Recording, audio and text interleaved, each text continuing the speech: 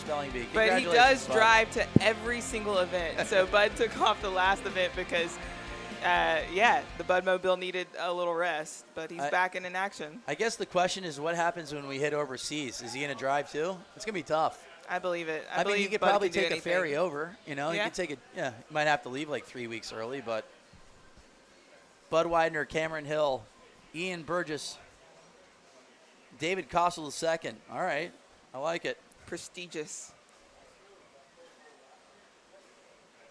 So Bud Widener, he's ranked number 5 currently in the world. This is awesome. Yep. We're having our amateur worlds happening right now. The crowd is growing. We're Yep. looking at it right now. Got a lot of guys and gals out here, but bring the kids. We've got some blow-ups over there, which looks like I actually want to Yep. participate in the blow-ups and a lot of other fun things in the kids zone. So looking at Cameron Hill right now, he qualified in Portland for the World Championship, so he will be competing in the Open Division here in Atlanta in 2 months from now. He crushed my dreams. he did. He did. He knocked me By out. one Yep. yard, one spot. Yeah. Said it. I got 2 bubbles in regionals, just showing up late. But how's Filling that in going to the work? spot. You got to talk and then hit? I don't know. We'll see. We'll see. But, yeah, Cameron Hill right now at 336. Widener on the board at 47. David Kossel at 338. And Ian Burgess at 327. But Cameron Hill, quarterfinal finish at the 2022 Amateur World Championships, competed twice this year in Portland and LaSalle with a semifinal finish in Portland and quarterfinal finish in LaSalle. So he's got a couple events under his belt here in the amateur division in slot number 2, Cameron Hill. Bud Watching Widener in the lead. David right now. Got a chance to meet him. He's got some swag when he walks into his ball. Oh, yeah. It's a big ball as he comes up on his last one.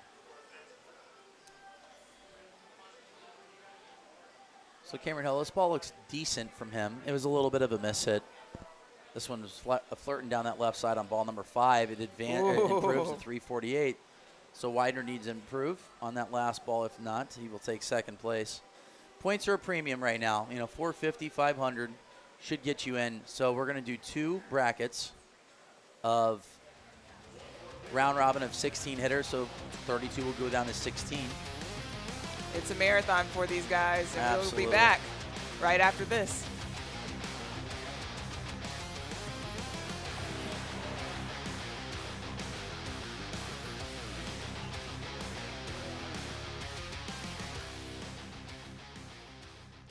Come see and settle down in beautiful Northeast Tennessee and Southwest Virginia, where you can live, work, and play in a land of music, mountains, lakes, and friendly people. Work with us at Ballad Health, building a legacy of superior care in the Appalachian Highlands.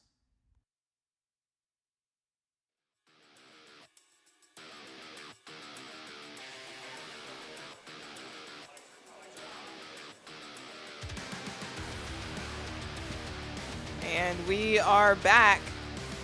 I'm Cameron getting Hill. compliments. I'm getting huge compliments. Avery talking about the voiceover, crushing it. Absolutely crushing it. Cameron Hill taking the set at 348.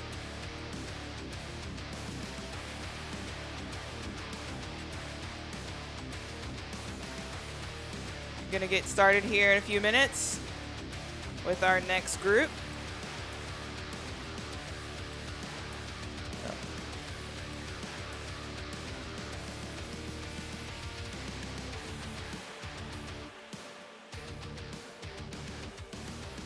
All right, we're back in the action. Cameron Hill, 348, Widener, 347. It's starting to heat up. It is. It's kind of chilly. Wet. It was wet this morning. Huge rain came in, huge storm, and it was quick, but a lot of rain hit the ground, and there wasn't too much rollout. Getting some input back from grid callers, so it was a carry grid for sure to start off the day, but it is heating up, and there's still some moisture on the ground as of right now. At 10:45 this morning, Connor Kay in slot number 1. Here we go. Connor Kay is ranked 4th in the world right now as an amateur. Was a finalist in Utah in 2022, where he lost to Connor Sterrett. who qualified for the World Championships in the Open Division as well in Utah. So Connor Sterrett, you'll see him later. Were you ever? Did they have amateur division when you started? No, we had the military division. That was it. Really, I like that. Yeah. I want to bring that back. Connor K, 357. And I said Connor is going to be one of the favorites to win this today, for sure, in slot number 1. So, but the professional amateur Andrew Eigner, going 370 plus to start off the tournament is a good start. And That's honestly, this is a good grid for him. Right now, this is a west to east grid, and there's not much movement from the flags, but it was a little bit north to south, so it benefits a draw on a lefty and a little bit of a cut. So I was talking to Gavin on the range after the tournament, and Gavin was hitting some great drives, but he was hitting a lot of right to left, like big sweeping right to left hooks, and Riesback just kind of hit a little glancing blow like that, moved a little left to right and ended up going farther. But I mean, Gavin looked great, and for us, like in the booth, like the one thing that you said, we're looking at flight scope data right now. Spoke to the engineers. They're gonna give us iPads so we can kind of see. For us in the booth, what makes it a lot easier for us is when we can start seeing movement left to right or right to left in the golf ball, where it's landing a guesstimate, and also the height. Because we saw Eddie hit one ball that was like on flight scope looked low, and that went 373, but it seemed like the high ball was really the way to go today. So, without a doubt. Connor K putting on a clinic right now. He's got 2 balls over 300. No, he's 357 right now. And it's like a guy that we'll see here in the final 8 if he just puts balls in play. He's plenty fast enough. He's young too. So he might not even be 18. Really? No. Yeah, we're gonna see a lot of the young guys coming out today. I mean, we were talking earlier, Bud Widener.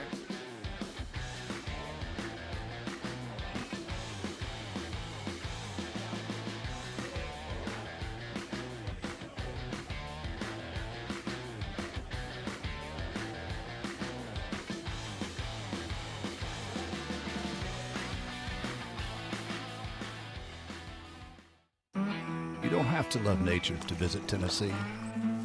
You also don't have to love whiskey. You don't even have to love music. Well, maybe just that last one. Your vacation is now playing in Tennessee.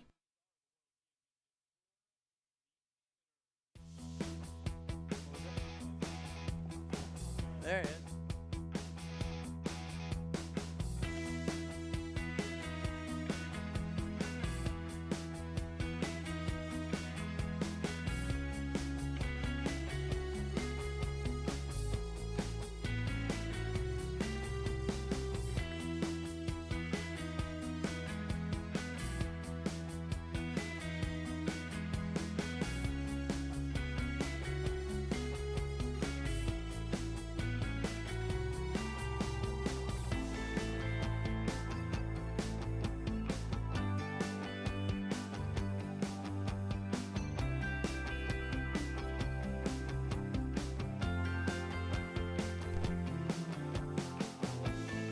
All right, we are back, and there's a lot of people that make this tour be as flawless as it is, and the one and only Mike Ambry, the legend, an absolute legend. You've seen everything. The voice of Long Drive, for sure. Like, I mean, the voice.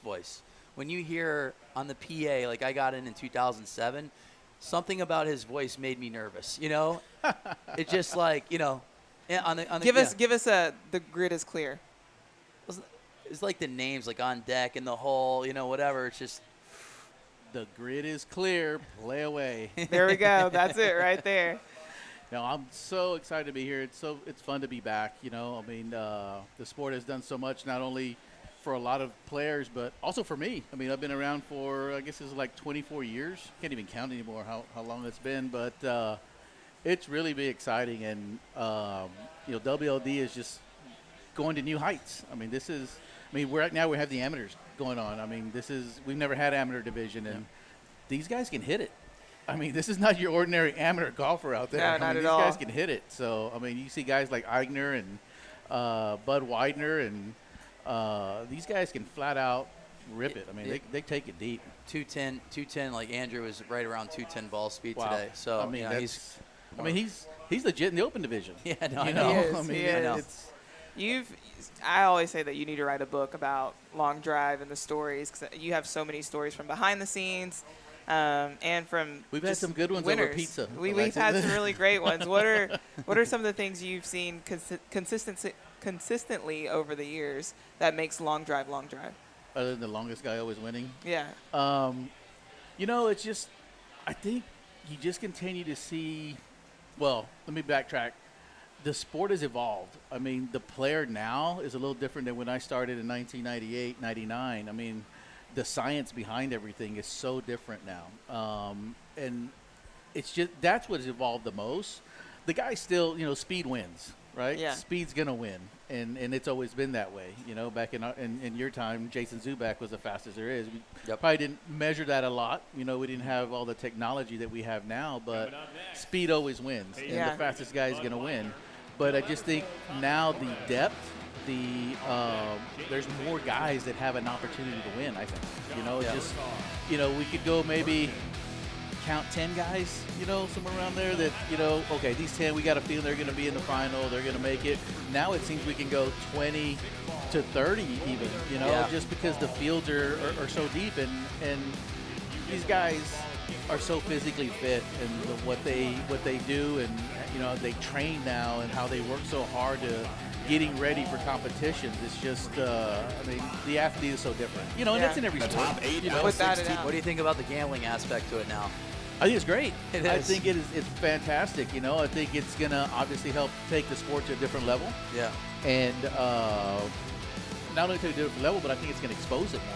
Yeah. You know, we'll get more eyeballs on long drive, and that's what we want. We want more eyeballs on long drive. You want corporate America to see long drive. We want everybody to see long drive, and I think the gambling aspect is going to help out, you know, that much more. Us seeing and knowing the players, like seeing some of these odds, like Naota Masumi's plus 9,900, and Cody Billinghurst is 14,000. Like these guys legitimately have a chance to win. I mean, Naota Masumi's won out in Japan, like the you know the national championship in Japan, and then he just won the Endless Canada. Summer, and he's 9,900. Right.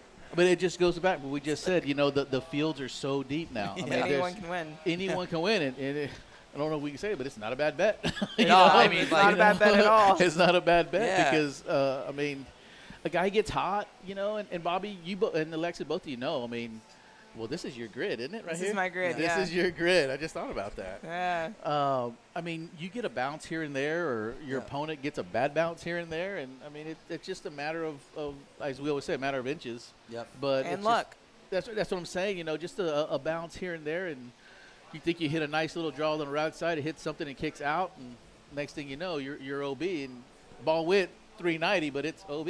Yeah, and that's why I think, like, you know, someone like Zach Holton, a grid like this benefits him just because he hits so many balls in play, and he does really good under that type of pressure, those heads-up matches. A guy that could put 4 or 5 balls in play, like that set that he put on in Denver was just ridiculous. It was crazy. He could have literally hit it 300 yards on his last ball and would have obliterated the longest set in the history of long drive. His shortest drive was like 462. Right. I mean, Insane. it's just the way. I mean, as you guys know, you guys have played golf too. Alexis, you played competitive golf. I mean, match play is match play, you know, and it's just surviving the guy that you're up against It's so or the fun. lady that you're up against. I mean, you could be on a golf course and shoot 66, and the other guy shot 64. The match behind you, 2 over 1. Yeah. Right? You know, the guy shot 74 to win. The other guy shot 76. So, and that's the way it is here too. But, you know, in the end, I still strongly feel that the fastest guy is still going to win. It seems to prevail that the fastest guy won. Yeah. Right? I mean, they just – so I'm having issues with Yeah, this thing. Yeah. that's the one. I always put that one away. So you gave that one to me. Thank Yeah. I didn't give that one to you. They did. But what I'm saying is, you know, the guy that's hitting it the best, that's you know, putting up the numbers. You guys see all the numbers all the time. Those guys are still winning. I mean, it's just it just always works out. You know, It does. regardless of the format or what format you put out there. Fastest guy of the day is gonna take home the trophy. It's right. I think, and not only that, like the fact that we're going to be on TV right now, you know, you got Borgmeyer, Kyle. I mean, these guys thrive under pressure with like that camera on, Yep. and it's going to be a different animal. And I know, like, you know, they said their focus is. Don't forget Justin James. Well, no, I know. Well, Justin James, you never leave out. I never leave. I always But say he's if I have to pick consistent. someone, if I always have to pick someone just based off. You know who's been a like good match JJ's play player too is Josh Koch. Yeah. Oh, Koch- yeah, Koch him in was match without a great doubt. against Like, either. Yeah. He's going to one ball you. He's going to do all the things. I got a question for you. Yep. A lot of the landscape of long drive has kind of changed a little bit. We've got even some matches or opportunities, incentives for the round robins. What are some things that we can look forward to coming up? Well, I mean, Little changes. what you're going to see is the incentives. I think the incentive program really helps. You want to keep people interested in the sport, right? And we want to, and we know sometimes a guy he's getting started, or you know, he's first timer. They're slow. Like, They're- I had no chance. I don't when want to they say rolled that. Are I don't want to consistent say in the they're slow. We grid. want them through. hitting. Hey, I took 2 out of 3 last. But last you year know, World Series. they hit more balls in the grid than everybody Yeah. else, or you know, they happen to hit one of the longest balls. They caught one or something, but they didn't do so well in the round robin. Well, they get an incentive bonus. You know, we'll get them some money there. So I think we're going to try to come up with little programs like that we can continue to keep incentivizing players to participate and hit in these competitions. Yeah, and rewarding like the longest ball of the Right. day. Well, I and- think I like the fact where we reward more balls in the grid, Consistency in the or grid, yeah. the longest set. You know, like somebody had was it Ryan Phenom- Riesbeck. Yeah, it was in Utah, where he hit all 6 in, and he had like close to 2,000 yards. It was crazy. He hit the longest set. So that could have been anybody. Or it could be a guy that only hits it maybe 350, but if he hits all 6 in, Yep. there's a nice reward for him right there. Yeah. So I We're think gonna work on this microphone. Yeah, you got to for work. Next person can't have this mic. We, Man. Next person can't have this. we have mic. to have a wrench here. But what I'm saying is incentivize some of these players and get these people continue to be interested in the sport. And I think Alexis has helped out the ladies division too. Yeah, without know? a doubt. I mean, a lot of the ladies are super consistent, and so that I think you is see super that tight. a lot. It's really yes, tight. because right now you do have some that have been the head of the class, but it gives these other ladies a chance to keep working, keep coming back. The fact that they know that, hey, if I hit 6 balls, I still might make some money. Yeah. Right? So it helps them a lot. It helps a lot. It can be an expensive hobby. It could, yeah, but isn't golf in general? It is. Anything in golf. My son just started playing golf, and long story short, he just started playing golf. He's a baseball player, and he goes off to college, and he's playing golf, and he calls me and says, Dad, golf's expensive. Oh, yeah, you're just figuring that out now. Huh? It's But like, yeah. I have to actually pay for it now. But Exactly. I think long drive is one of the lowest barriers to get into golf. Because all you need is a He's driver, a driver. some T-claws from Bud, Yeah. and Yes, and some golf balls. And, Yeah, and you don't there need have a it. whole set of clubs. I mean, No. just get you a good driver. I And saw one of the guys just carrying a couple of drivers. I said, "You don't have a bag?" He's That's like, all you "No." All I need is an. That's all I yeah, need is one a of couple those of orange drivers. whips. Or you can be on the flip side. Bobby, remember this? To get back to one of the stories. Yeah. One of the stories. My very first event, 1998. I'm checking in golf clubs, and I see a guy walking with 2 staff bags. You know who this is? Zoo right? back for sure. He had about 35 clubs in each bag. Nuh-uh. Bouquet of drivers. Oh yeah, it was Every a bouquet event. driver. So he had about, and I'm like, oh wow, okay, here we go. So he brings 2 staff bags in there, and we check in about 70 drivers for Jason Zuback. But that's how times have changed. You didn't have the interchangeable stuff. Yeah. He had every club for any He situation. had every loft that he could possibly need. He had every That's a great shaft point. combination. You couldn't switch yeah, it out. so if he wanted a lighter shaft or a stiffer shaft, because depending on the wind direction or what maybe he wanted the shot to hit, he had every combination he could possibly have. Wow. Yep. Bobby remembers that. My first event I ever went to was in St. Louis, 07, and I showed up with one driver. I had a Bang whatever with one of Pat Dempsey's like the Pro Force USD shaft. You knew who the rookie was. Yeah. One driver.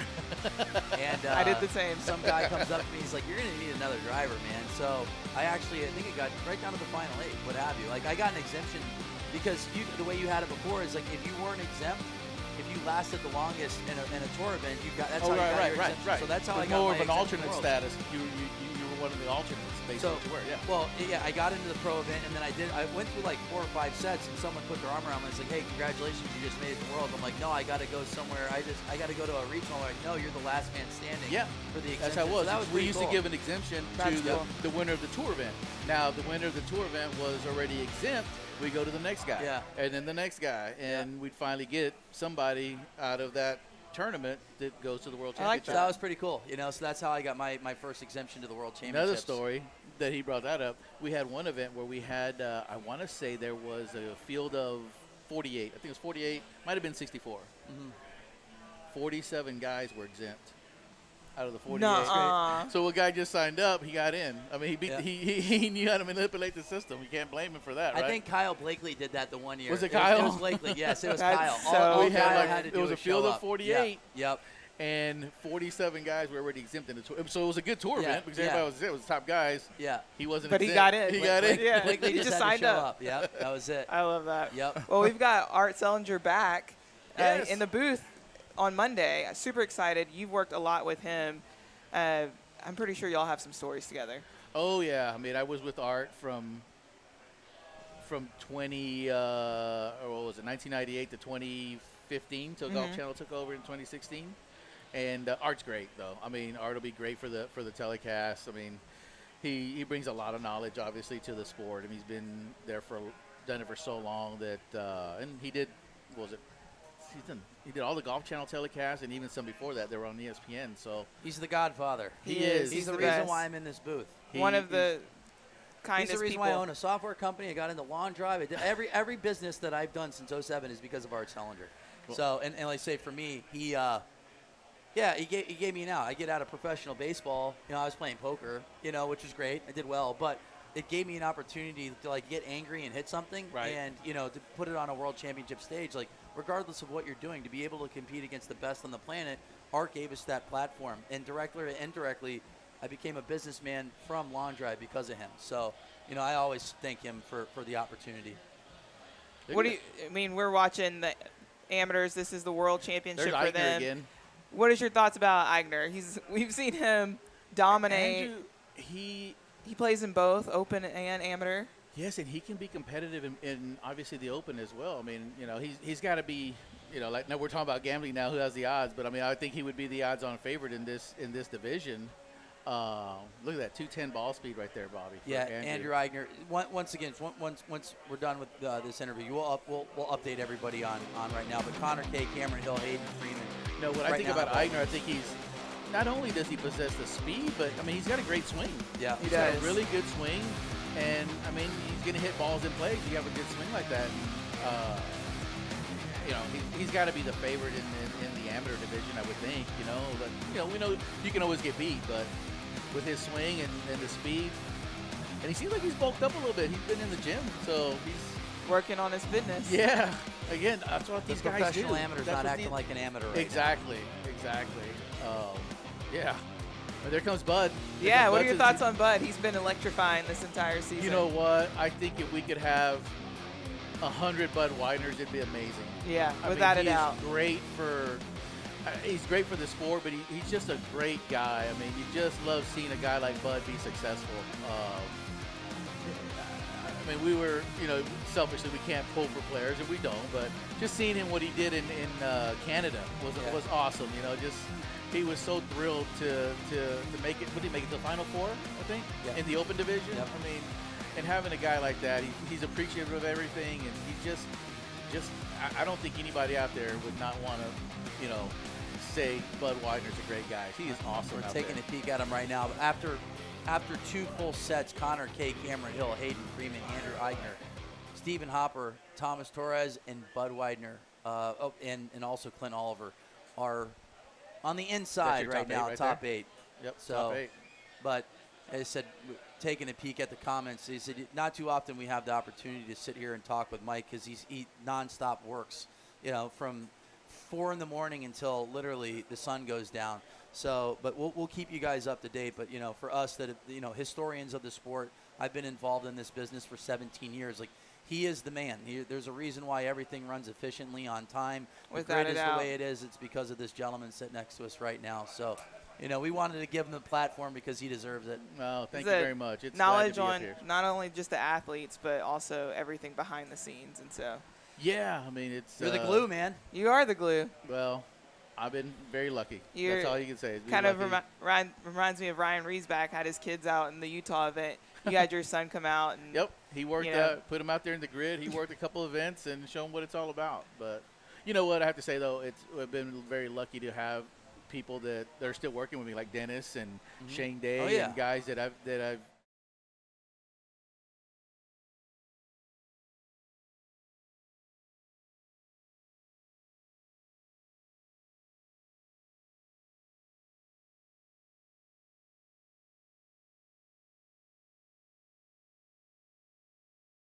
how that's going to be kind of the funnel into I the think Open. it's going to be a feeder. You know, Yeah. it's going to be the feeder division to you know, obviously we had juniors too, but this is going to feed the Open division. These guys are going to get hungry. I think Andrew even said he's turning pro maybe for next year. So Ooh. that's what he said. Heard it here we'll first. See. We'll see. But yeah, I mean, it's great to get these guys continue to be involved and have this division form because it's a feeder division for the Open. It is. Bud Widener's on his last ball. Hopefully he gets this one Has in. he got one in? Oh, Stephen he has Hopper it. just hit a nice ball. Hit a And nice little cut. Nice Chase high as cut, well. too. About 203. Uh-oh, Bud might have pulled that. Chase. Is Bud in the top 8 right now? Is he staying in the top 8? Yeah, he's in the top 8 he? currently. So an OB set, you know, those are normally no good, but right now he's got, you know, a couple hundred points, so that'll Oh, help him out. Chase But just hit it out too, it looked like. once again, we want to thank Mike Gambrese for his time and all he's contributed to the sport over the last 24 years. Yeah, thanks, Mike. Thank you guys. I appreciate it. You guys are legends though.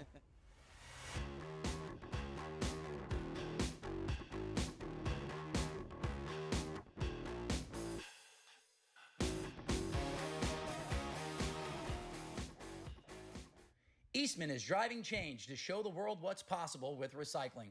Don't trash those plastic bottles. Put them in a recycling bin. Keep the course green both on and off the fairway and make every shot count. Learn more about Eastman Advanced Recycling at eastman.com/WLD.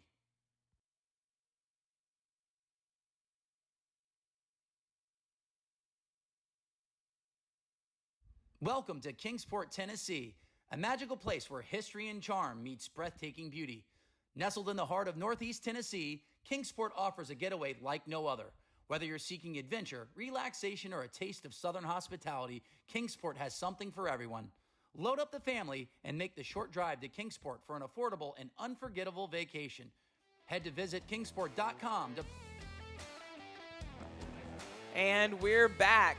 Always great to have Mike Ambrose in the booth with us. That was such a treat there. As I said, that's a one of one there. Yeah, like I Yeah. said, you know, taking a peek at the comments on YouTube right now, like you said, you guys have no idea. He's the reason why this runs so efficiently. I mean, he is the voice. Like when I say the voice, like you get prepared for World Championship however long, and it was a different structure back then. When it was double elimination format. Yeah. The pressure was on right away, so you felt it. So when you heard Mike Ambry's voice, like, you know, 10 minutes to tee time, like, you know, slot one, like he'll say, and when he says your name, you're like, it's game time. It's game time. But he's also the voice behind the scenes. He's He is. kind of directing everybody. Yeah, it would not be what it is without him. No, I said like Art. That was Art's right hand man. Like Art Sellinger, owner of Lawn Drivers of America, sold it to Golf Channel, you know, World Lawn, and they turned it into World Lawn Drive. And then obviously GF Sports acquired it, and now it's what it is today. But yeah, Mike's the man. The game has been through a lot, and there are very few people that have been through it the entire time. And we are glad Yep. now we're here, Kingsport, Tennessee, back on live television. Come here Monday. Who would have thought? Yep. No, it's nice. You know, I say tip of the cap too, like guys like, you know, Ryan Riesback, you know, Bobby Peterson, you know, for performing the PLDA, you know, during the pandemic, kept the sport alive. You know, had two really good world championships. And, you know, and then GF Sports comes in and acquires World Lawn Drive, and obviously Also, the Bobby PLD as Bradley well. was a part of that. Gotta give it a just shout out announcing on the there. chicken farm, man. Out there in the chicken farm. I always used to say, that's how it started. It's like, ladies and gentlemen, we are live in Newton Grove, North Carolina, at the One Stop Power Shop. 450,000 chickens on hand today. Wow. Cameron Hill with the 366. He's hitting the ball well. Like I said, he qualified out in Portland, Connecticut, and you know, a guy that's going to be competing in the World Championships in Atlanta in the Open division. Off to a good start. But yeah, he's a guy that hits the ball high. And one thing that we said, we talked to the flight scope engineers, which you guys won't be able to see. It's something that they're going to work on later, is to give us, in the booth, left to right movement or right to left movement on the golf ball, carry distance, and also height. I mean, that helps us out immensely. It does. To kind of paint a picture. And they work so hard to get that precise. Oh, yeah, no, for sure. But, like, it aesthetically a lot more pleasing with just a couple numbers on the board that everybody understands. But, if you are gambling, it's good to know, like, what ball type of movements, working. And even the guys that tune in, because they are going to make adjustments. Like, he's talked about Jason Zuback with 70 drivers. That's crazy. No, like, he's dead serious, too. Yeah. Like, the first tournament I went to was in St. Louis, and Jay-Z had 2 massive Cobra bags with just, like, the bouquet of drivers. But makes sense, right? Because you can't change the club. You need different degrees, and now we can do that all with one twist, Yep. So we're taking a peek at the grid, and we're on a golf hole today. You can see there's some undulation. If you hit it in the hole, hole in one, you win everything. Yeah, you get the amateur belt. Absolutely. You actually own the Marriott here. I don't know if they agree to that, but that's something that we'll throw out there, and it doesn't have a disclaimer. It doesn't have the disclaimer at the bottom of the screen, so it's fake. It is what it is. All right, so we're going to update you here right now. It's going to go to the event leaderboard. Cameron Hill with 3 straight wins. He's at 600. Connor Kay's at 500. You'll see him in the round of 16. Stephen Hopper at 450. Hayden Freeman at 400. He's got 2 straight wins. I liked him. Big lefty, 6'7". Andrew Eigner's at 300. Thomas Torres is at 200. And then, say, Clint Oliver is at 150. Still hasn't hit as of yet. So,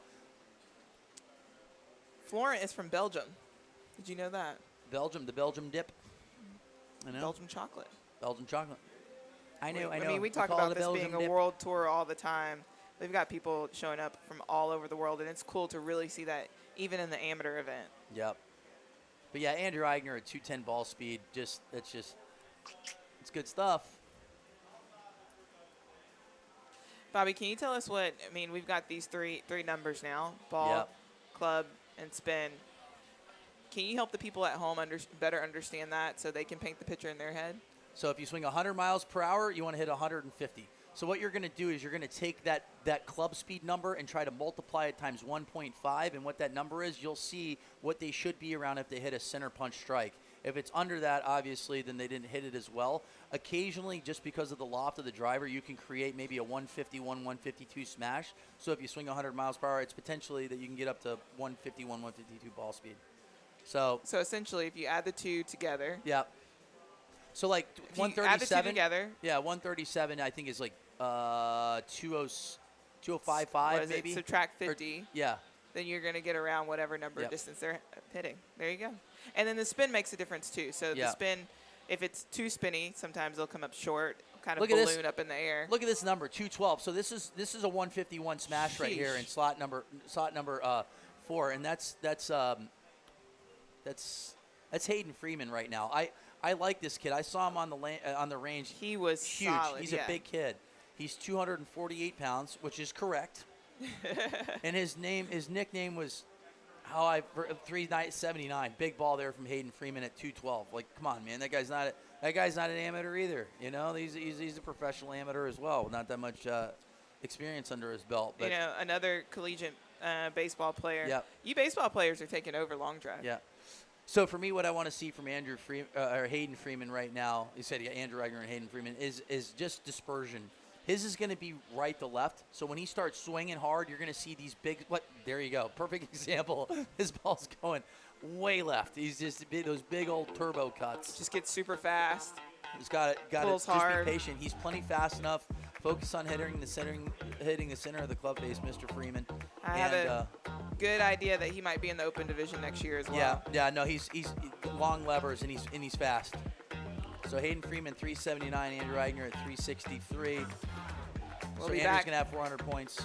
And we'll be back after this.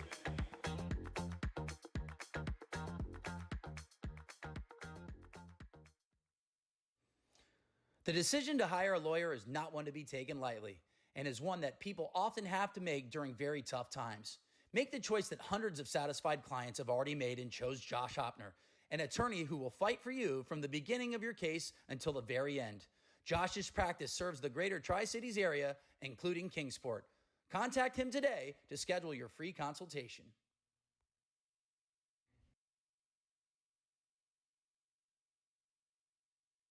Eastman is driving change to show the world what's possible with recycling.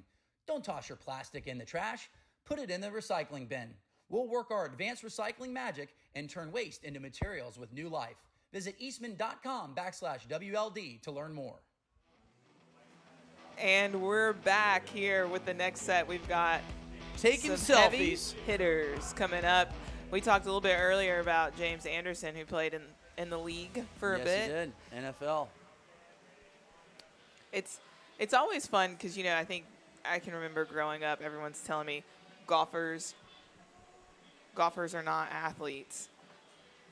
And James somehow, Anderson is. every athlete, we were talking about baseball players, I have basketball background, we've got track and field, we've got everything out here, football. I think golfers are athletes. I would like Bud Widener. I could be wrong, but I just feel like he's just like a sick ping pong player. I love that. I mean, I would. His I wouldn't be hand-eye is pretty solid. Yeah, yeah. I don't know how much he benches. Elon, did he put that in the notes? He can bench 550. Wow. I think if Will Hoag's tuning in right now, is going to say that's a lie.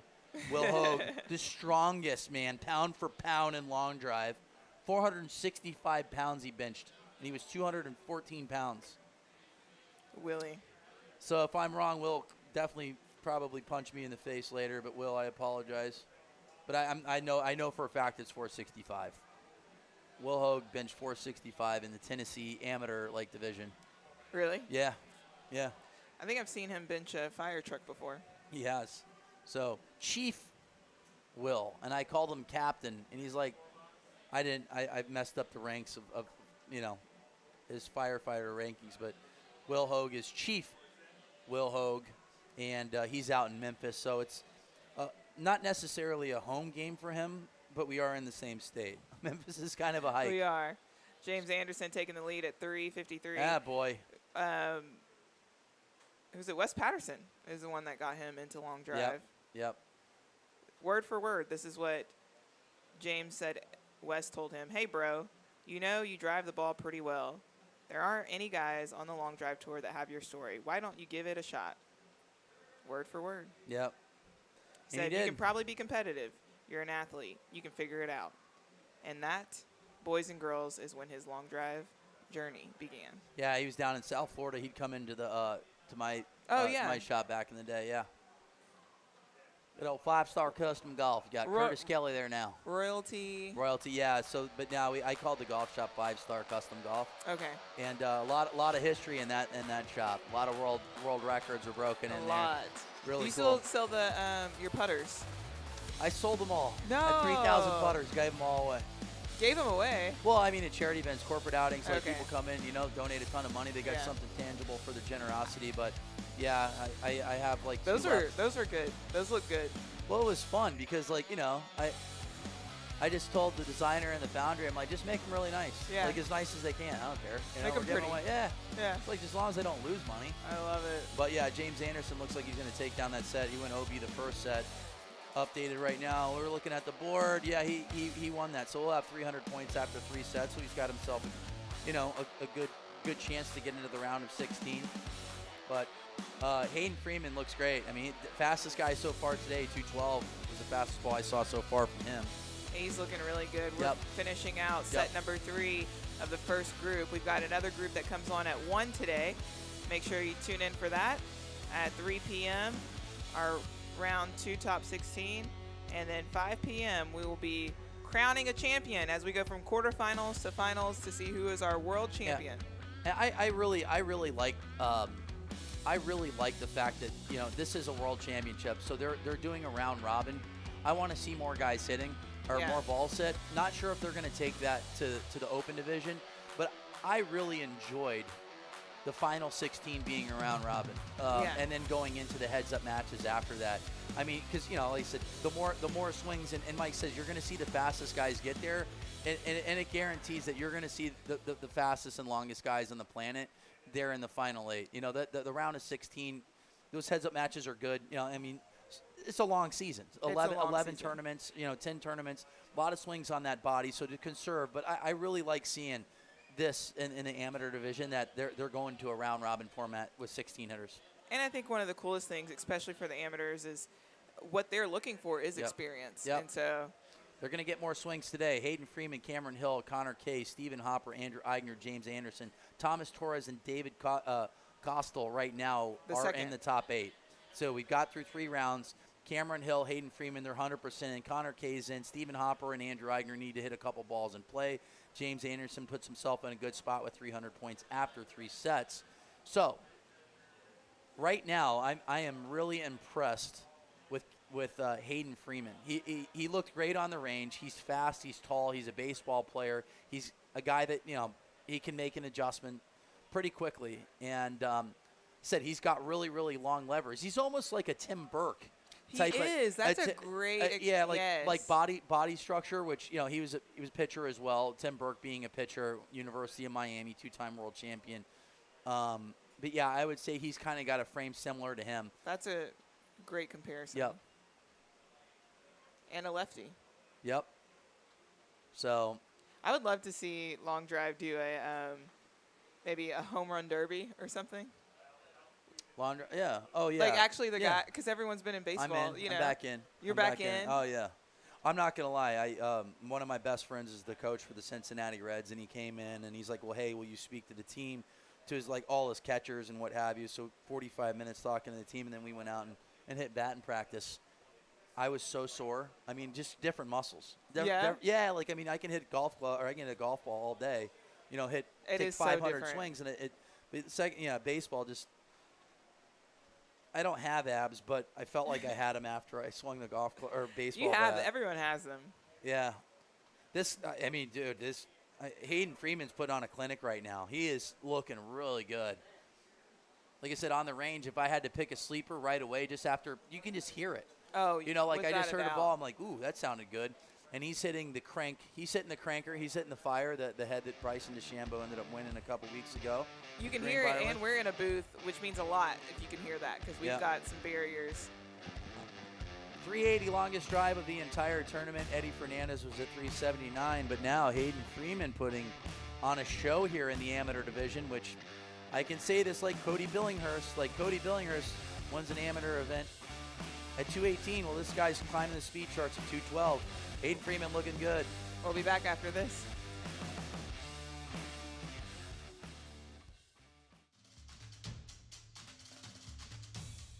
Who are we? We are Ballad Proud, inspiring transformation in the Appalachian Highlands, joining together for a common goal, working to improve lives. We take pride in our work, pride in our mission, pride in our communities. We are Ballad Proud.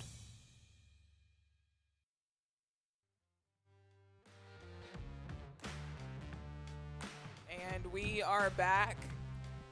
We started off the 4th set of the first round of the first group. Hayden Freeman, Hayden 380 Freeman yards. putting on an absolute show. He has won every single set that he's been in. Sits at 800 points. I can't remember what his nickname was. He's like, well, I can't tell you what my nickname was, and I was waiting for it to be like something crazy, and it wasn't that crazy. Like I don't know. It was easy too, but I'm blanking on it. Well, I feel like you're the guru of nicknames. Shall you grace him with another one? Yeah. We'll figure it out. We'll see what happens here if he comes out and wins an amateur world championship. So we are live in Kingsport, Tennessee. 32 amateurs will enter battle today, but only one man will be standing with this beautiful belt and crowned world champion. First one of the year. First world champion of the year, Bud Widener, sitting on the outside right now looking in, but if he has a big set here. Big set here would put him at 350. This is a huge set here for James Anderson as well. Anderson's at 300. He wins this set, he would have 500. 500 more than likely will get him in. We've only seen it once this year where 500 points in any event didn't get in. And it was 2 guys, Zach Holton, Ryan Gregnall in Denver. And James's swing is looking really solid. I mean, he's definitely made some adjustments from Utah. Yeah, for sure. And we've got some solid ball speeds here. So Bud Widener looks like he's aiming way out right. Way right. He looks like he's aiming over the. He might be the first person to hit the scoreboard. We said the odds of hitting the scoreboard was -300, so you have to bet 100 you have to bet 300 to win 100. To win. So It definitely happened. I remember it definitely happened. I know in the ladies division in I think that was 2019. I remember when someone hit it over the top of the head and hit the thing to the left. Oh it was my hilarious. goodness. It was hilarious. Yeah, that's impressive though. It really is. You literally have to swing so far from the right, and you have to hit it right on the top of the crown perfectly to not hit yourself in the face and to Spin it. actually get on the tent. You know, it's a perfect shot. So, but the good thing is that the lefties are not like it's spread out. Like the one thing that was always scary is when you had a righty and a lefty going up, like James Anderson's going up, with a lefty. But now that they have the pads in the ground, you don't have to worry about that. But when they didn't have those pads in the ground, the turf, like you can kind of mix and match and get around. Like for me, like you might want to get your back feet all the way up against that marker. Yeah. We saw a couple times where the shafts collided, which is always scary. But that can happen in Tennessee this week. No, it's not. Looks James like Anderson with the OB set. That's tough there, man. He needed to hit some balls to play, putting some pressure on himself that wasn't necessary, but he still has himself a chance if he wins the last set that he would have 500 points. Florent taking the win there at 360.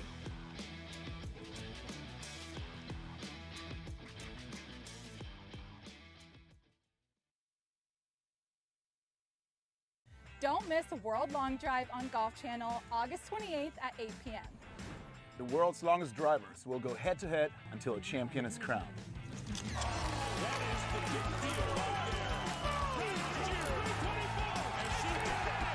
Kingsport, Tennessee is home to the first major tour event of the year. Want to see us live? Tickets are available now. We'll see you in Tennessee.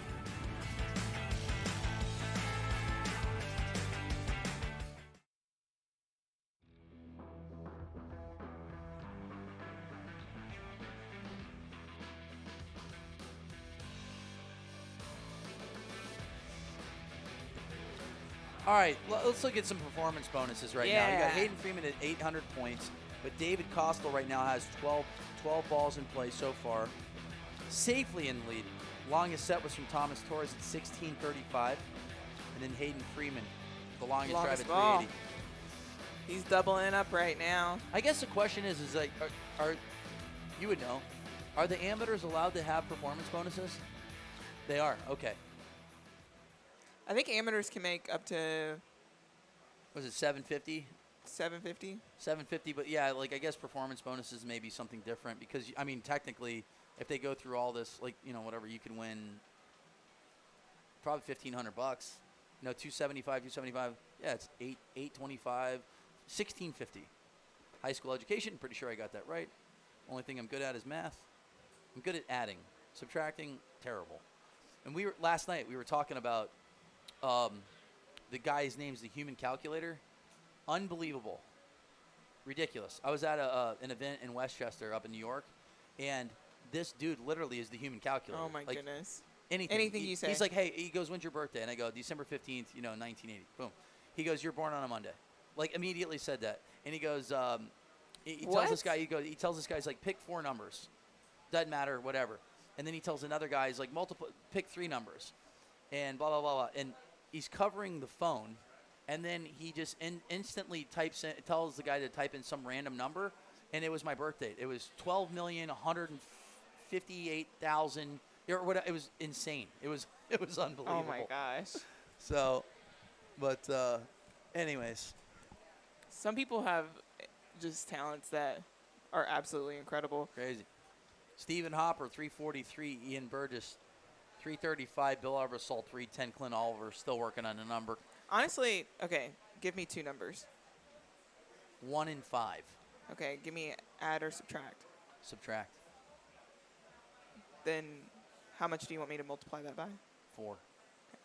That's 700, 358,000 million. Good. I was going to say 44, but whatever.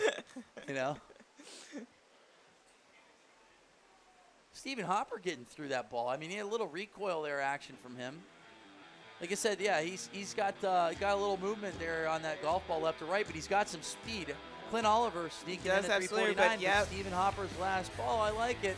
Let's see that profile shot. It was one. He missed it just a little bit.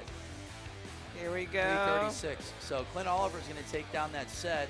What's that going to put him at? Because I know Clint was on the outside, he was on the outside in. looking in. So now that puts Clint at 375. There's going to be a logjam. I think we're going to see a playoff here. But First playoff. Hayden Freeman's looking strong. Cameron Hill as well. Yeah, let's see. Hayden is going up. Cameron Hill, Stephen Hopper, James Anderson. So he'll have a really solid group 3 in the final set. So Andrew Eigner just needs to put some balls in play right now. He's looking good. He's got a win in 2 seconds. Andrew Eigner, world number 1 currently in the amateur division, ranked 39 in the world in the open division. He introduced our world number 1 in the female division, Monica Living, to the game. Monica, I'm not leaving Living. There you go. But yeah, the last time in Kingsport, Kyle Berkshire beat Tim Burke in the finals. Kyle stepped up to the tee box needing to hit the ball past Tim's 365, and on the third ball went 409 to capture the victory. And Kyle went on to win 3 straight tournaments. He went Rochester, here, and then won the World Championships at the WinStar World Casino in Oklahoma. I think we're bringing that back, where one person hits and another person hits. Yeah, and then he said that he needed his final ball in the semifinals to be JJ with 8 balls. So the one thing that has changed is that we are now going back to the old school ways. You know, with Mike Ambrose with the 6 balls.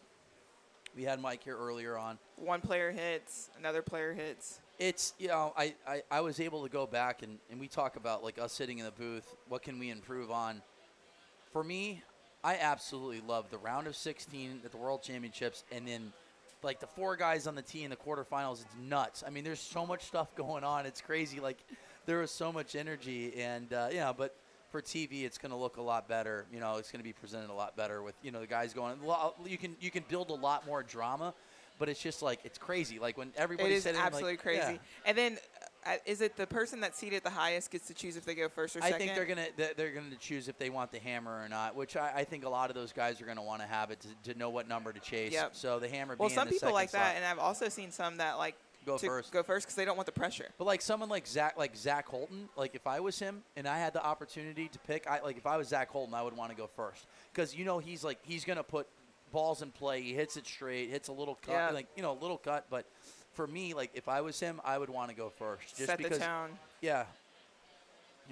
There's so fun for me. Like too, like I would like to see Kyle go first. Like just put normally Kyle's first balls, is normally his best ball of the set. It is. And we talked about Eddie Fernandez earlier today when he went behind, Ryan when Ryan went 368. Eddie only had 2 more balls left, and I'm like, I actually like Eddie in this position because it kind of looked like the first 4 balls, and he said he was trying to like guide it a little bit and try to hit like a certain shot. Yeah. And I mean, granted, he was still going like 210, 212, but like those last 2 balls, he went 214, on the gas. 217. His last ball was 217 to win it. So, but there is drama. But yeah, sometimes it's good to know a number. Yeah. But either for me, chase or be chased. Yeah. We are still working on some things here in the booth for our numbers, but reset. But right now, we can take a peek on the board. Andrew Eigner, 362. Is that a 2? 363. Oh yeah, slot number 3, 363. So here we go here. Yep, Andrew Eigner, 362. Yeah. So he's going to get beat just by 1.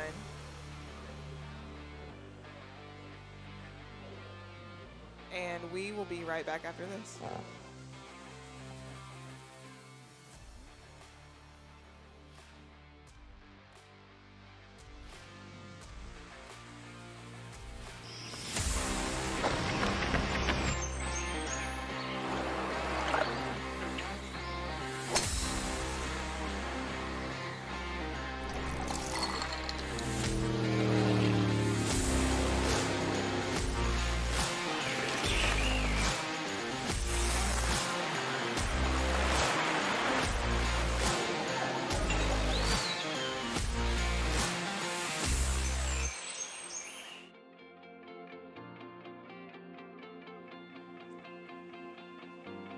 right, we are back. Yeah, Cameron Hill ended up winning the set at 363. Eigner went 362.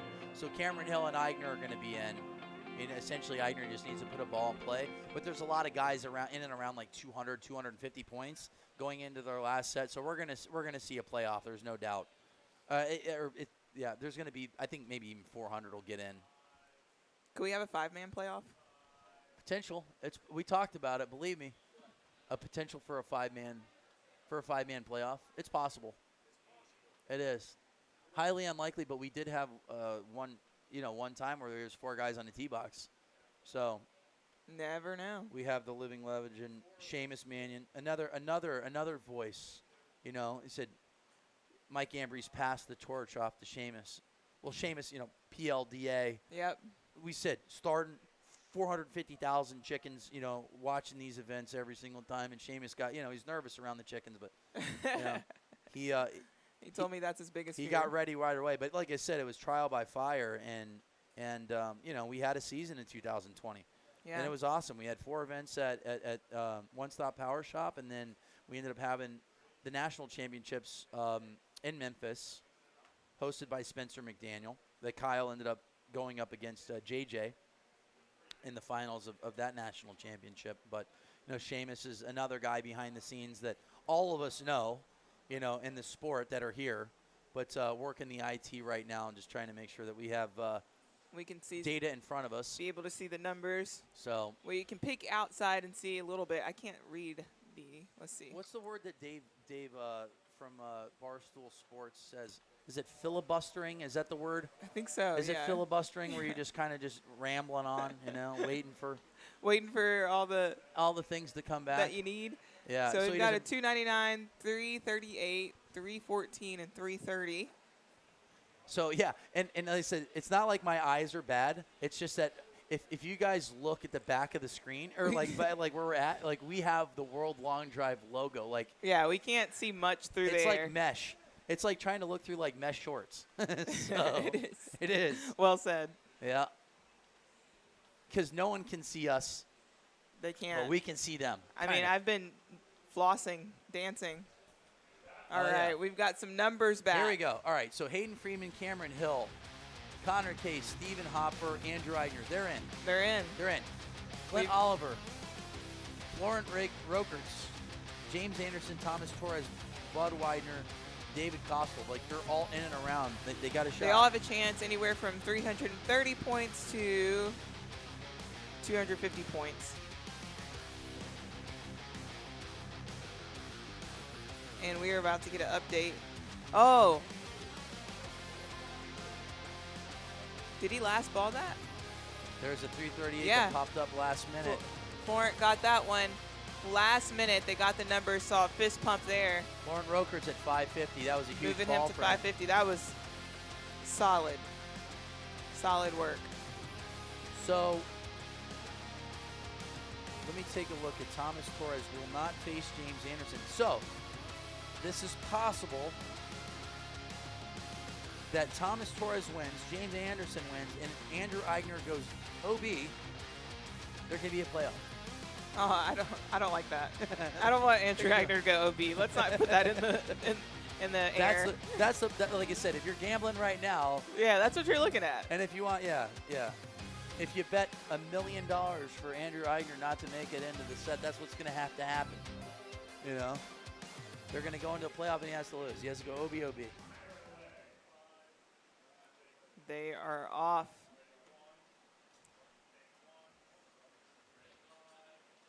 Hayden Freeman looks the best so far. He does. He does. He looks really, really good. I did tell Hayden, Hayden and looking for another name here. I did tell Hunter Knoll that I wanted to hear his brother give me one yell. Because they are total opposites. Hunter's going to be screaming and yelling, look at this. Yeah, Cameron Hill's got hit the ball. data. Yeah, there we go. Thank you, Seamus. Now we have all, we can't fail. We can't fail now. We have absolutely everything that we need in front of us. Absolutely everything. So, all right. So, Andrew Eigner, as without having, really knowing, I was right.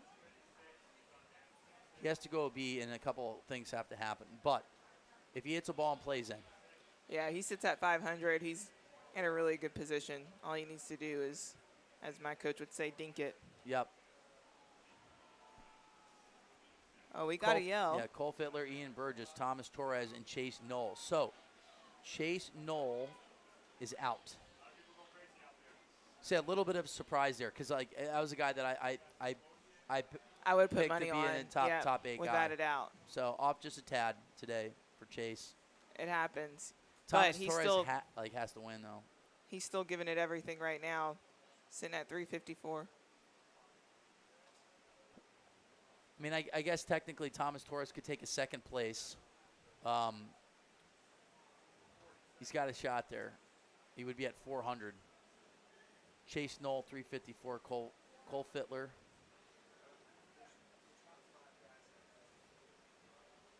Yeah, no 5-man playoff.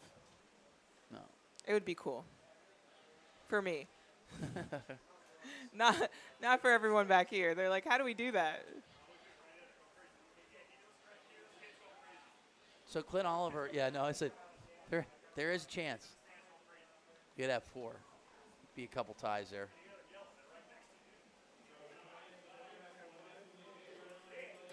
All right, so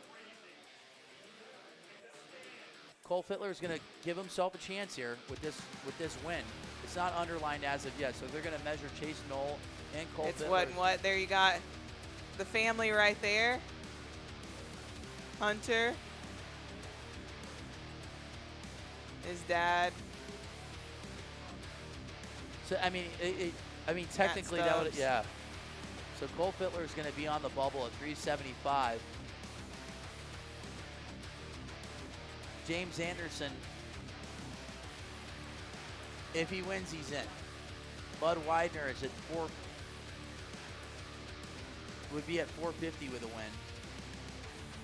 If he wins, probably go to a playoff. 450 because then no, all right. no, So no playoff. if James Anderson wins, he's in. He could still. Bud Widener can get in with a win. So, but he's going to go up against Andrew Eigner and Clint Oliver and Connor Kay. The Connor Kay's in, he's at 600. So the guys that are guaranteed to be in, Hayden Freeman, Cameron Hill, Connor Kay, Stephen Hopper, Warren Reicherts, and Andrew Eigner. Brokers. All right. We're about to get down to the action here in a few moments.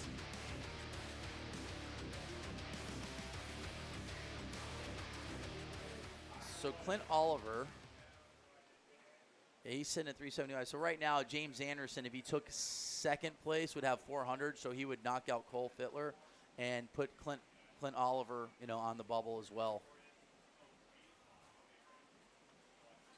So the guy that we're going to be keying in right now is going to be James Anderson in slot number 1. But Hayden Freeman has put on a clinic today. He's been the fastest guy. Fastest ball I've seen from him is 212. Cameron Hill's been hitting it well too. Cameron's got 4 wins. So Hayden Freeman and Cameron Hill all have both have 800 points. So they've won all their sets. They're matching up right now. This is for 1,000. Yep. And as we talked about incentives, this is also for incentives as well. Yep. I think Hayden definitely has the longest ball of the day so far at 380. Stephen Hopper's going to have a number on the board right now. Hit a little cut down that left side. James Anderson putting some pressure on himself. He's got 3 more balls to get one in play. Looks like that one's going to go OB left. So Hayden's in slot number 1. Is that ideal for a lefty? Slot number 4, sorry.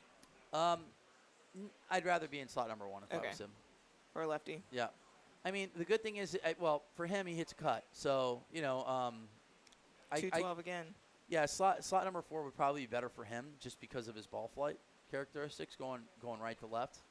So, but yeah, he's looked great so far. Cameron Hill doesn't have a number. This one looks like this one's going to be in play from Cameron. Ooh, that one looks good. There's a miss hit for him, for Cameron. 139 club and almost 195 ball. So miss hit, but he's going to have a number on the board. All Look at right. this big sweep. And This one's fighting back 213. yeah, Hayden Freeman looks to be, I mean, like I said, right now, I always worry about, guys that I don't know too well about accuracy. Yeah. But he looks the strongest right now out He of all the does. guys.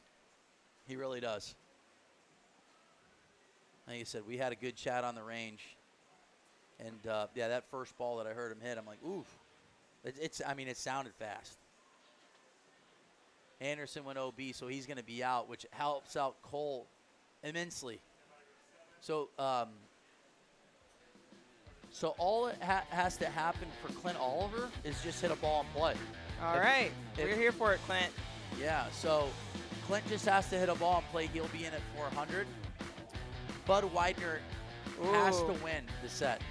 Last ball, Hayden Freeman taking 1,000 points. Yep. Really impressive. First 5 sets for Hayden Freeman. Ooh, wait. Cameron Hill, 355 There on you that go. last ball. Cameron Hill sweeps.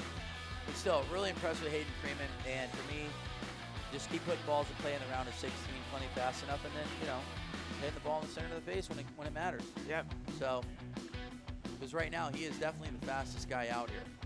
Andrew Eigner about 3 miles per hour, 4 miles per hour behind him. Andrew definitely has the experience. Yep. He said he applied a lot of pressure to himself, Andrew Eigner, last event in Utah. He was down to his last ball, ended up going 383 to take the win down in his 3rd win of the year and wrapped up world number 1. So right now, Clint Oliver just has to hit a ball in play in order to advance. Bud Widener has to win. Or Bud Widener can tie for first, and he would be in. Okay. So Bud Widener needs a tie for I like first the odds. to win. Let's go, Bud. What are the odds that there's a tie for first? Plus 3,000 for first place tie. I wonder if that would be the odds. I wonder how they would have to figure that out. I mean, it's got to be at least a couple thousand, like 20 to 1. Bud Widener, slot number 2, has to win. Clint Oliver has to hit a ball and play. That's it. So let's just say Bud Widener wins the set and Clint Oliver goes OB, which he didn't. But Clint Oliver, you have just punched your ticket to the round of 16. Congratulations there, big guy. And slot number 1 from Sacramento flew into Nashville on the red eye yesterday. So he had to get some rest last night. But it was he said it was about a 4-hour drive from Nashville to get here. It is. Bud Widener in the lead right now. So in order to get the job done, Mr. Widener needs to win. I mean, I know we've talked about this before, but one thing I would love to see in Bud swing is just a little bit more control. Yep. He's got the speed.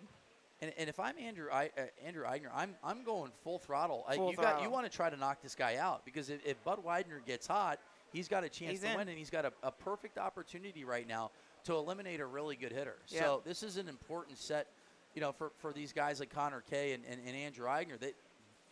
And I don't know if they think about this. They probably don't know that, but like for me, and we have the veteran, screen out like, there for them, but yeah, that's one thing that you always want to look at. Yeah, if I'm going to try, I'm trying to knock him out. And we can't get the numbers on Andrew Eigner's ball because he's lefty, but he's still looking to find one in the grid right now. Well, we might be able to say it just because they actually have the tee. We're using a pad. This is the first time we've had like a little tee pad here, so we might be able to pick up Andrew Eigner's number. Possibly. Oh yeah, there we go. Yes, there we go. Yeah. So Eigner is in second right now. Bud's holding on for dear life. Wow. Holding on for dear life. Here we go. Final balls. So here we go. Is Bud Widener gonna stay alive? That is the question. Right. Connor, he's got to go up against Connor Kay and Eigner. Oh. Uh-oh. Eigner. 211. Bud's not straight gonna like down that. the middle. Bud is not gonna like that. That's a last That's ball. it. Last balled it. Like you said, to eliminate a good hitter like Bud, it's gonna be tough there. Yep, Andrew Eigner, 365. Hey, tips the cap. Well, they said, what a season. what an amateur, but what a pro there. Yes, tip of without the cap a doubt. to everybody. Just great dude. Bud Widener, gonna have a smile on his face regardless. And but Andrew Eigner, 365 takes it down. Being the So, professional that he is. The field is set. Cameron Hill, Hayden Freeman, Andrew Eigner, Connor Kay, Stephen Hopper, Florent Rokerts, Clint Oliver, and Cole Fittler are going to round out your top 8. So they will go into the round of 16 here. That will start at 3 p.m. We have a little bit of a break right now. We're going to be back at 1 p.m., so we'll have about an hour and 10-minute break, and we will have the second round robin of 16 hitters in the round of 32 in the Amateur World Championship. Getting a note here before we go off air. What penmanship. Elon, and the pressure's on right now. And we're watching Elon with his magic with a red pin. He's actually left-handed and right-handed right now. This is impressive. And you're going to make me read this? Next group will be back at 1 o'clock, like I said. For now, enjoy this Kyle Berkshire video. Enjoy, everybody. There you go.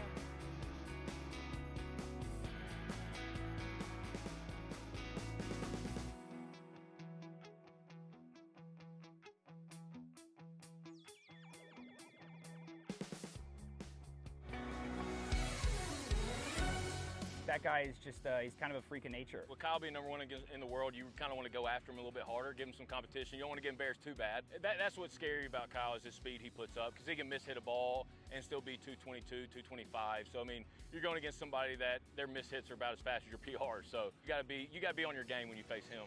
When I tell all my buddies, it's like, dude, when I'm hitting next to Kyle, I'm hitting against the best to ever live. And that's arguable, but in my opinion, he's the best to do it. I do want to compete against him and, gain some respect from him, of course. There's 8 billion people on the planet right now, and he's number one. So how often you get to say you get to compete against, number one out of 8 billion? Join us as we go behind the scenes with one of the faces of long drive, Kyle Berkshire, following the number 1 ranked competitor in the world through an entire weekend at the grid. This is World Long Drive on tour. Mesquite, Nevada is home to the third stop of the 2023 World Long Drive Tour. Kyle Berkshire is one of the 16 golfers that will compete in Group 3 of the Open Division, but arrives early to watch the competition and prepare for his 12:30 start time. Currently watching three-man playoff for 2 spots, and the wind's kicked up, so it's going to be huge. We need to get the ball high in the air with a cut. Landon just hit a huge ball. That's the shot he needs. It's also good to come down here because I'm getting a lot of information on the grid and what's rolling out, what's not rolling out. So right now I know a mid-ball flight, 180 feet, small movement. If any movement you want to be left to right with this wind, those are giving you big numbers. So it's good to watch some of these shots before you start warming up.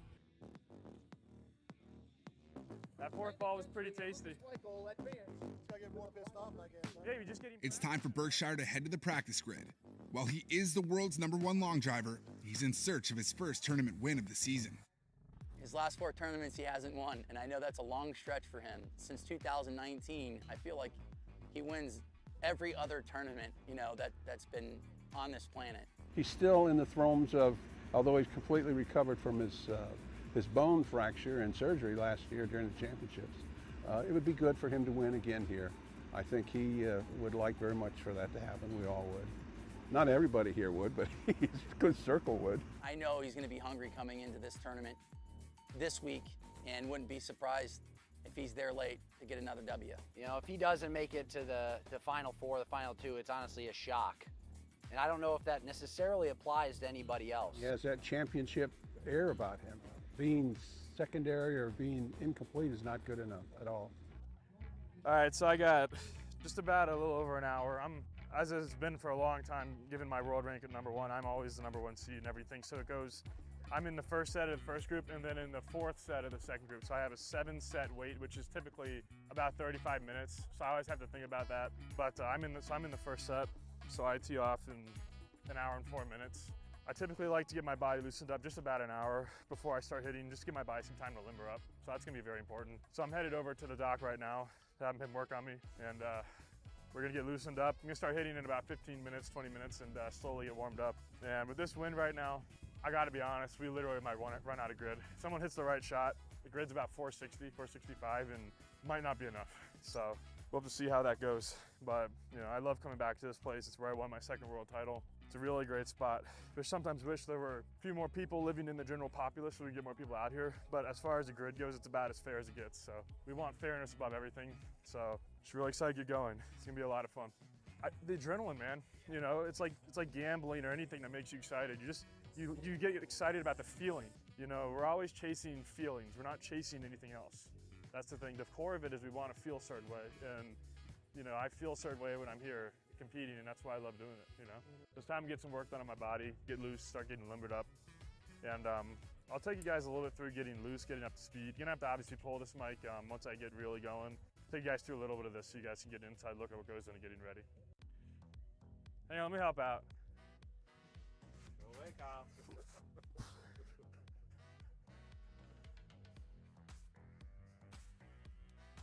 I take it you did pretty good? Good enough. That's all that matters. Good enough. You're chasing some pretty big balls there. You need to hit up Bobby Ray and swap shirts again. Do the jersey swap. We will.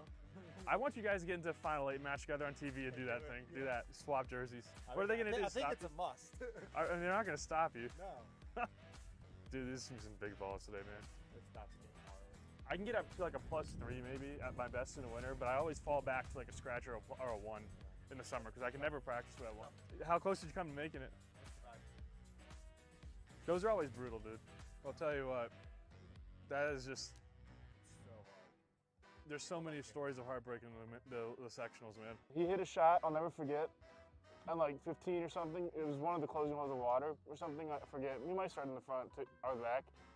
It hit a flag stick and ricocheted like 30 yards into a sand trap and it took a double.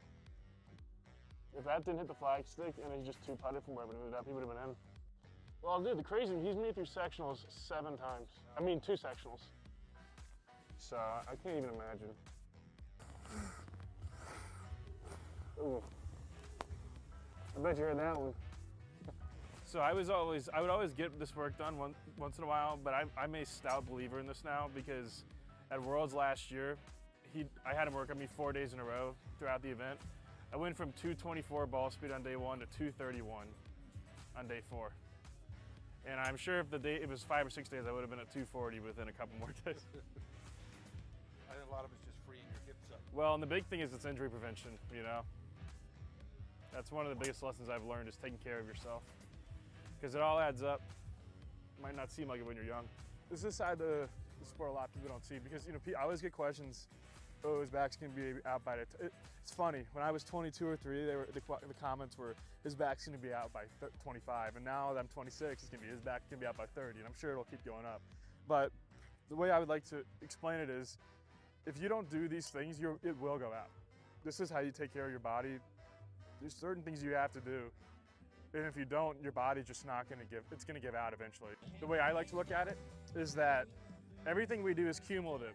So if you abuse your body, you might not feel it when you're younger, but you're gonna feel it as it adds up. So if you have low impact on your body throughout that process of your career, you can last a very long time. Good job. Whoa, it's good to see you here, man. How you been? How are you? Good to see you. There's something else. I'll do the supplemental work just to make sure everything's loosened out because one of the most painful things to get is spasms, and when you're in dry desert air, you can have a lot of water sap from you quickly if you're not careful, and you start getting spasms, and I promise you guys, spasms don't sound that bad, but if you've ever had one, it will put you on the ground. I've had them and they're horrible, so I like to get my muscles loose so that they don't knot up as easily.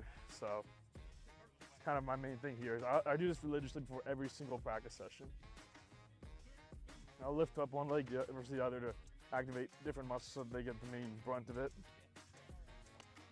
Hamstrings I always have to focus on because the most liable muscle for me to cramp on is hamstrings. Don't know why, just how my body's built. So I always make sure to hit them on all angles. And I actually had a minor cramp right here in my oblique, so still, it's pretty much gone away, but I'm still making sure I hit it pretty hard.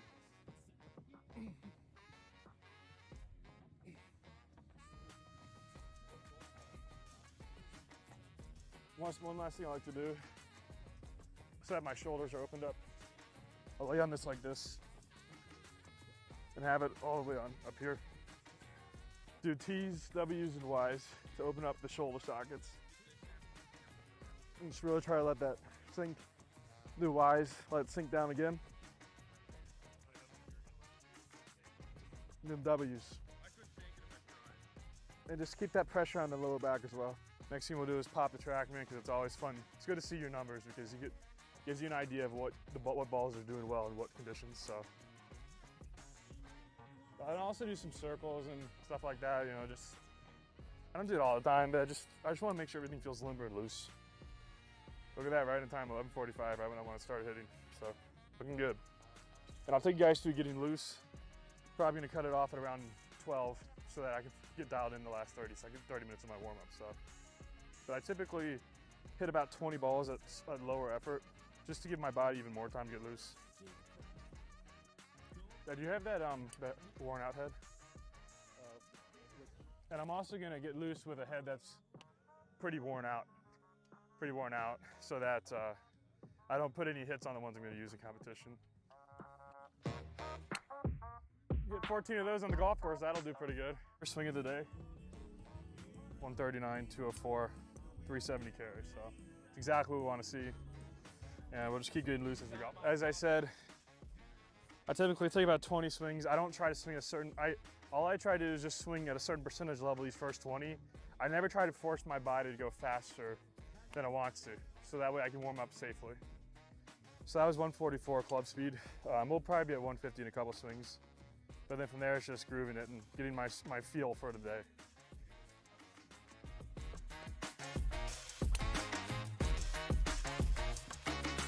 This ball's going far today.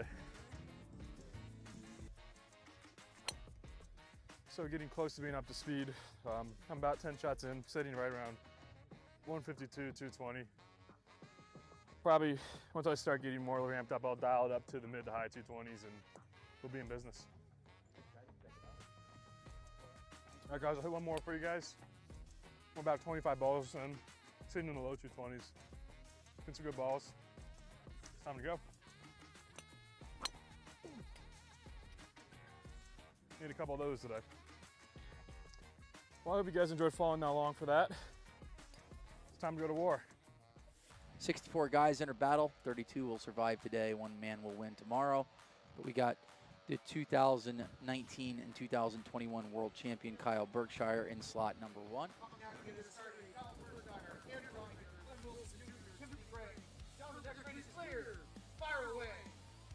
Kyle coming out of the blocks here. This one's OB left, but 224 mile per hour. The fastest ball speed we did see this morning was from Sebastian Twiddell, who was in complete control of his tempo and timing, and Berkshire just trying to get a number on the board. 220, 219 right down the middle. 2,300 spin, 211 in height. This is going to be a big number. Wouldn't be surprised to see the longest ball of the day. Well, here it is. 415 is the start. So that's the number currently, is 415 yards. Did Kyle hit it 364 or 464?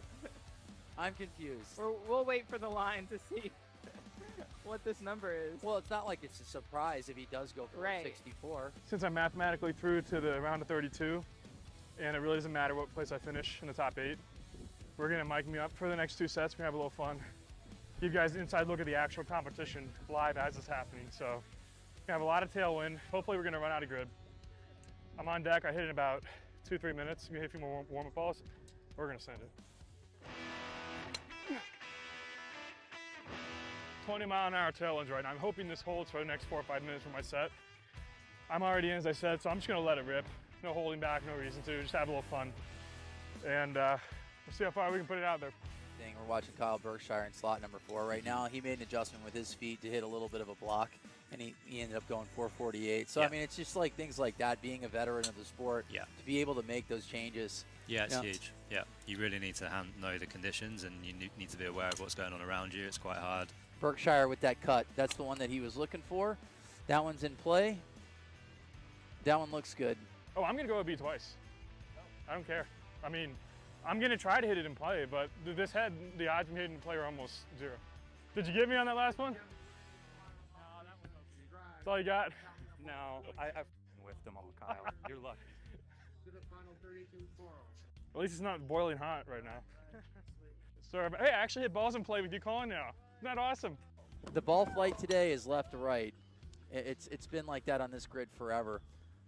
Just going based off of ball speeds. I mean, Kyle was 217 and ended up going 6 yards farther with a cut than his 225 that he yelled at.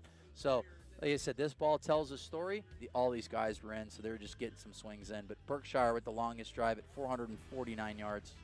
Yeah, I mean, we got through with just 2 heads, you know. Feels good. So, I mean, the heads are a little flat, but that's okay. I have plenty of heads to use that are not flat, but I just use them so I wouldn't burn the other heads for tomorrow.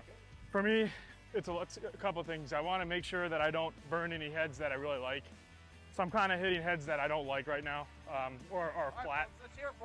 So it's all about managing the next day. And if I hit one in, that's fun. But you got to manage a lot. This is a long game. It's not about winning every set. So I have one more set. I'm already mathematically through. But I'm going to try to give 6 good rips at it, hit as hard as I can. We'll see what happens. But I'm already thinking about tomorrow.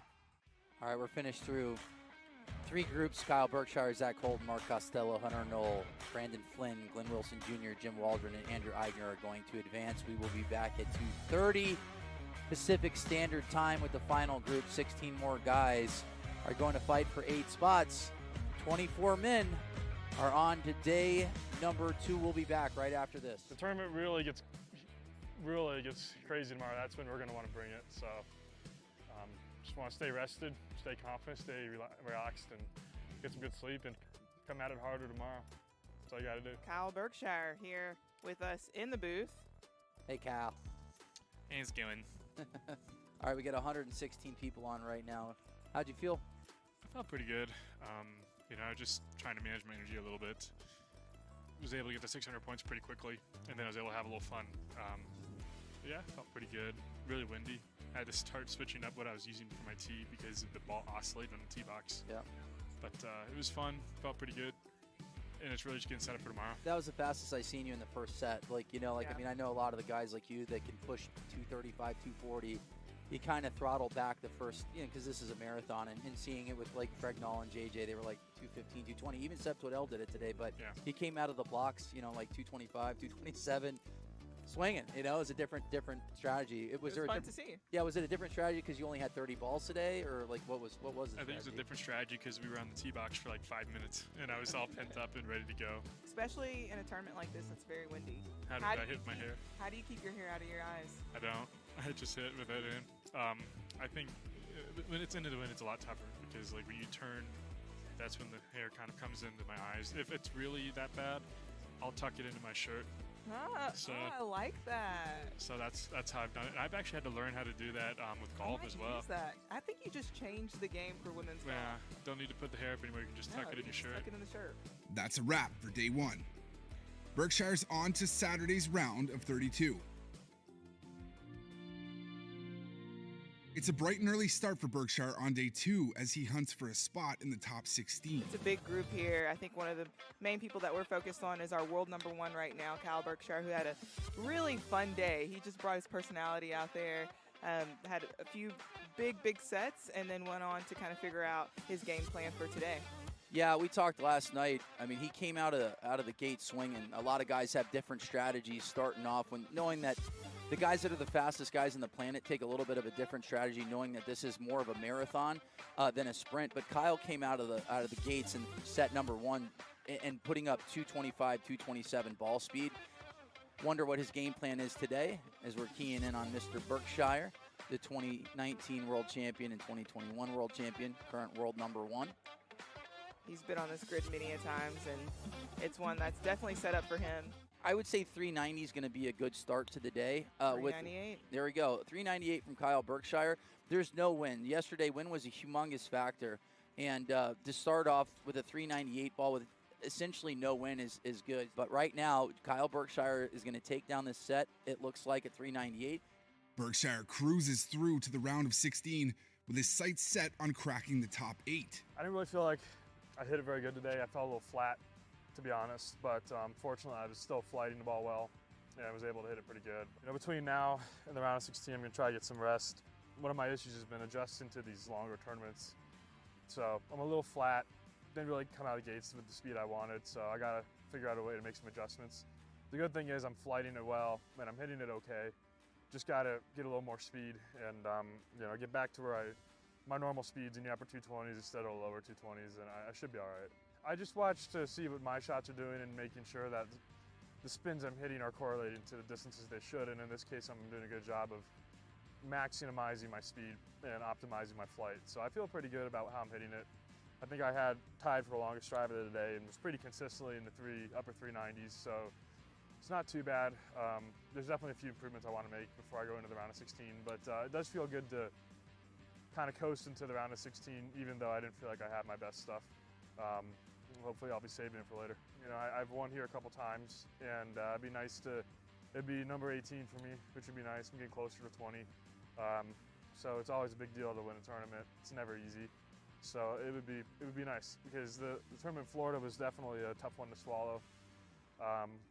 In that battle with Justin James, and thought I had it and just didn't get the rollout I needed. So it'd be nice to kind of get some payback and you know, take this one home, and you know, get a win early in the season is always good. I mean, right now it's important to get balls in play. Every single set counts. I mean, we've seen guys lose by 25 points, 50 points, and getting balls in play is critical, you know? Because right now these guys are going to press a little bit just because you're going up against the fastest dudes in the world. So, you know, Kyle Berkshire with a big sweeping hook here down that left side. If that one stays in play, that should be okay. 221 ball. A lot of movement, though. A lot of movement. That's over a 40-yard draw. Kyle just needs to keep one in play here. That's the farthest carry I've seen so far in the last, like, 15 minutes, 20 minutes. And I said those two last balls, what Kyle probably wishes he had in every single of those sets. Those were nice strikes right there from two-time world champ. Still waiting on one more ball, but the field is set. Yep. Zach Colton, Seb Twiddell, Sam Judah, Josh Koch, Bryce Verplank, Mark Costello, Justin James, and Sean Johnson. Kyle Berkshire with a 419 on his last ball. Colton Castro is going to take down that set. Berkshire comes up just short and will not advance to the Mesquite Volume 2 top 8. Bottom in, I hit it terrible, and I don't deserve to make the final 8, and that's just the best way I can say it. Is I mishit a lot of balls, didn't make the necessary adjustments, so something I got to work on for the next event. He shakes it off. He's a true professional. He's number one in the world for a reason. He wants to be the best. He wants to work to be the best, and if it takes more work, it's not a problem. He wants to find out what it takes to be the best. He doesn't get flustered. He stays within his game plan. He's still world number 1, and it's going to take a lot of wins from guys to knock him off that pedestal. He's going to regroup. He's a professional, and I see Kyle winning multiple tournaments this year. I think as any athlete would say after a poor performance, there's a lot of questions, not a lot of answers. So I got to go back to the drawing board and maybe review some old footage and see what I was doing that I might not be doing now, and just process of elimination, do my best to clean it up, and go from there. Hopefully next time we're talking, it'll be in the winner's circle. The one thing that the best athletes on the planet do is they make adjustments when they don't have their best. And a lot of times these guys not at their best are still making final 8s. I expect Martin Borgmeyer and Kyle Berkshire to get a lot of wins this year. When he is in his work, in his competitive mode, it is like a train coming down the track. Don't get in the way, but help it get down the track. And that's what he's very good at blowing that whistle coming down the track. The focus for Berkshire shifts to LaSalle, Colorado, where the world's top long driver will look for his first tournament win of the year.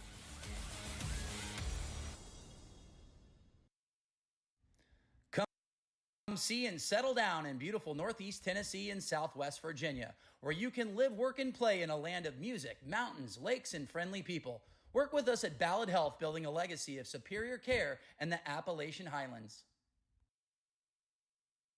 Eastman is driving change to show the world what's possible with recycling. Don't toss your plastic in the trash. Put it in the recycling bin. We'll work our advanced recycling magic and turn waste into materials with new life. Visit eastman.com/WLD to learn more. You don't have to love nature to visit Tennessee. You also don't have to love whiskey. You don't even have to love music. Well, maybe just that last one. Your vacation is now playing in Tennessee. Welcome to Kingsport, Tennessee, a magical place where history and charm meets breathtaking beauty. Nestled in the heart of Northeast Tennessee, Kingsport offers a getaway like no other. Whether you're seeking adventure, relaxation, or a taste of Southern hospitality, Kingsport has something for everyone. Load up the family and make the short drive to Kingsport for an affordable and unforgettable vacation. Head to visitkingsport.com to plan your trip today. The decision to hire a lawyer is not one to be taken lightly, and is one that people often have to make during very tough times. Make the choice that hundreds of satisfied clients have already made and chose Josh Hopner, an attorney who will fight for you from the beginning of your case until the very end. Josh's practice serves the greater Tri-Cities area, including Kingsport. Contact him today to schedule your free consultation.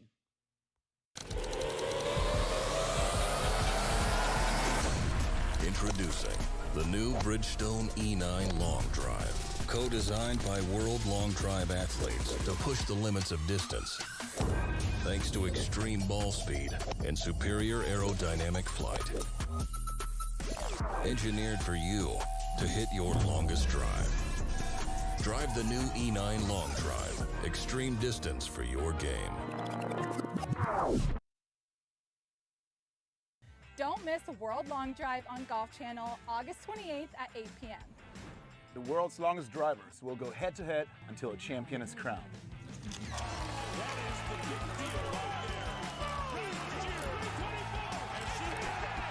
Kingsport, Tennessee is home to the first major tour event of the year. Want to see us live? Tickets are available now. We'll see you in Tennessee.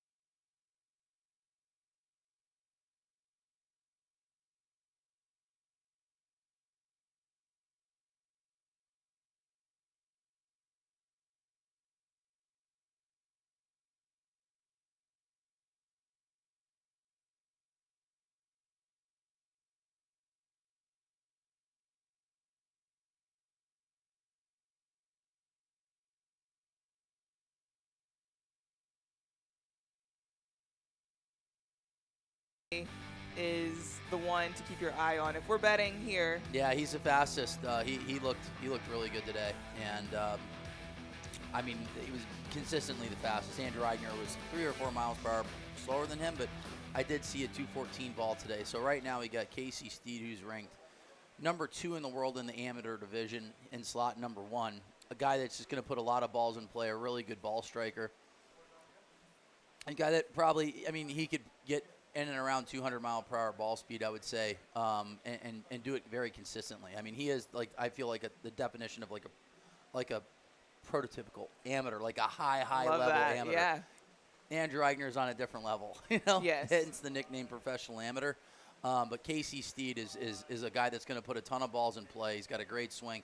But we have a newcomer here, last-minute ad, and Chance Taylor. Rumor has it this kid goes out and shoots in the 60s on the regular here. He's from here, like, no joke. Okay, yeah, hometown. And he's a hometown guy, and yeah, this is his first time ever competing. So, well, he's having a great start at 340. I said he gives me vibes of Jacob Galladay. Yeah. Got style, got hair. Yep. So Casey Steed's got 4 out of the first 5 balls in play, to be expected. I mean, he's got a really, really good swing. Really good swing. Longest drive of the day was 380 yards. Eddie Fernandez went 379 earlier on. He ended up winning the senior division against Ryan Riesback. On the last ball there. Yep. We've got some heavy hitters in this one. We just talked about Casey Steed, Matthew Love, Jay Heath, and Jack Abbott, another favorite out here. Yeah, Jack Abbott won not too long ago. Really, really good hitter as well. But Hayden Freeman, once again, the big old lefty baseball player. He took second to Cameron Hill, but he looked extremely impressive. So, just like we talk about at the beginning of the year, like Seb Twiddell or Sam Judah in the open division, what concerns me about Hayden is the fact that, like, can he keep, he's left-handed, can he keep that ball, that right to left tight? Because if he does, he puts up huge numbers, and it's a, you know, comes down to a ball speed contest then. And he's really fast. We got the opportunity here from Mike Ambrose, and to his point, the fastest guy of the day is always going to win. Yeah, I mean, the longest guy of the day is going to win. But like I said, the fastest guy, when it comes down, you know, everything's different. Round robin formats, it's going to produce the fastest guys. And for me, like I said, selfishly sitting in the booth, you know, I like seeing that top 16 going around robin format. You know, I don't know how it's going to be at the World Championships. If it's going to be 16 guys where it's head-to-head matches, or it's going to be 8. But for me, I'd like to see that round robin at 16, because those guys are flying. I mean, those guys, they're giving everything. Yeah, yeah. I mean, and that was the cool thing to see guys like Bryson DeChambeau, who were, you know, 212 ball speedish, that just lit up the grid and give themselves that opportunity. You know, say Bryson took a T5 and then ended up finishing second to Martin. You know, and then at the end of the day, they both hit good balls, but Martin was faster. You know, like, period. You know, Martin won by 20 yards. You can hit your longest ball, but somebody else can creep up there, top it. The topic of the day has been gambling. So we're not gambling here in our bets in the amateur division, but we're going to have some betting going on in the open division. And we saw some crazy odds, like Naota Masumi's 9,900 plus 9,900. So you bet $100 and win 9,900 profit. Cody Billinghurst at 14,000. I said even Borgmeyer, you know, world number 1 right now, he's looking good. I mean, it's crazy. I mean, Borgmeyer's at $1,600. You know, number 1 in the world, and you put in $100, win $1,600. I mean, that's a heck of a payout. It really, truly is. I can't wait to see how much action is being laid on this. You know, later on. Justin Rich right now, 351. Jeff Allen at 309. Jeff Allen, very similar to Ryan Riesback, multitasking. You always see him on the grid. He's working nonstop. He probably got here at 4:35 in the morning working, and now he's trying to compete for an amateur world championship. But Andrew Eigner, world number 1, hit earlier on in the day, looked great. You might try to get him in the booth, but he might be trying to relax as well, too. You never know. Sitting in the open division as well. Yep. And I would say if he does win the world championship, he will retire an amateur champion. So, and we have another, you know, a couple guys, amateur world championship, Scotty Perriman, to note. 2-time amateur world champ. All right, they are down to their last balls here. Justin Rich in the lead with 351. Say even Kyle Gabbard won a world championship in 2021 in the amateur division. Who's had a good pro season as well. He's had a really good season. Yep.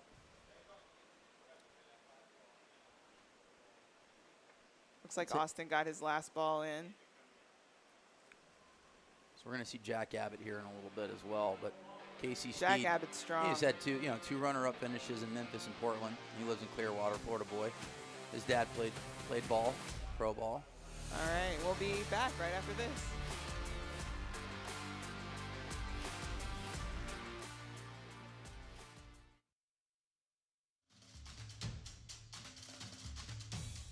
Who are we?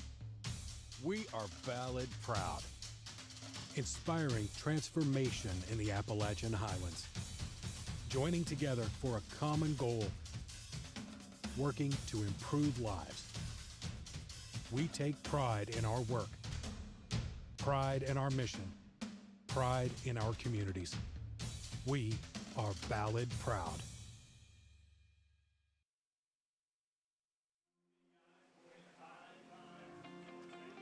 Justin And Rich with a we're good back. set there. Yeah. 359. So we'll take a peek at his next set. Look at his ball speed. Because right now I feel like that's a good number. Because he hit a cut into a draw when the wind has changed. It was more of a, all right, we have a west to east grid. We had a north to south wind, so it benefited a cut if you're right-handed. And as of the last hour, the wind has shifted from the south. So we have a south wind right now. South wind, a little bit warmer out there today. Yep. So Jade Heath here in slot number 1. Our world ranking at number 6. Yeah, he looks nice and composed too. Got a really good swing. And I said that. Look at that, 200.8. Those are good numbers. Like I said, in amateur, I feel like good ball striking at the amateur level is going to be 195 to 200. And occasionally you'll get a little bit higher than that as well. But then you have your say anomalies, but yeah. I mean, ooh, that's a good ball right there by Adam Hickey. Right down the middle. 180. I mean, that should get a good bit of roll. Yep. So you said you take it like a 128 smash and then you multiply it times 1.5. It was a little bit of a miss hit for him. Not much though. So there you go. There's a center punch ball right there. 192.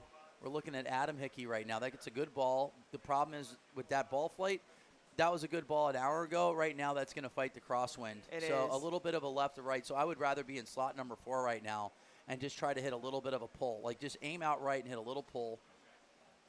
And that shot shape going in definitely is going to kick to go out of bounds. Jay Heath, 6th in the ranked right now. You just saw a 205 ball from him. So he just got to put some balls in play here. Slow everything down a little bit. You're plenty fast enough. Just focus on throwing some strikes right now and getting balls in play. Points are critical. We saw 375 get in last set. 375 got in. 375 total points. Zach, 365. Love. Yeah, that was a good ball from him. It's a really solid, and he's pretty consistent here. If I recall, Zach got in, qualified. Yeah, for the Open Division in Memphis. I mean, Jay Heath putting up a 205. If that ball stays in, it's going to be really good. He's got a number on the board at 353. Yeah, Zach is qualified for the World Championships here in slot number 2. Kevin going for another club for his final ball, reaching for a little bit more distance here. And he said Zach ended up winning. He's got one win this year in the amateur division.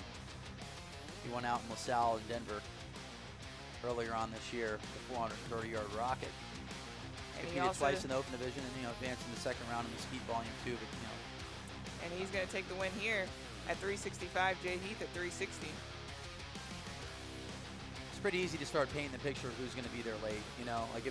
Guys that I'm circling right now. I'm looking at Zach Duggan and Jay Heath. Yep. Casey Steed, obviously, Jack Abbott. Abbott. Those 4 guys that we have at the top. Top really 15 guys. Yeah. I like to start with Jay Heath and Zach Duggan. they look good. Casey Steed just going to put a bunch of balls in play, and it really just comes down to ball striking with him. Yeah. He's going to be the guy that has to put balls in play. If you're comparing Casey Steed to a 3-time world champion over every division, I did get a text from Dave Mobley. He might have tore something in that rib, but Casey Steed's just going to put a lot of balls in play. I always like Mobley. Yeah. And just keep applying pressure. So And he's got the speed. And I wouldn't change He puts anything it if in I was the- Casey Steed too. Just 198 to 200 ball speed, hit the ball, let a bunch of balls in play, let the ground work for you. And wouldn't be surprised if that kid, at the end of the day, has a world championship under his belt. So Casey Without a Steed, doubt. I'm excited in this set right here to watch Jack Abbott, friends with Hunter and Chase Knoll. He's solid. I asked him, are you going to turn pro? And he said, not yet, but I hope that he does soon because he's Jack can get up there to 207, 208 when he center punches one. he can. He's fast. So one Been of the training, favorites. getting around 210, a little bit more there. But Mobley just said his ribs and lungs are okay. Tear in the cartilage, most likely out 2 to 4 weeks. So Mobley tried to fight through it, and crazy enough, he hurt himself in the second set, and he hit 2 more sets after that and had a chance to get into the round He of the did. final 8. He couldn't. It's almost like he could take the club back and hit the center of the face, what have you. But the second he hit that golf ball is when everything went down from there. So And he made that decision to pull out of that last final set, Smart. making sure that he's going to be 100% for World Championships for the senior division, which will be held in Oceanside Yep. at the end of next month. Jack Abbott, Mark Voto, Tanner Pipes. What a name! What a name! Such a great name. He That's- competed 3 times this year. Has a very strong baseball background. Brian Mayer here in slot. Number 4, another ball guy, another baseball player. So we got some baseball players up in here. I like it. Had dinner last night with Brian.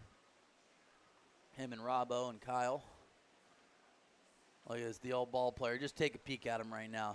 He's getting the no-walk step in there a little bit. Boom. Ooh. That's spicy. Yep. That's spicy right there. I love it. He's like, give a shout out to the CEO. I've been watching his videos. CEO being my little man. He's The got little more. one. Trey's got more of the Colton Castro step in him. He rolls his left foot. Looks like he's about to blow out his ankle, and then he strides and goes. Funny enough, the last video I had to throw not throw him under the bus, but he literally swung under the bottom of the ball. He seeing it up 4 inches, and I'm like, Trey, tee it down a little bit lower, bro. He's like, I'm a long driver, Dad. That's not how it works. Look at Mark Mark Voto, Voto. he actually Boom. started in law and now is in the law of gravity with long drive. Look at these numbers right now. So the beauty of this golf ball too is it really benefits these guys that if you hit it in the center of the face, we're seeing some really good numbers, from ball speeds around 190, 195. Yeah. So,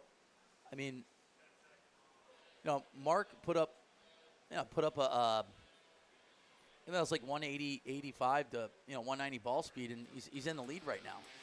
So. Yeah. There's one thing I would say to Jack Abbott is he doesn't have to take that big of a swing yet.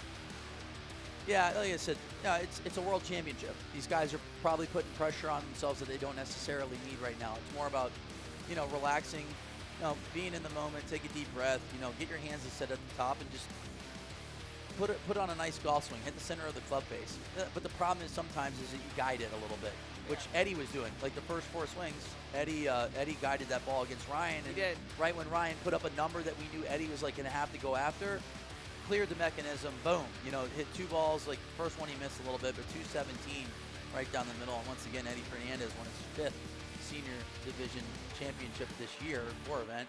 And the favorite to go in to Oceanside, California, but Ryan Riesbeck, making his rookie debut in Utah, going back-to-back runner-ups to Eddie Fernandez. Gavin hit the ball well, but Gavin was just hitting a big draw into a cut Just win. a little bit too much movement Yeah, there. too much movement. But once again, tip of the cap to Flight Scope. They make our lives a lot easier. Right now, you're seeing a different graphic if you've been tuning in the last, since day one practically of this year.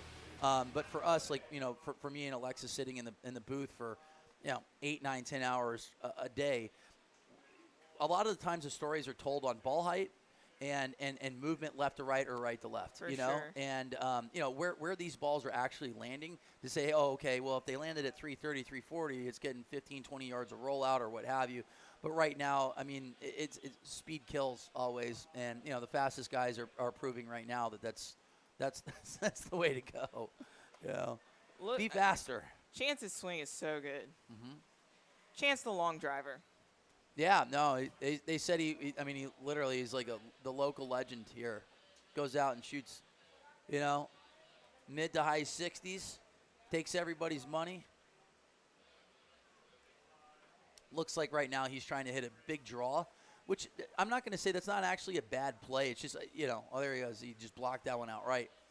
So, but if I'm him, I'm squaring my feet up, and I'm just going to aim. Like, I'm going to just try to start it at the flags and hit a little bit of a draw. I don't know his ball flight because he literally just signed up, like 15 minutes before this started. They just called him in. Now, one thing I would say for Brian is I would like to see him in his step. He steps forward, but he doesn't rotate a good bit. Yeah. So he's stepping forward. That ball's coming out a little skinny. I would love to see him rotate a bit more and hit up on the ball.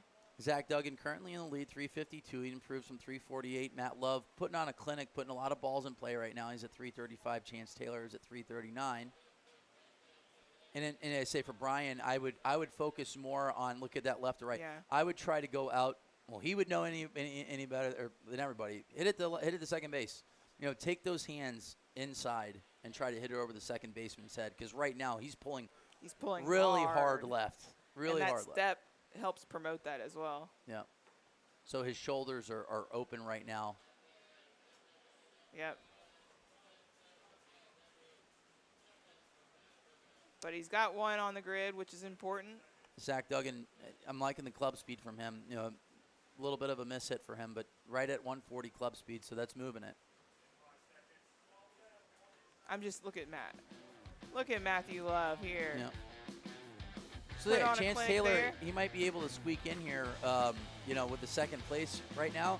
He just needs to make a little bit of adjustment as far as his alignment because it looks like he's hitting the ball straight. He's just blocking him out right because that's where he's aiming. Boom, there you go. 352 improves a little bit, but that still keeps him in second place. So Zach Duggan is expected, with another win here. That'll put him at 400 points after 2 sets. Chance Taylor. Matt Love, performance bonus there. 6 for 6. 6 for 6. I think he knew that too. That last one was a little skinny on the edge. Yeah. Counted and yeah, if you're just joining us, now we have performance bonuses for the guys, which looks like the longest ball of the day, the most balls hit in the grid, as well as, what's the final one? Longest ball? Total yardage. Total yardage, yes. Which is we had Total someone yardage in a set. So. that almost had 2,000. Yep. So that they talked about the crazy thing about almost 2,000. Zach Holton had, let's just say 5 balls at 460 plus, Yes. and that's like that's more than 2,000 yards, isn't it? 5 balls. Who That's was it? crazy. George, It's like George 2,200. Haggerty. It's crazy. Haggerty. All right. So yeah, Haggerty last tournament, I believe, unofficially official, the 4th guy ever to hit 6 balls in play over 400 yards. So you have Second Joe Miller. this year. Yep, Joe Miller, Ryan Gregnall, George Haggerty, and Ryan Riesbeck. 4 guys. That's right, Riesbeck. Yep. But yeah, we talked about Jeff Allen. Like he came out here and mowed the lawn at 4 in the morning, and then he fed everybody. He cooked for 100 people, and then what else did he do? Then he washed cooked his again car. for lunch. Now he's competing. So, okay. It looks like we're going to get Andrew in here, Mr. Eigner. The one, the only, stepping in the air-conditioned booth. Look at T-Pipes here. What a stud. That hair is money. He's got the flow. He does have the flow. And look at that swing right there. That's so I'm interested to see how far this is going to roll out. Yeah.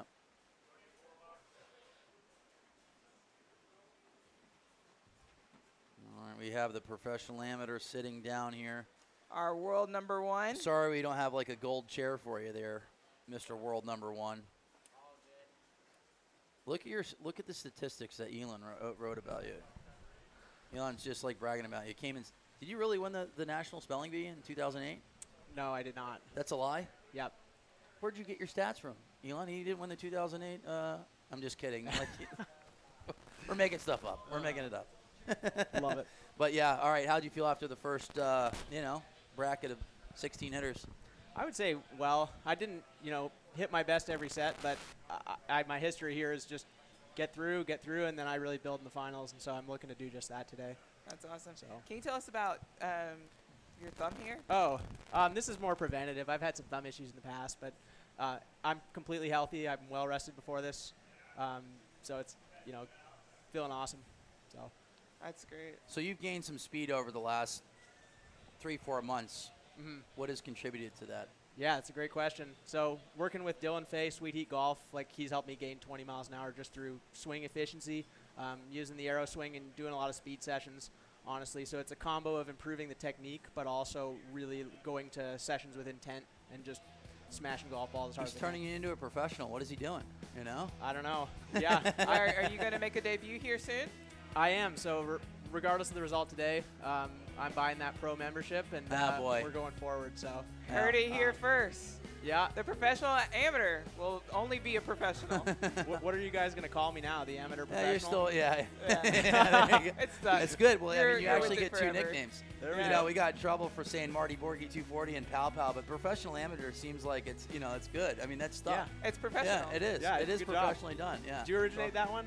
I possibly did, yeah. Okay. I think a lot of those nicknames have, Unfortunately, when you sit here with the microphone and you got to make up stuff and then something, something it comes just out. sticks. Yeah, so you've been playing really well, having a lot of wins this year. We're here at the championship. What are you seeing amongst, your competitors that you haven't seen all year? Amazing competitors. To be honest, in my process, I'm not really concerned with that. Not concerning myself with them. I'm focused just on hitting my best ball. I don't honestly even look at the scoreboard. I just know that I have one in, and then I just try to hit a better and better ball. So, I like that mentality as far as not comparing. I'm going to hit my best ball every time, and I'm going to make it tough for people to beat me. Yeah. So. What slot do you prefer hitting in? Whatever slot I'm in. I like that answer. But I do. It's hard to say. It depends on the wind. Yeah, the wind shifted just a little bit. We talked about it when you were hitting about an hour and a half ago. It was coming from the north, so it was a left to right wind, which would benefit you in slot number one. Slot number one. Now it's more of a cut. But the names Cameron Hill and Hayden Freeman, he looked really impressive. I didn't know he was that fast. Well, I heard it because I was walking on the range, and all of a sudden, bang, and I'm like, well, who's this guy? And then he's 7'12". Yeah. He's a big dude. He's a big boy. Another ball player. So, but for me, when I look at the difference between you and him, is that, yes, he might be a little bit faster, but, I know that you put a lot of balls in play. And a lot of it has to do because of this. Raised over $1 million for charity through involvement of the game of golf. How is, doing corporate exhibitions and charity exhibitions helped you in long drive? Yeah. Well, I think, as you know, there's 2 ends to it. So, definitely helps you kind of visualize a golf shot rather than just, I'm very comfortable in front of people on the big stage.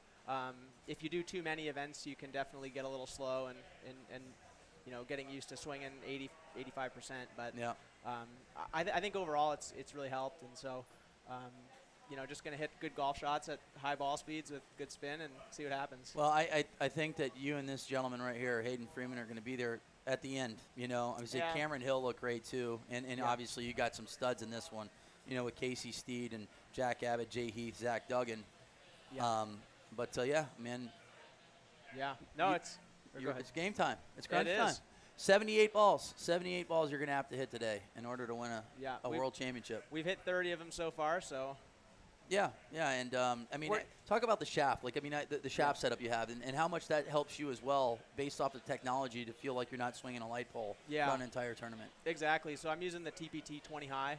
So for people who don't know what that is, that's probably a senior flex, fair to say. And so helps me kind of give it a beat at the top of my backswing, and I feel like I can keep swinging a lot longer. I used to hit the double, triple X back in the day, and it'd feel like your body was hit by a truck. Yeah, so. no, believe me, I know about that. Abbott's Jack at Abbott, yeah. 369. Wow. So with that after his first set would put him at 225, so he's back in the saddle again. But Jack got off to a little bit of a slow start, and that's the one thing of just being able to calm down. You put pressure on yourself that might not necessarily be needed, and it is a world championship at the end of the day. It so is. There's a little bit more pressure For sure. And there's also with the lily pad setup now. Yeah. It works great, but it's different than we've done all year. It is. It is. Where are you teeing it up on the pad? Front. Yeah. Right, I'm all not, the way up the front. If there's a close call, I'm not about to lose by 8 inches, and That's a veteran move from an amateur. From an amateur. Thank you so much for joining us. Hey, good luck. Well, Get thank some you for rest. having me. Great. Good Appreciate luck. it. Yeah. Great to see you guys out there on the tee. All right. Look forward to it.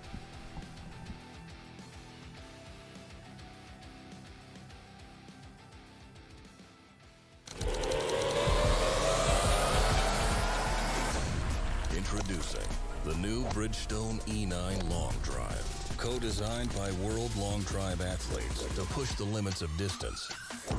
Thanks to extreme ball speed and superior aerodynamic flight. Engineered for you to hit your longest drive. Drive the new E9 Long Drive. Extreme distance for your game.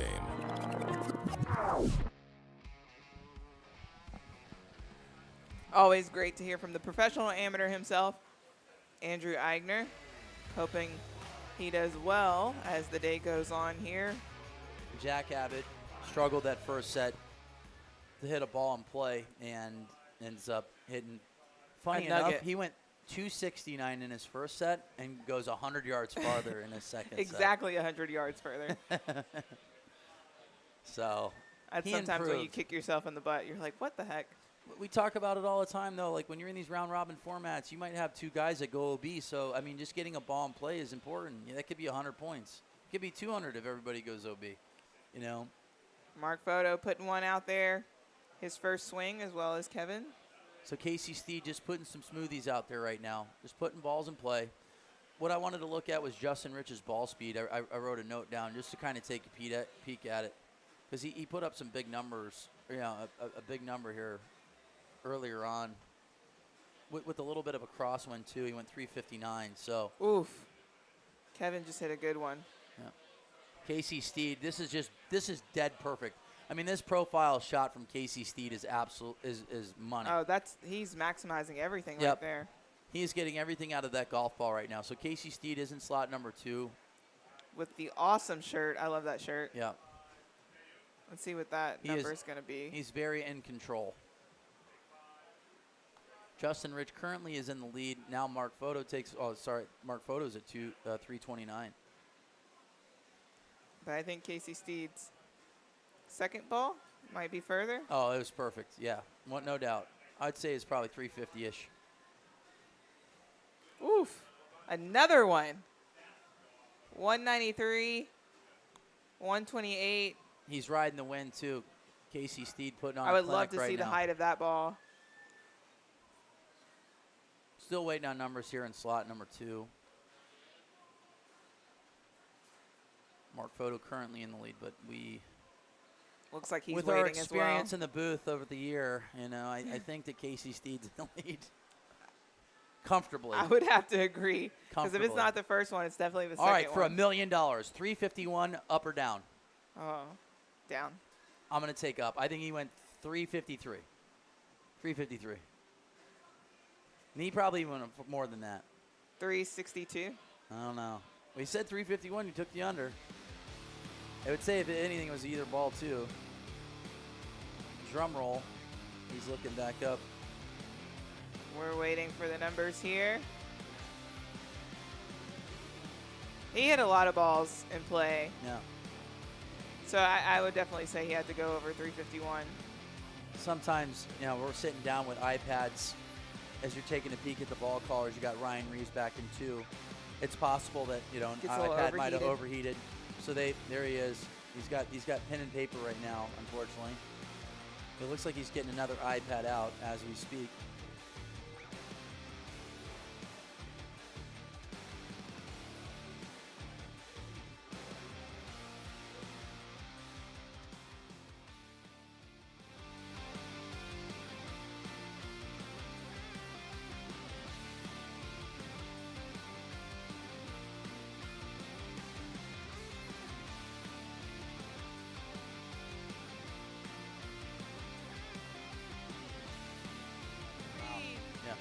367. Casey Steed with a big one.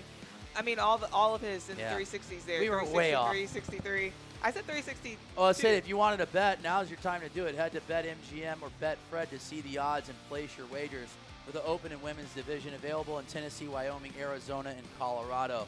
Ooh. Naota Masumi, 9,900. That's a good one there. Bet $1 million on him. Bet $1 million on him. It's a good bet. Call Drake up. I know he'll put the money Yeah. on him. That would be a solid bet. I mean, with those odds, good Lord. I mean, Borgmeyer, 1,600. Yeah. I mean, even Kyle, you look at Kyle, 700. I mean, it's fun. That's a Like, good I mean, one. it gets us thinking. It does. It really A does. But lot. some of those are just like like Jack Smith, $3,700. Like, he came in second. I think he's got a T5 and a T9. He's made the final 16 every single tournament.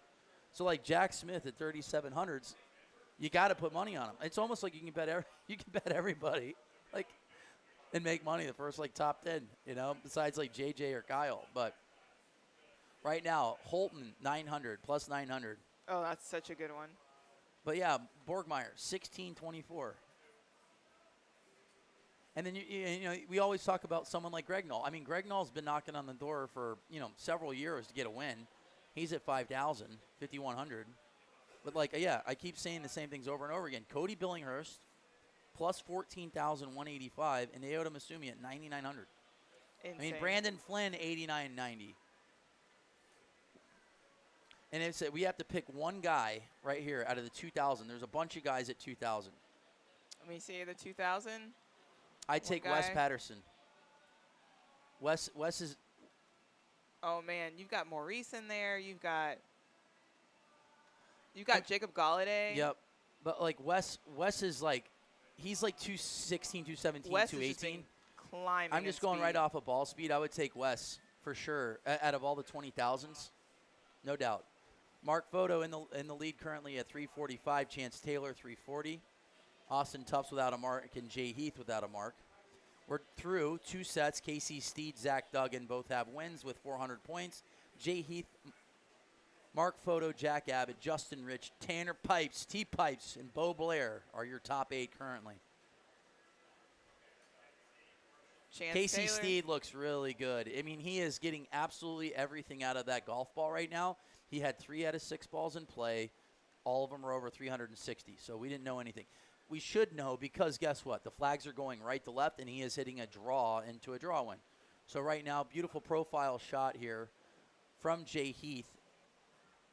Not sure if this one's going to stay in play or not, but if it does, that one's a nice ball there. 204. Yeah, that was a good ball. That one's staying. That's the question. 358. Jay Heath improves by 9 yards. I like this one by Chance. If that stays in, looks like it's fading a little out. Oh, miss hit there. So Chance just has to make an adjustment, and it just comes down to just this is the first time he's got ever the swing. been on a grid. Yeah, he's got a great swing. Like I said, this is Jacob Galladay version like 2017, but Galladay was a little bit faster, as an amateur, and just like still he was an amazing ball striker then, and Galladay's obviously an amazing ball striker now, who's gained speed as well. Like we saw him up in the mid 210, 215 ball speed last tournament. So Jacob Galladay. All right, we're going to go to break.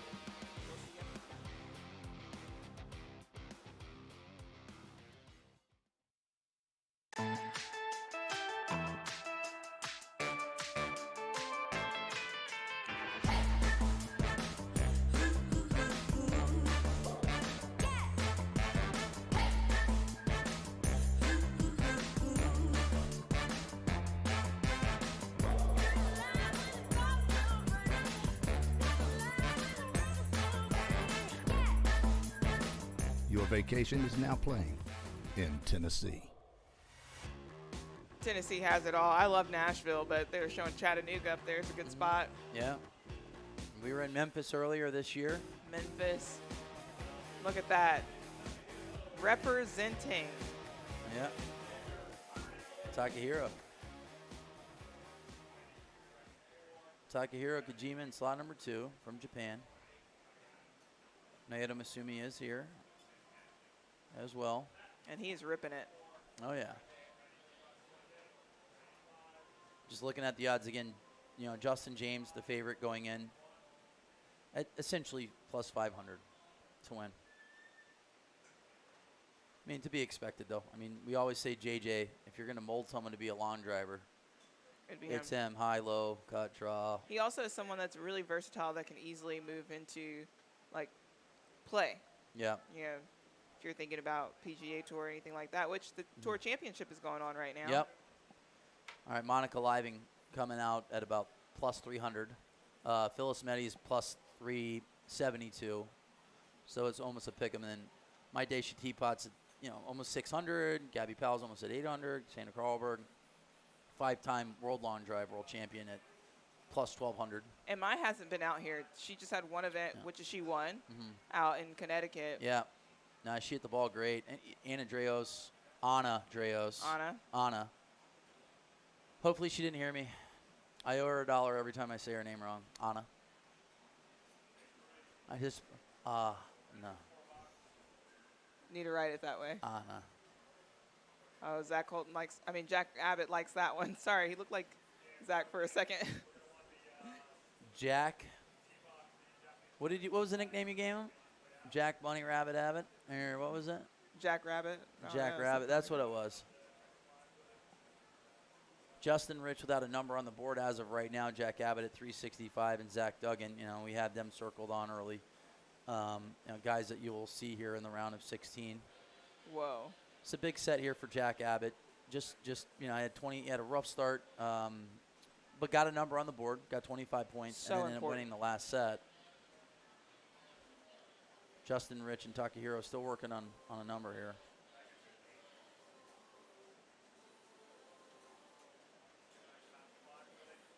He didn't like that, but he put up a big ball for that last one. However, Zach's ball, that last ball was hit pretty well. Yeah, a little bit of a cut into a draw win, and then Casey Steed had the same numbers. Look at that, just straight up athlete. Oh yeah. Hopped straight up. Yeah, 342. So Zach Duggan hit a cut into a draw win, and that's the play right now. So the more I'm watching right now, based on these numbers and profile shots, Casey Steed, really like him right now. He's staying within himself. He's not trying to do something that he can't. He's not trying to go 205 ball speed.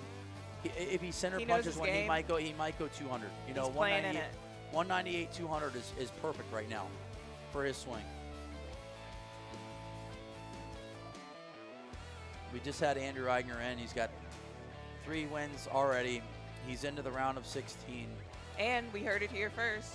After this event, he will no longer be an amateur. Yeah, he'll be the professional. He'll be the amateur professional. Amateur professional. Yes, correct. He will. His nickname will change. The rookie professional? Yeah, the 6-year rookie professional amateur. Adam Hickey, Brian Mayer, Casey Steed, Jeff Allen are up next. Look at that lineup over here by slot number 1. You can see a lot of the athletes we're going to see tomorrow. Yep. Jack Smith.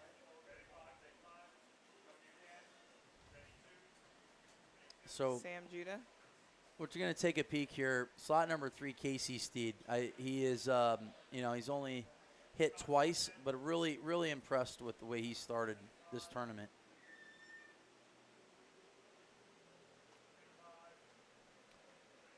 .363, he is locked in, absolutely locked in right now. Who's in the lead? Look at this ball, perfect shot from him. 130.7, 197.5, 2600 spin, little bit of movement right to left. Casey Steed is on fire right now. He's look at how calm and collected he is as well. He is. I'm so curious what his club setup is. Look at this. He's putting on an absolute clinic right now. So this is fun to watch. It really is. And 363, I mean, that's up there with some of the longest balls of the day. Yeah. What's the longest today so far? Well, it's 380. 380. And it really, truly, at the end of the day, it's going to come down. Out of this group. 369, Jay Heath has the longest drive. Zach Duggan is at 65. Jack Abbott's at 369. Casey Steed's at 367. Yeah, so he's right there knocking at the door. Ooh. Adam liked that one. That's Showing a good off ball his from him. muscles there. Yeah, 129 ball. Like, that could produce about 193 ball speed. So that's a good strike here for Adam. Pretty close to a center punch at 352. So he takes second place right now. Brian Mayer just still working on a number. Like I said, now he shut his feet down, but he's got to shut those shoulders down. So he's aiming out. His feet are aiming out right, but his shoulders are still aiming left. So he's got to square up just a little bit. He'll make a little bit of adjustment. Which is an easy mistake to make. We see people do that all the time, even on the golf course. Yeah. And he's you look at his club speed here, Brian Mayer in slot number 2. I mean, he's got 133, 134 club speed. So just a matter of trying to sync it up. Jeremy Nowak, when he came in, was faster, using it's his step, the Nowak step. But it looks like Brian might have got his last ball in play there on ball number 6. But Casey Steed is on autopilot, just putting a bunch of balls in play and looking great. Look at his last 7 balls in play have all been over 360 yards. He's looking good. He looks the best right now. But that's pure. Jack Abbott's starting to turn up the heat as well. He is. We'll be back right after this.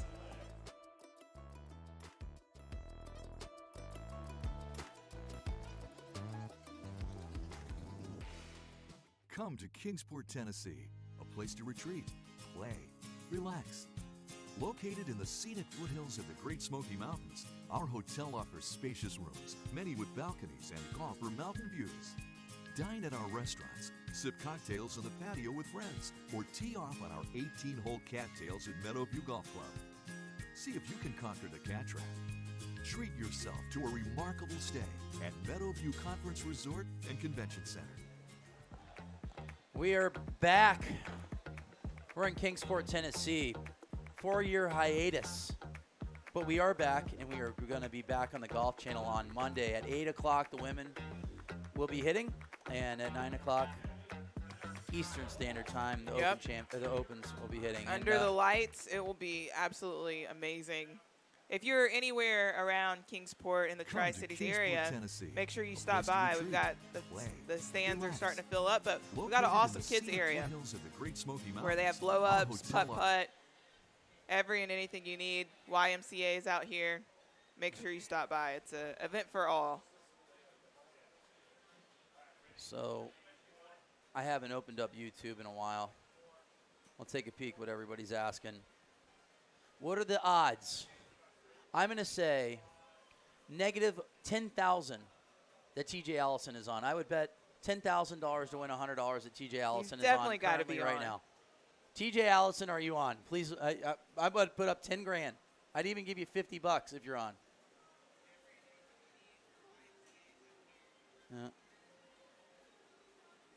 Wouldn't it be funny he's not on? It'd be like the first time the entire year. So, all right, Tanner Pipes, T Pipes in slot number 1 at 336. Matthew Love's struggling a little bit, but if he kind of tightens that up a bit, it's going to be good. Bo Blair. Double B's.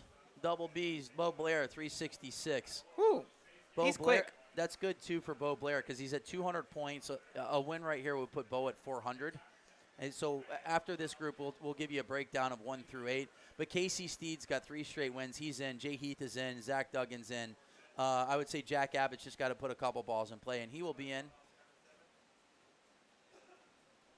This would be a huge win, too, for Kevin Mudrin right now. He's at 342, so that would put him in second place. He would have 225 with a couple sets to go as well. So and if Bo takes this lead, then he's pretty locked in. Yeah, we've seen it numerous times, though, where we've seen guys that have 100 or 150 points after 3 sets go win-win or win second. So right now, Ryan Gregnall. Yeah, I mean, Gregnall, there's a lot of guys that may look on the outside looking in right now, but they still have a fighting chance to get in. 377.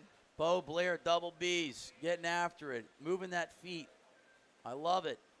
Ooh, I like that one too. Yeah, but look at the club speed. He's currently right now the fastest guy in this group of hitters. Bo Blair putting on That's a good a ball. little speed fest there, a little 150 action. Speed kills in the Open Senior Women and Amateur Division. Without a doubt.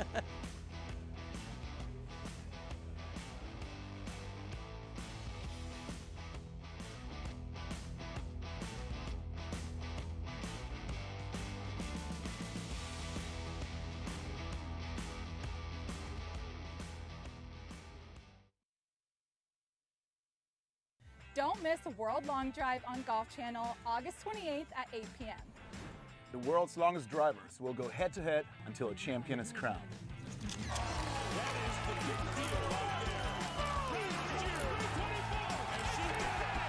Kingsport, Tennessee is home to the first major tour event of the year. Want to see us live? Tickets are available now. We'll see you in Tennessee.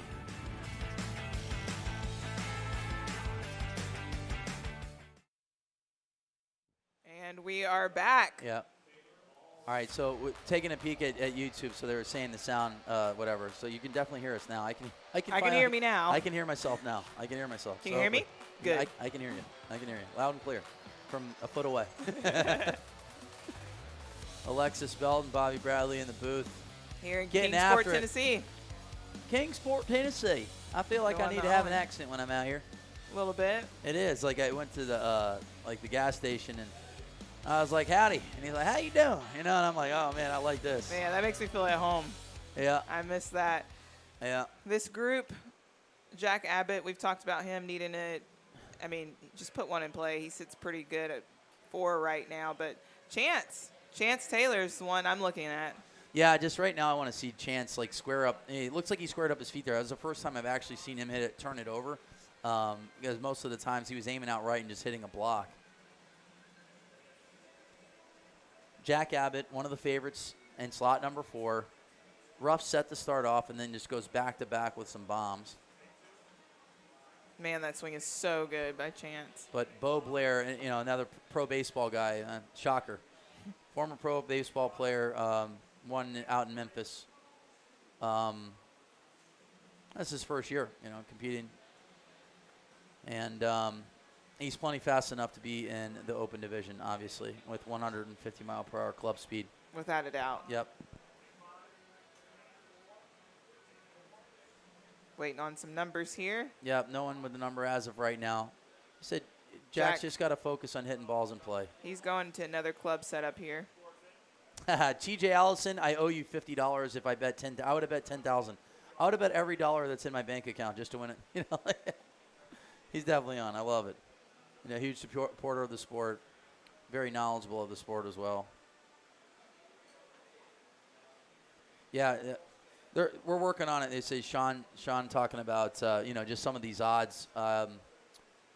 Jay-Z's on. The GOAT has just entered the chat room. Jason Zubak, 5-time Open World Champion, senior world champ as well. Ended up just shooting him the odds, so Jay-Z has the odds now. Yeah, what is? I mean, what's it's his just like, well, response? it's just like, you know, like, I mean, you know, Martin and Billinghurst. I mean, you're looking at, you know, Kyle and JJ, obviously. But, like, Martin, world number 1's at 1,600. Yeah. You know, and they just said that they've been collecting data for the last 2 years, so they're going off of data that they've received. But, you know, Martin's got 4 wins. He's got a world championship. He's world number 1. You know, it's it's a good opportunity to get some money. Yeah, but you know, just to confirm, the competitors can't bet, nor can I. So I would, though, if I could. I would. So, but yeah, like I said, we talk about, you know, guys in the 20,000s. There's a lot in there that. Like, man. Wes Patterson. I mean, Riesback's at 20,000. No walk, Kyle Gabbard. I mean, Gabbard makes, I mean, final 8s. You know, I mean, Wes was 1 ball away from making heads-up matches last tournament and got last balled by I think it was Jack Smith might have got him. Jack Smith. Mobley just tuning in or just shot me a text. Oh God, I thought he messed up his leg or something like that because he just kind of like it was scary. Yeah, like Mobley scared me, and thank God, like we had a bunch of Medics paramedics here. right here. But, you know, we thought he was done for the tournament, and then he just comes back like 2 minutes later and hits, you know. I was like, kept whoa. hitting. But it's a Talk about fortitude. It feels like I got shot by a beanbag gun, at close range. Yeah. So, and that was something similar to what Kyle had. Kyle got really lucky, in my opinion, that he didn't tear anything. Because No. that was kind of like a lingering injury, and he just shut it down. In Canada, took off. One of the events, and out in Connecticut. And he came back and he looked real good. He looked really good. Kyle looked well and looks good now. But Bo Blair, here he is, the ball player. What's his hat say? Booyah. Double B's. Come on now. We're out in Tennessee. Hitting bombs. .com. I got a hat yesterday. So I had to pay a lot of money for it. Wow. Josh charged me for it. Do you have a? I'm not going to bet on him to win. Got any one-stop power shop gear? I have a shirt at the house. Oh, of course. You need to wear the shirt with the Hit Bombs hat. I need a Lee Cox shirt. Ooh. I like to have I think just Lee's face. I think that's. What if you had that as your his socks? signature. Lee's face. Lee's face as your socks. I mean, you're talking about One-stop power shot shirt with the Hit Bombs hat. There you go. Yep, and yeah. And you talk about other coaches and world champions in the senior division. Pat Dempsey. I was gonna say Pat. An unbelievable personality. Watching him and Bobby Wilson get after it. Yeah, that was so much fun watching those guys hit. I truly enjoyed watching the senior division championships more than the Open. Way back in the day, they were so entertaining. It was like you're literally going to a concert or something like that, where these guys were just so relaxed and so talented, and just they put on a show. And yeah, I think we're coming up to that because we're having so many people transition into that senior division. Yeah. And it's going to be even more electrifying. Shook's in the senior division now. He didn't hit today, but that was a good field, really, truly a good field of senior hitters, and to be expected. But John Graves took some time off, and he ended up making a semifinal this year, or today. And his ball speed was jumping as well. He was 206, 207, 208. But 211 ball speed here by Bo Blair. Yeah, Bo's moving it. And it really comes down these guys that's fast, and they use the term amateur. Speaking of a guy that looked like an amateur about two tournaments ago. Hitbombs.com. Speaking of a guy that gave me one of them nice shafts there, and Samuel Judah the third. I am back, baby. What's Turbo up? Daily. There he is, How man. are y'all doing? It's good. How does it feel to be in a city, in a state where they kind of have the same accent as you? It's amazing. Everybody understands what I say here. I know. What was crazy. that? What? Of course. Roll Tide. Roll Tide. Well, Go Tigers. I can't handle all this orange here, though. Yeah, it's a lot. Bo Blair. Bo Blair's looking good. Double B's another Pro Ball guy. Hey. What's it with the pro? Why are we so talented? Just kidding. We're good at everything we do. But what I love about the guy is he takes one driver, one head up there. Me, I can't because there's a chance I break one on the tee box. Yeah. Absolutely. Yeah. You're just walking up. Walking up. Yeah, you might just break it just because you're mad. Yeah. Nothing. Or because you're happy. That's true. How many shafts have you broke this year? Swinging the club or just breaking it in general? So I've broken one this year swinging it and 6. Oh, my non-swings. gosh. That's impressive. Four in one tournament, right? Okay, let's not bring that up. That tournament's in the past. Those days are over. Let's get that out of here. You hit one of the most iconic drives of all time. It was like a -4 launch. No, and it just time out. It was one launch. It was a one launch. It was a 1.6 launch at 3,200 spin. It was the coolest. A little bit of rise at the now, tail. that is an Instagram shot. That is. I think I'm the only person in the world that can hit that shot. Yeah. So I'm owning it, and I'm going with it. Especially at those speeds. That was hilarious. We're sitting there in the It wasn't to me. We were trying, but you know what? You fought through it and you advanced. That's all you can do in those situations. Yeah. And you called it out, which I felt like helped move you past it You quicker. have to. In those situations, you just have to talk about it. Have you cleared the mechanism, and you're good now? Because you look nice out there a couple weeks ago out in Utah.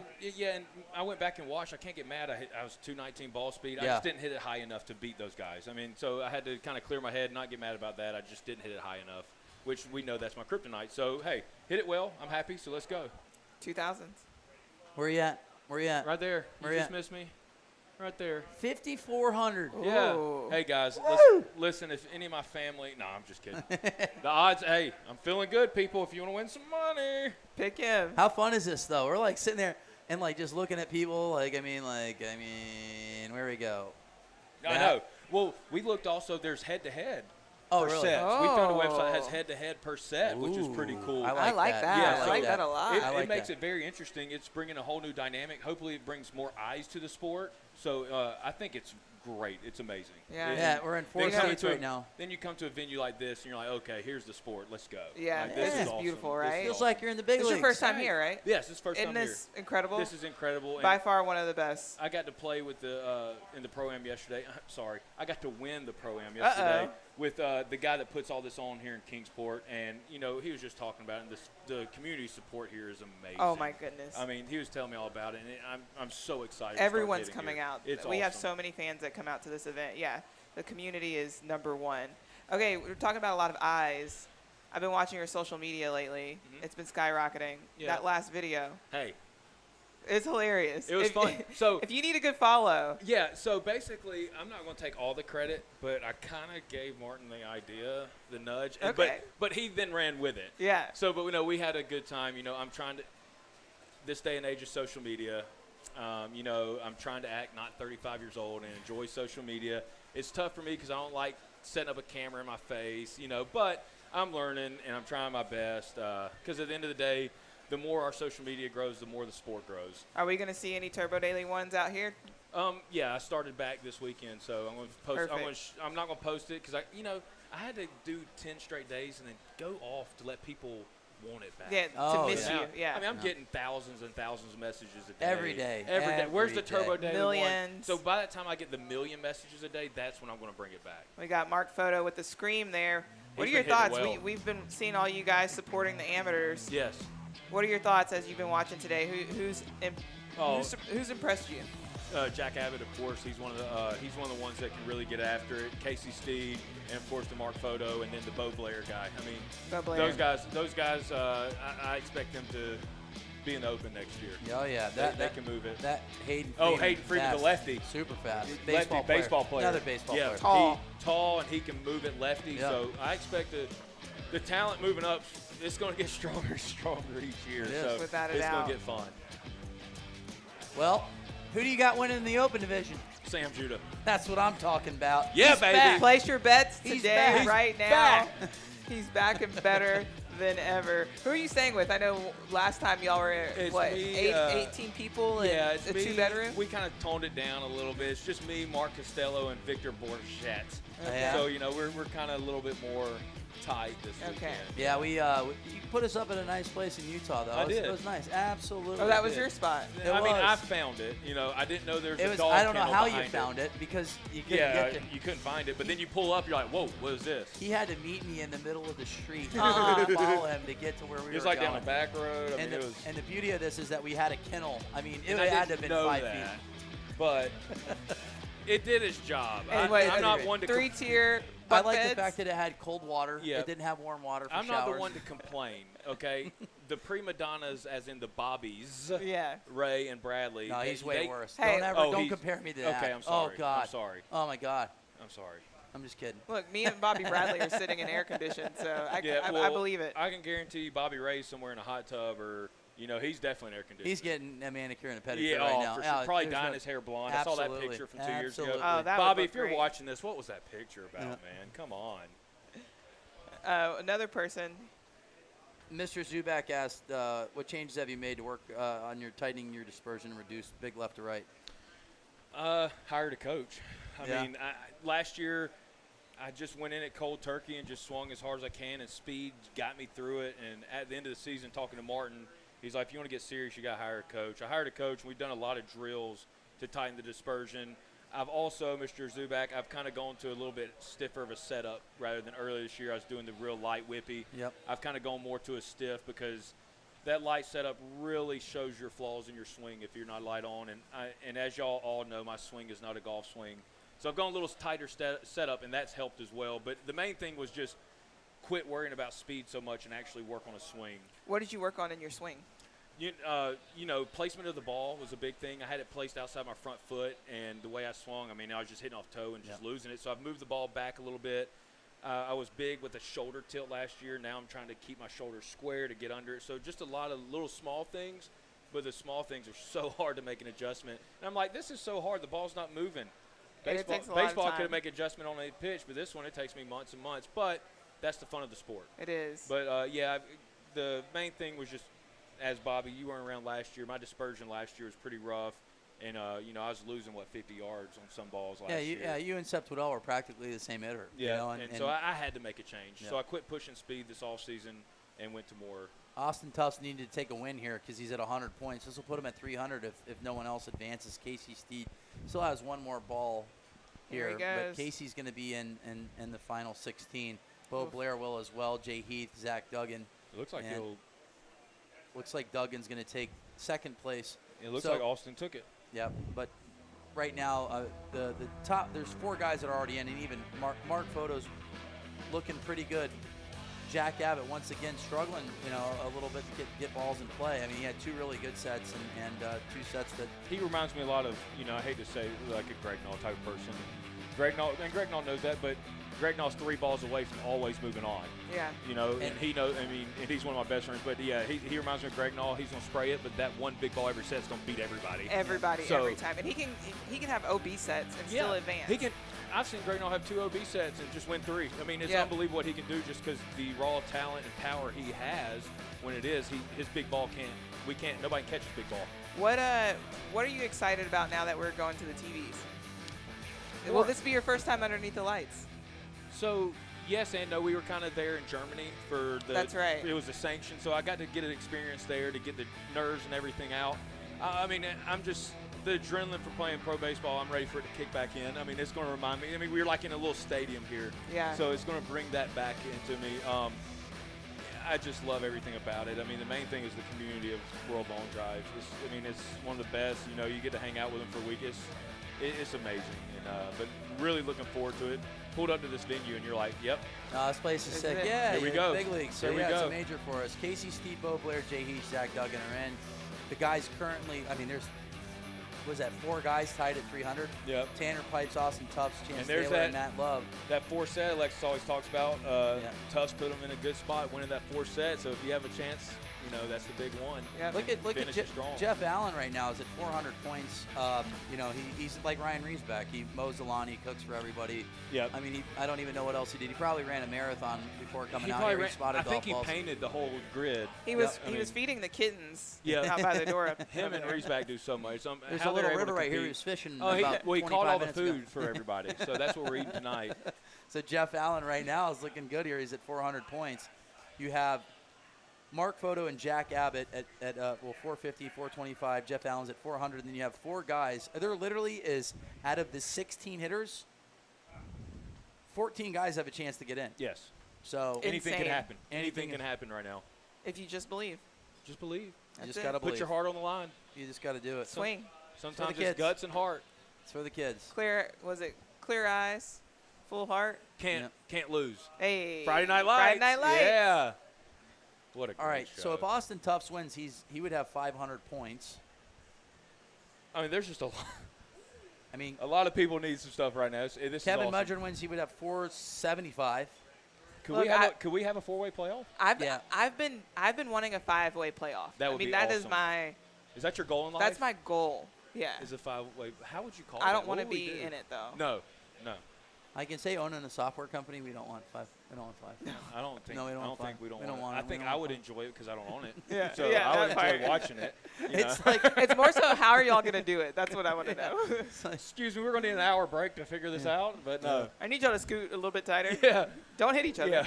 All right. Rocking all the y'all Jays move here. on. Austin, come on, get one and play there. I mean, he's got a chance here. Look at those shoes. What a style. I mean, this is big for Kevin. I mean, he could hop up to 475 with a win right here. Right now, currently in the lead. I mean, technically, I was like, Brian could potentially get in if he wins.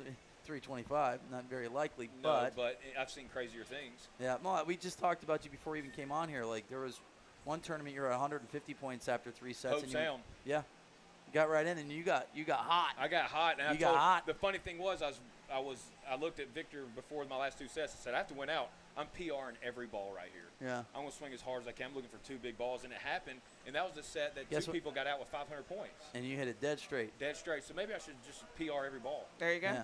What am I Austin What have you Tufts been doing? needed that number right there. Austin's going to put himself at 500 if That's no one Put else him in a approves it. great position That right puts him there. in a big position. Yeah. Got to believe. Just got to believe. Got to believe. And he did. He did. He did it with the Jays. Full heart, clear eyes. Can't lose, baby. You can see us. We're on TV right now. You see where WLD is, people? That's That where is we us. are. Us. You can't see we're us. waving at you. Golf at Waving. full throttle. We're waving right at you. Yep. There you are. We're somewhere in there. Someone Like, peeked how their can they head see there. through this? We can. It's like mesh shorts. Yeah. Isn't that crazy? We can't see names, but we can see big things. Oh, yeah. I can see that Austin Tufts just won that set at 352 yards. That was more Boston accent. A bottle of water. England. Look, I learned an England representing. accent. Oh, There he good is. for him. Now, one of the greatest interviews in the history of life. Japan's finest. Oh, yeah, I know. Well, so who else do we have? Is Taiga hitting this week? Tiger's not. Taiga is not here. I think I saw Naoto. Naoto's Yeah, here. Naoto's yeah, here. Naoto's here. I think that's the only other one. If you know the sport, if you weren't a part of the sport but you knew the sport, plus 9,900. Naoto, I'm assuming. If you know the sport and you see that number, I would highly suggest you doing something Cody about that. Billinghurst, 14,000. Oh! That's another one that I would highly suggest. That's what I was telling Martin earlier. I was like, hey, I'm quitting the sport. I Now I know know the intel. Yeah. I'm quitting it, and I'm just going to be the I best mean, but like, just imagine gambler. Martin 1,600. Yeah. Like, this is crazy. Unbelievable. Man. I don't know where they're getting those. Phil odds from, Mickelson's going to put a couple million on this. I heard he already did. He's He going to probably break the did. system. Yeah. Back in debt. He's not an addict. Yeah. Well, if he bets $1 million and he hits for 99 million, I mean, what's the problem? That's no one. Okay, so it's not gambling. That's it's not knowing even a you're winning. 9-figure payout. Well, technically it is, but he only nets out Yeah. What? 8 figures, Yeah, so, 99 I mean, million. Yeah, that's just for me. That's just not enough money for me to even think about it. Yeah, consider it, you not know. worth it. I'm making so much doing this already, so Yeah, I don't want to exactly. risk it. Yeah, I feel you. Yeah. Completely understand. It's Sponsors. Yeah, yesterday winning the Pro-Am, I think I pocketed $4.7 million. That's something pretty like good. that. And Nice. It wasn't per team. It was me only. Well, you're so. moving to Puerto Rico for 6 months and a day, then you don't have to Yeah. pay. Yeah, was it 4% tax on that? Yeah, actually, 160 grand. Montana. Oh, Montana. Yeah. Okay. All right. Yeah. Well, you might have to pay a little bit more then. But if you go to Puerto Rico, it's only 4% total. Okay, I'm going to Puerto Rico. Yeah, you should Thank go to Puerto Rico. I Go knew live in Dorado I Beach. know you're the guy I should ask for that. Adam Hickey 360. that one. Justin Rich 352. From Tanner Pipes. T Pipes. What a name, right? Ah, Such it's a great awesome. long drive name. Perfect. So Tanner Pipes Hickey, it down. Adam Hickey would put himself at 400 if he wins this set, which would mean Jeff Allen would just have to hit a ball and play.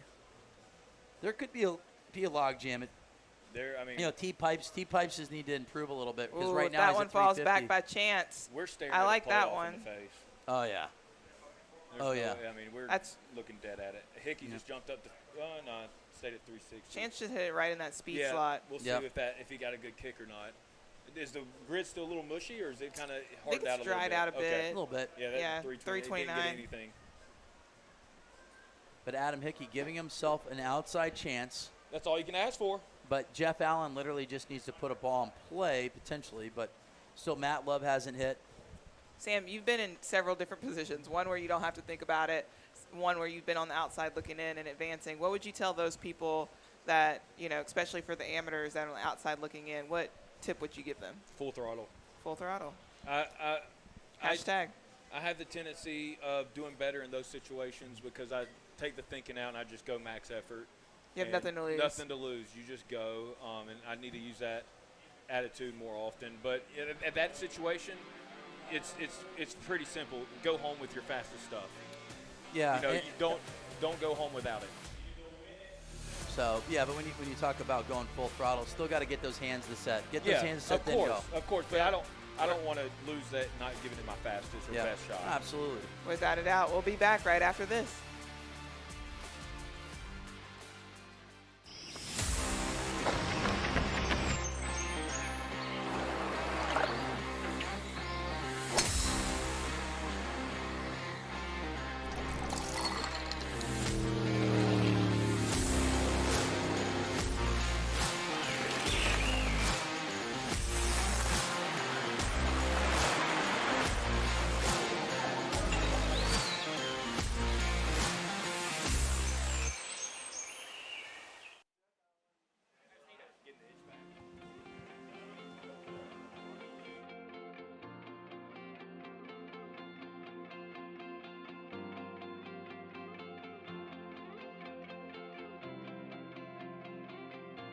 We're back.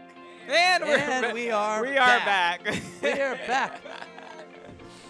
We are live. I don't know. There it is. In I'm Kingsport, back. Tennessee. Special guest, Sam Judah. Very special. Very special. We are back. Mr. Was it 54-55 odds? Yeah, 54-55. Just so random. It's not like. But I'm using it as fuel. I love it. I wish they had put me at like plus 9 million. Yeah, Give me bulletin the board fuel. material. Yeah, bulletin board Yeah, material. I go Nick absolutely. Saban with it. That's awesome. That's all I'm doing tomorrow is listening to Nick Saban speeches. Roll Tide. Roll Tide. Actually, they are very inspiring. Not gonna lie. No pressure. You know. Monotone. Jeff Allen needs to get a ball in play, and Matt Love would have to win the Have next to set. win. He has to win his last set. Yeah, who's? Zach Duggan's in. Mark Photo just needs to hit a ball and play. Bo Blair is in. So the guys that are currently Zach Duggan, Bo Blair, Jay Heath, Casey Steed. Do you know what you need to do when you're? I know you guys have this data down there. Yes and no. I don't want to get in my own head. Yeah. That event in Hope Sound, I had to look at it because I knew I struggled early on. And I looked, and all I needed to know was like, all right, win-win. But other than that, I try not to because I don't want to take off the gas or step on it a little more. I just try to stay in my zone the best I can. I'm an ex-baseball guy. When I start thinking, because I have that Alabama education or Alabama high school education. When I start thinking, everything goes away. I'm better just going with it instead of thinking about it. I'm right there with you, Louisiana. You Yeah, know, we're that's kind of worse. what and what. Yeah, that's worse. Y'all beat us a couple of times. And Yeah, just a few. Just a I few. don't know, English, All right, math. Jeff. Jeff just needs Just one in need- play these just last put two a ball in balls. play. You know, Adam and sometimes that's the most stressful, Yeah. knowing you just need It one is. ball in play because then you try to start guiding it. We saw that earlier from OB left. Eddie Fernandez, and once he stopped guiding it, Yep.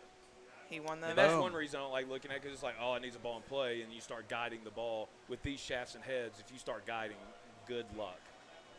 So Jeff Allen applying a ton of pressure right to himself right now. Last ball, come on. Adam Hickey right now is just praying. Yeah, that Jeff goes OB. he's just hanging on over there. But then they got to watch Love. Yeah. Oh!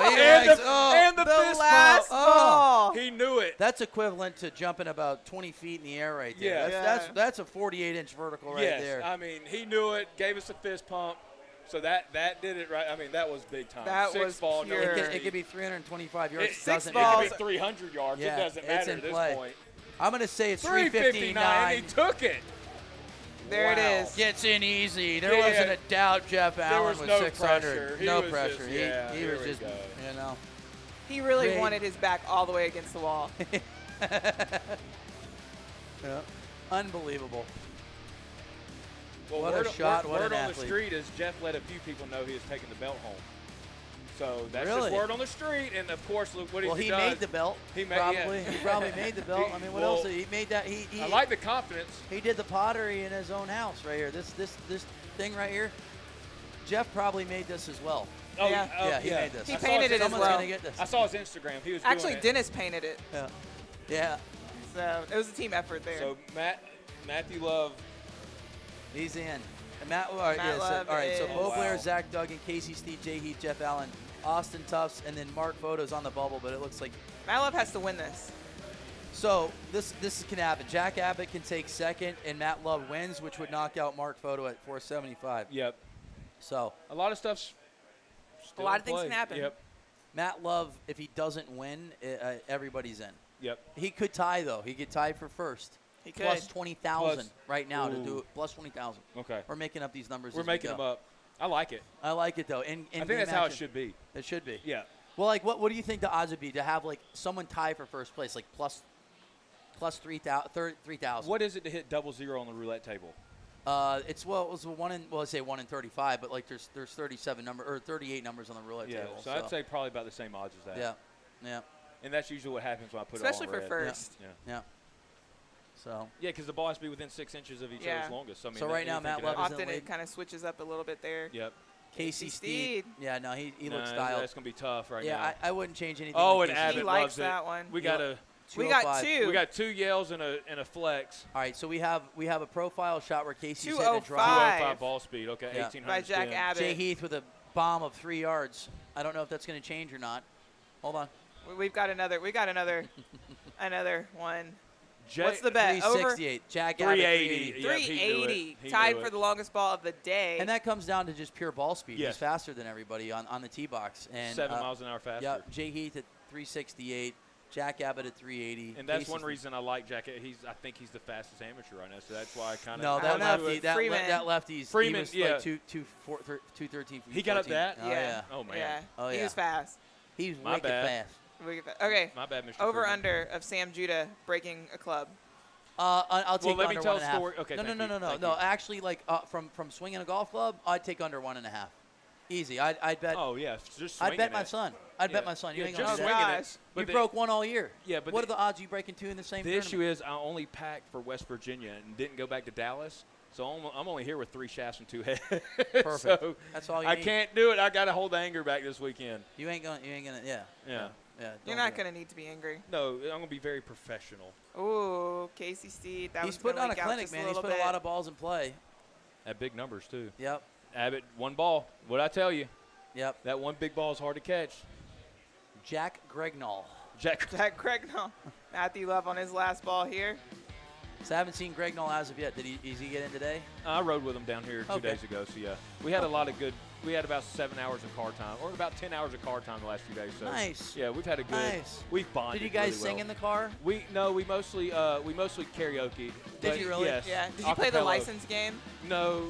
No. That makes me sick. Did you play I Spy? I Spy? We didn't play Yeah. that. We did a lot of silence, and then we did a lot of talking, just emotional men stuff. Wow. So it's Yeah. therapy. It's therapy. Any tears?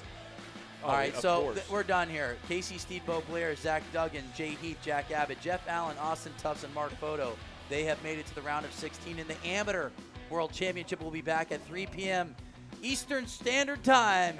We're in Kingsport, Tennessee. You better come back and watch, people. You better come back and watch. We will see you soon. America, roll tide.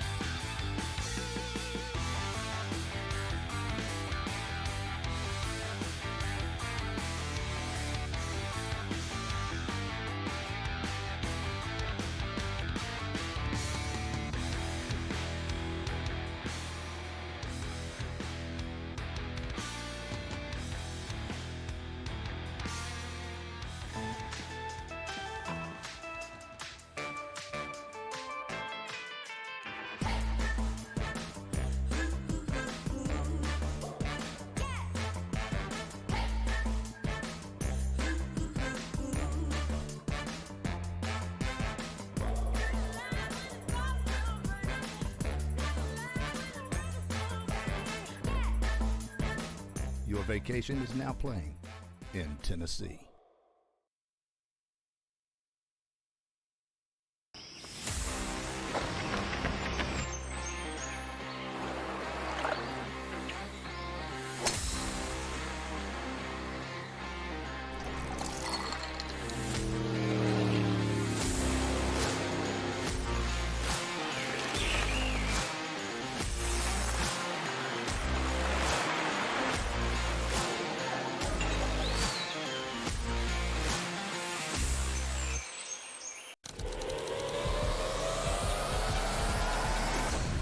Introducing the new Bridgestone E9 Long Drive. Co-designed by world long drive athletes to push the limits of distance.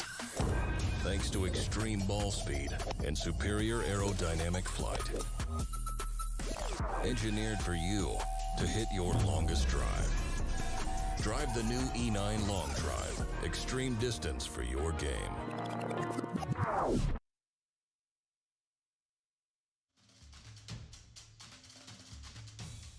Who are we? We are Ballad Proud, inspiring transformation in the Appalachian Highlands, joining together for a common goal, working to improve lives. We take pride in our work, pride in our mission, pride in our communities. We are Ballad Proud.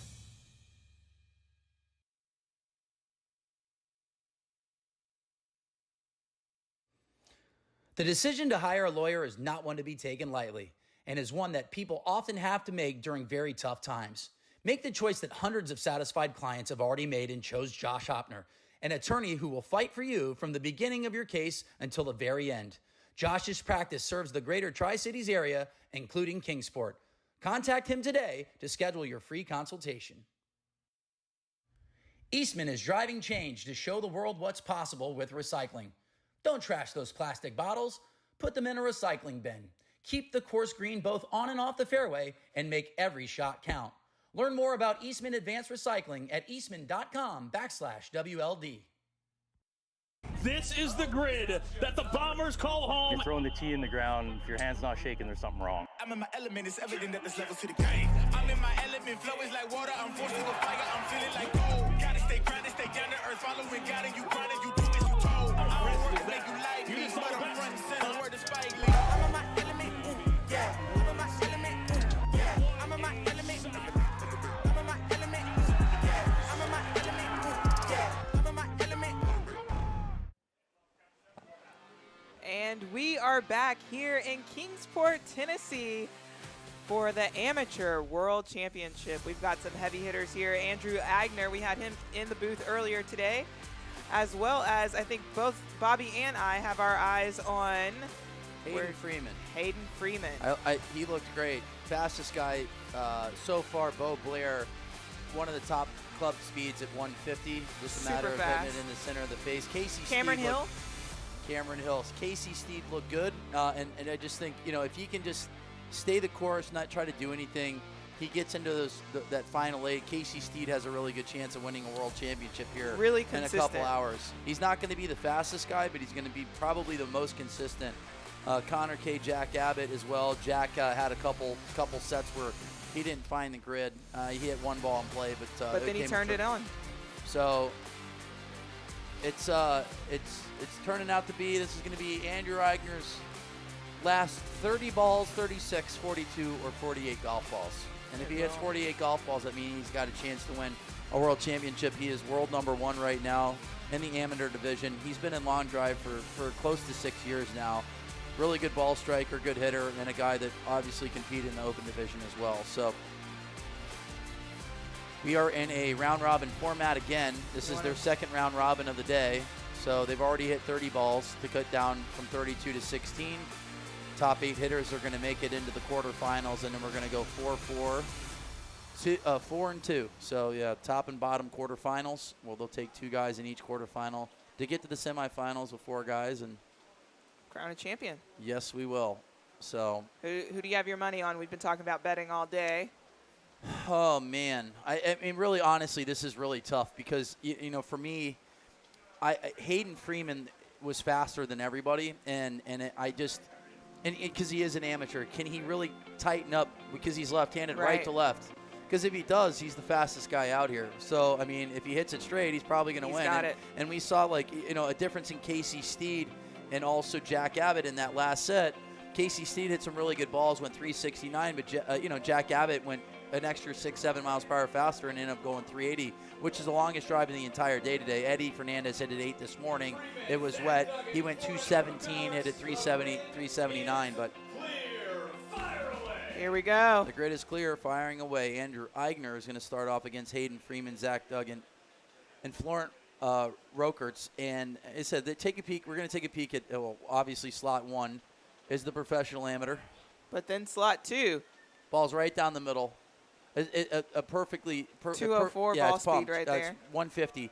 He hit that center punch. So if we see a 370 right away from Andrew Eigner, like a 365, 370, I feel like it's going to be a really good number right now. One thing that is different is the wind. The wind when he hit was left to right. Now it's right to left. So that could affect the ball flight. A couple yards. Here and there, maybe 5-10 yards. So I'd say 360 would be a good start. But that one said OB. That first ball from Andrew Eigner. Wow. That looked like it was Definitely a draw right down the middle. Definitely thought that was in, but yeah. maybe a little off there. Looks like Flo has gotten one in the grid as well, all the way from Belgium. Absolutely. And to your point, we talked about Hayden earlier. Just got to get the balls in the grid. It is his to win. Yep. Andrew Eigner with a number on the board at 350. It's a start. Slot number 2, 6'7", 200 and almost 50 pounds. Big dude, baseball player. Hayden Freeman. Just focusing on can he get balls in play right now? That's the question. Because he's plenty fast enough. There's a 211 ball, a little cutty. So that one comes back. This one could be in play down that right side. He's eyeing it. And one thing that we'll have with us maybe tomorrow is being able to see dispersion left to right, right to left. How much movement are they taking up in the air? Height, landing, carry, yeah.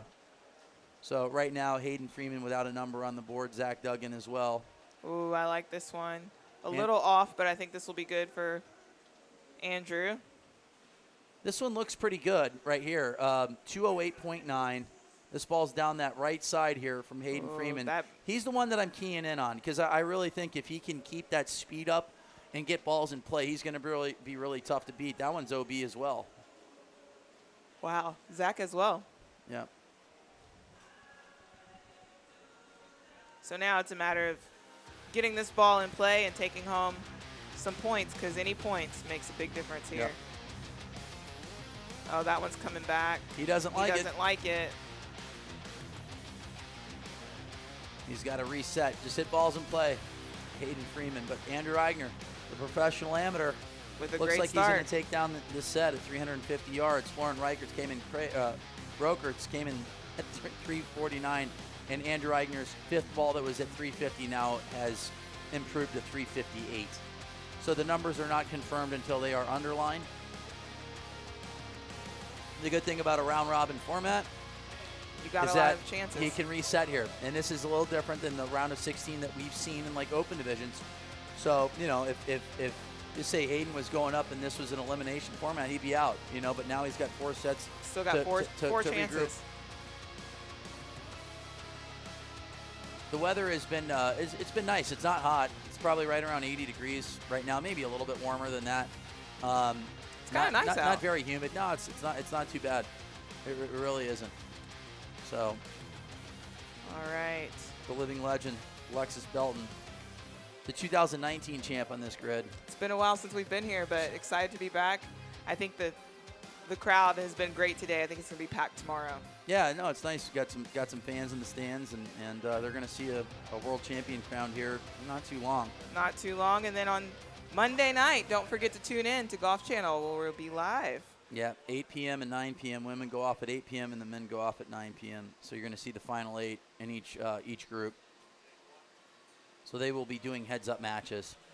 It's going to be about, give or take about 5 minutes per group. Yep. So, yep.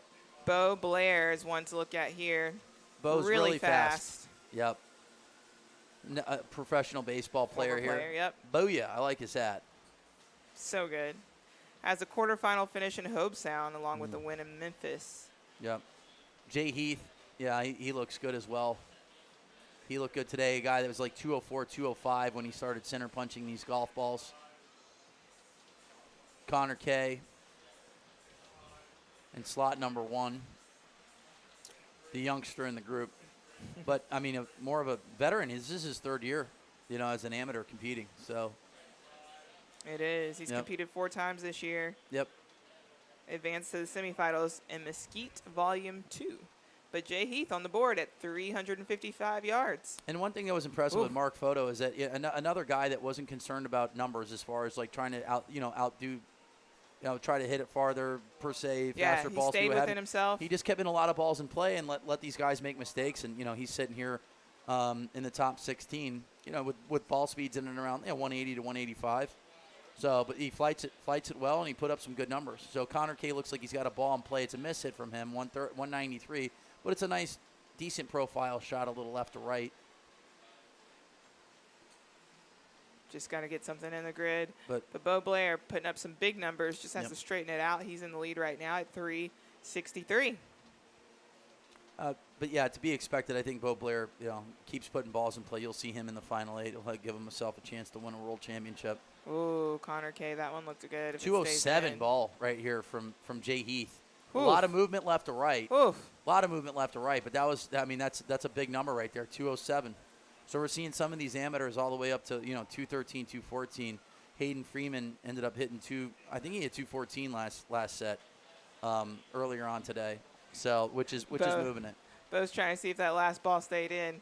Got a thumbs up from the ball caller and a smile.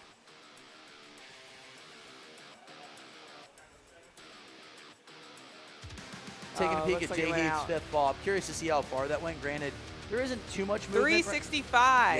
Yeah, that was a good ball. Just nudged out Bo by 2 yards, but we're still waiting for these to be confirmed. That was 207 with a lot of left to right, and the flags are going right to left.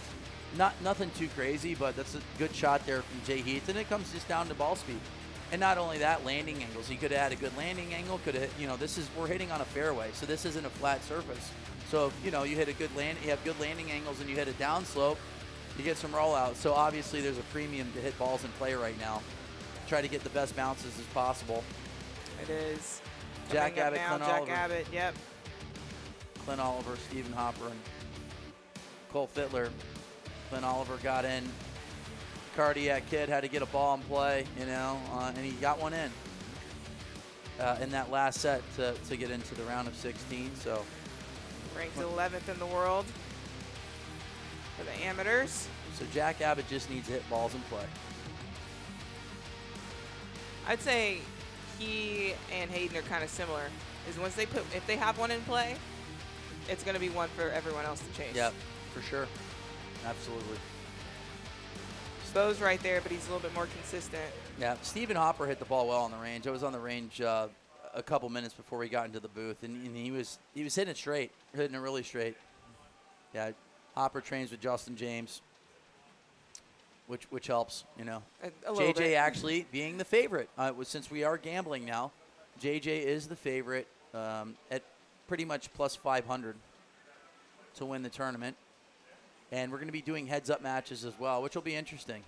Found out earlier today, like the first match, like Josh Koch versus Mark Costello, minus 115. It's a pick'em. Do you remember the match? We had the match in Utah. Mm-hmm. Out the gate, Martin and Kyle. Yeah. That was awesome. That would be a great one to be betting on. Yeah. That whole for sure. lineup. Yeah, that was good. Well, this is early on in the day.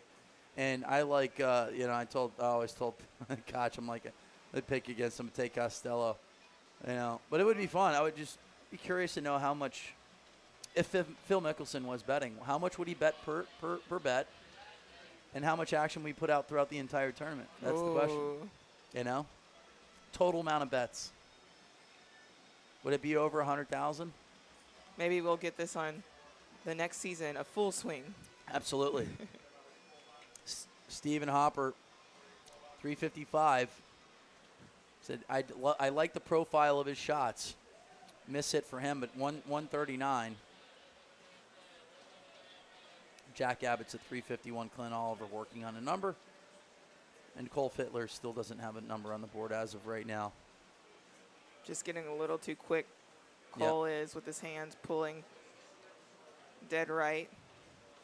Ooh, that one by Jack Abbott. I can't see if there's movement on it. It's moving a little right to left. Flirting down that right side. 2,700 spin. But the wind looks like it's actually starting to move down and is that into or down? It looks like it's down. Granted, we have like mesh shorts in front of us. That's when they turn it back around, like the camera, and you see like where it just says WLD and all that. That's where we are. That's where we are. So we're trying to look through this, but it does look like the flags are moving pretty hard right to left right now. Yeah, definitely right to left. Which Casey Steed, which you'll see here next, will benefit Casey Steed for sure. All right, looking for some numbers from Jack Abbott as well as Cole Fittler. We will have those confirmed here shortly. Right now, looks like Stephen Hopper is in at 355. He's the only one underlined. Oh, Jack Abbott. Boom, 367. So that high cutter, high ball, cut it. A high ball. Cut it. 367. Clint Oliver doesn't have a number yet. We're waiting, drum roll. Looks like Jack Abbott's going to take this set down at 367. Stephen Hopper's at 355. We will have one more group to get through the first round of the final 16 and the Amateur World Championship. And then we'll have a few more sets to go. Oh, yeah. There it is. You see us? I'm We're under right there. the D. I'm and waving. You're under the W. Can you see me? Yeah, if you're looking at I'm, the top right now. So we're trying to see if the flags are moving, and it does. It does a little bit, like down and across. There we are. So, Hi, Mom. Hey, Mom, how are you? I need to get Hi, my son. CEO.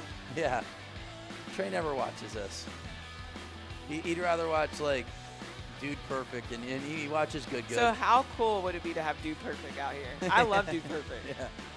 Yeah, he likes watching Garrett, on Good. The good guys. Yeah, I mean, he grew up, Garrett and those guys are coming to the golf shop back All in the the day when time. they were Oh, like, my goodness, when it, like yes. just getting started, He would travel with his dad. Oh, yeah.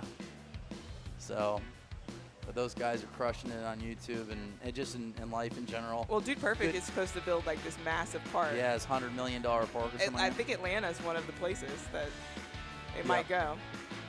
But Casey Steed is the one to look for here. Cameron Hill had the most amount of points. So Cameron's a good hitter. He ended up qualifying for the World Championships in the Open Division. Jeff Allen on his last ball, he made it interesting for himself, but ended up going 367 in order to. He won the set, so it put him in at 600 points, easily in at 600. But yeah, we joke around and say that him and Ryan Riesbeck are the hardest working guys in long drive that compete. Without a doubt. Yeah. They always have a contest to see who can wake up earliest and cook the most amount of breakfasts for everybody. Mow the grass. They actually use tweezers. Yeah. Not even nail clippers, tweezers. Yeah, electric clippers. Yeah, there you go. Cameron Hill on the board at 348. Casey Steed working on a number. Casey did hit a lot of balls in play. And Austin. 193. So Casey, like when he was hitting a good ball, was right around like 197, 198. He's got a ball in play at 334. A little skinny by Jeff as he's looking to get one. I think that one will be in. Cameron Hill had a decent ball. It was a miss hit for him, but it was right down the middle. 356, so it's a little bit, he improves a little bit. Cameron Hill. Slot looks number like 3. Austin just got one there in the grid.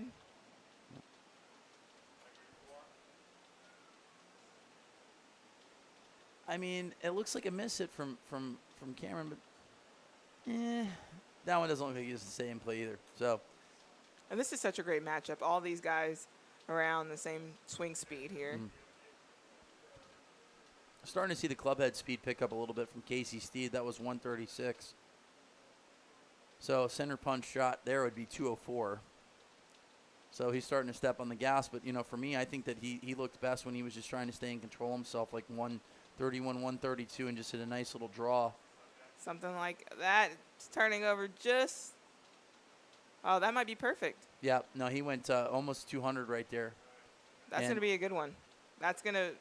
And that's going to ride the wind a little bit. Not too much spin on that golf ball. And the one thing, like I said, for us that really helps is being able to see how far these guys carried it. So we couldn't tell if that was a tumbler or not. Or 360. 360. Yeah, 3. That was a good ball there from Casey Steed in slot number 1. I mean, if you're hitting a draw, that's probably the worst slot to be in right now. We'd rather be in slot number 3 or 4. So.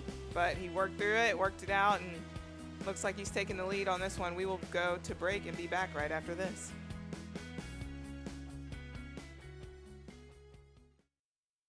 You don't have to love nature to visit Tennessee.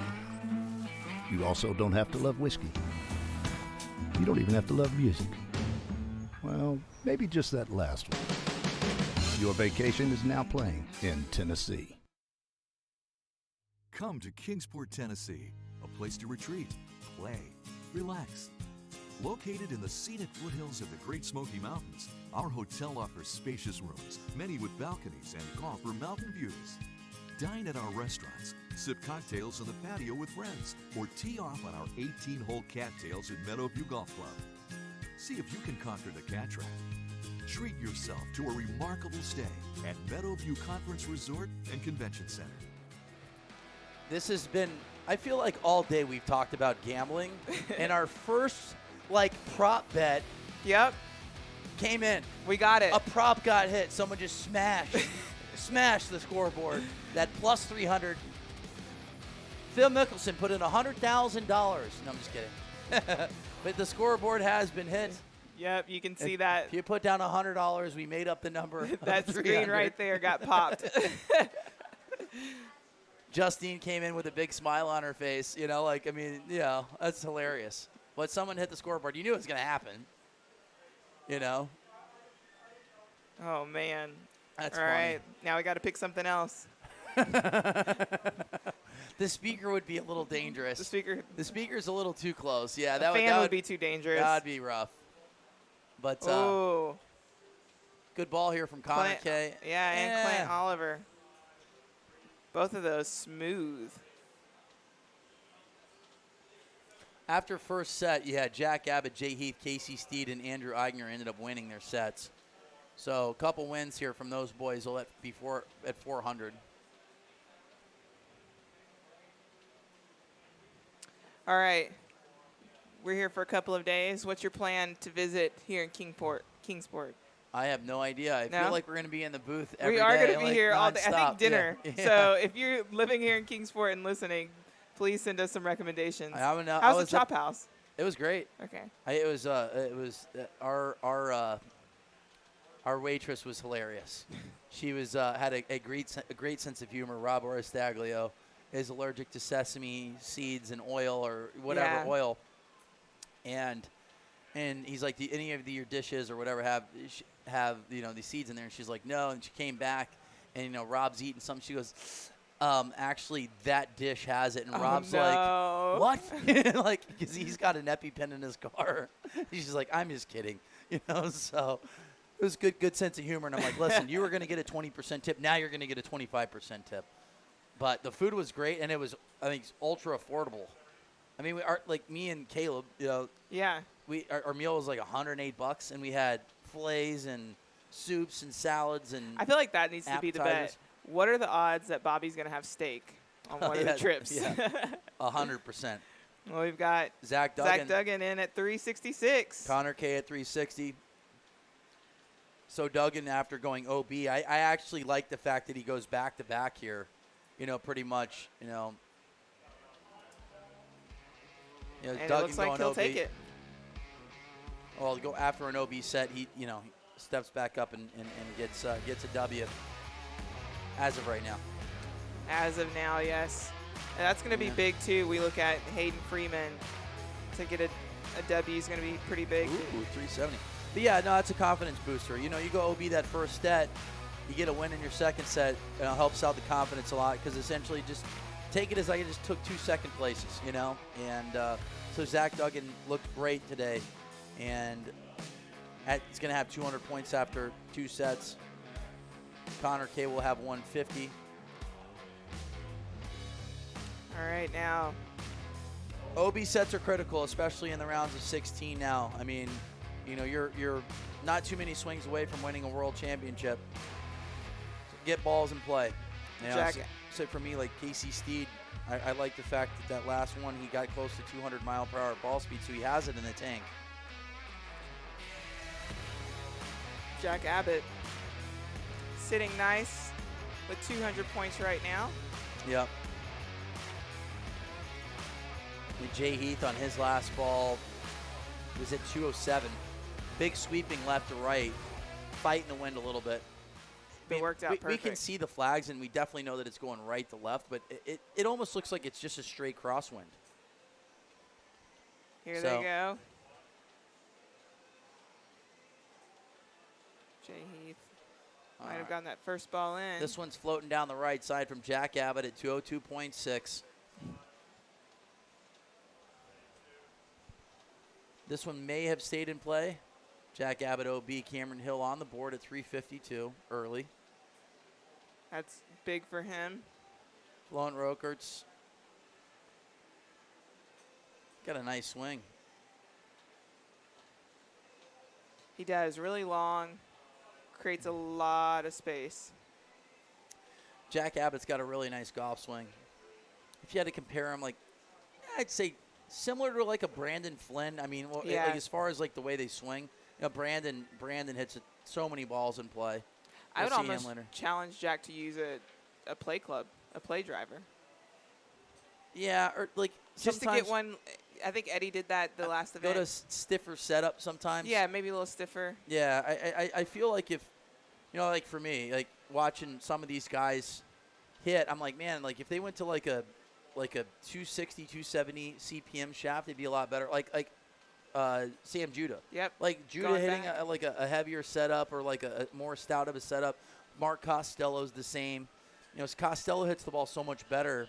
I mean, because if you're off by just a little bit, you know, it's tough to get these balls in play, especially not hit them in the center of the face. But say Costello's looked really good, and you know, I looked at his odds too. It's you know, I said we keep saying it's gonna change, but since it's like the first event, you know, gambling on some of these hitters, like the odds are woof. That one stays in by They're Jack. juicy. It's going to be a good one. Jack Abbott with a 204 ball right down the right side, 3,300 spin, spun it a ton. Which See if he- might actually help it stay in. Yeah. 360. There you go. Jay Heath. And it comes down to speed. Jay Heath is fast. You know. Here's a little low cut here. I know. Let's see what this does. Jack got 209 on that last ball. Wow. I saw like this profile shot from Jay Heath was similar to like Eddie Fernandez when Eddie went 373 in slot number 4, OB. It was a little bit lower. So, you know, for us, like it really helps us immensely when you're able to see like the height on the golf ball, what have you. But I mean, it's kind of the same story that Mike Ambry said. Speed wins, and speed right now is winning. Without a doubt.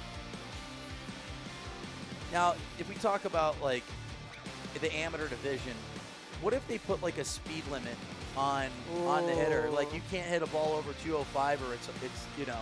Well, let's doesn't think count. on it, and we'll be back after this.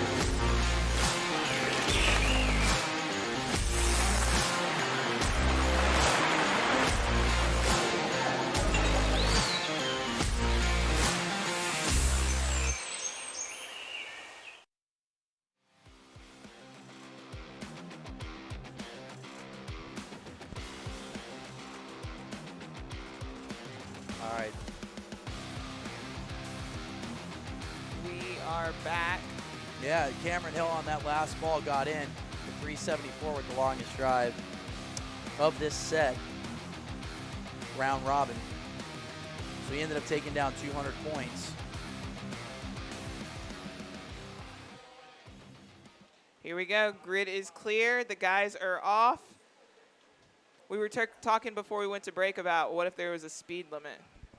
Yeah, and I mean, what happens if like you went over 205, like then it doesn't count, type of deal. Wouldn't that be crazy though? I mean, but like you said, you talk about an amateur division. I mean, it's there's some pretty big disparity as far as ball speed goes, you know, and like what would be considered a professional, you know? I mean, that's pretty tough too because you have a lot of like golfers who stay amateurs just to win and play amateur events, you know. Yeah. So I think it's hard when you start putting a limit on it. Maybe though, there's something of you can only play a certain amount of events if you're like Be a good 210 topic and of more. discussion, you know. I mean, get more people in the booth, or even on YouTube. Like, what do you think too fast a ball speed is to be considered an amateur? I guess that would be the answer. Like 205, 210. 210. You know, I mean, there's guys that are 205, 210 right now that are making final eights. I mean, you look in, you know, Scott Littlefield. Yeah. Littlefield's a guy that sits in, you know, 205, 210, and he's made consistent. multiple final Yep. eights this year. You know, Bo Blair 379. I mean, he's a guy that's 150 club speed. You know, I mean, he's like really fast. But like last year, like I said, Cody Billinghurst, when I saw him in Hope Sound going like 217, 218, like, Oh, yeah. how is this dude an amateur? You know, so. I think we've got a little downwind happening right now, but we've got some big balls. Bo Blair at 379. Yeah, I mean, if you can hit a high draw right now, like hit it high, hit a draw, Play and it's going for to it. go a long way. I think we've talked about this, the difference between amateur and professional is that you know when you have that wind and that spurt, you play it. Yeah. Get that ball high in the air quickly.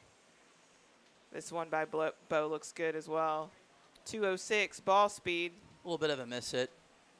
Hayden Freeman, 384. You got to step on the gas right now. And like I said, for me, Hayden is really fast. He went 0 for his first 6, and he was hitting some decent balls that just flirted down that right side that didn't stay in play. He had an OB set, and you know a win here would be huge for him, just like Zach Duggan, who went OB in that first set. So, you know, Wind's going straight down now. You know, for me, like if I had to pick a guy to win this thing, if I was confident in the fact that he would hit the grid, is definitely Hayden Freeman, and it's Without a purely doubt. based off of speed. I mean, he's super fast. I mean, he missed this ball, right? Yeah. It looks like it's straight. Let's see where it goes. Well, it's That's 177 ball speed, but still, you know, think fastball, hit fastball, and he got a belt high fastball in 384. So Hayden Freeman, after going OB, similar to Zach Duggan, just gets a win. It looks like he's going to get a W there. And how about that? Bo Blair going 379, which would have been the longest drive of this round robin, takes second place. Yeah, I thought we had 380 Yep. earlier, but now 384, the longest ball of the day. Yep. And to be expected, he's the fastest guy. He's the fastest guy out there. So Hayden Freeman. If I had to pick a guy to win it, I would pick him.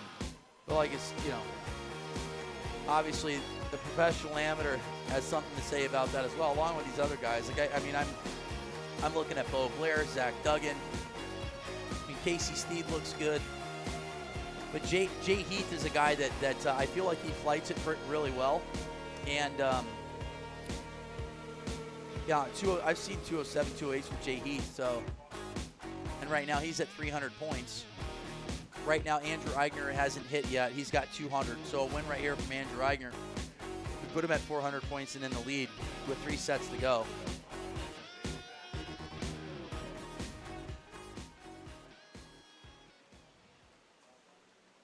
Jeff Allen, Andrew Eigner, Cole Fittler, and Mark Photo.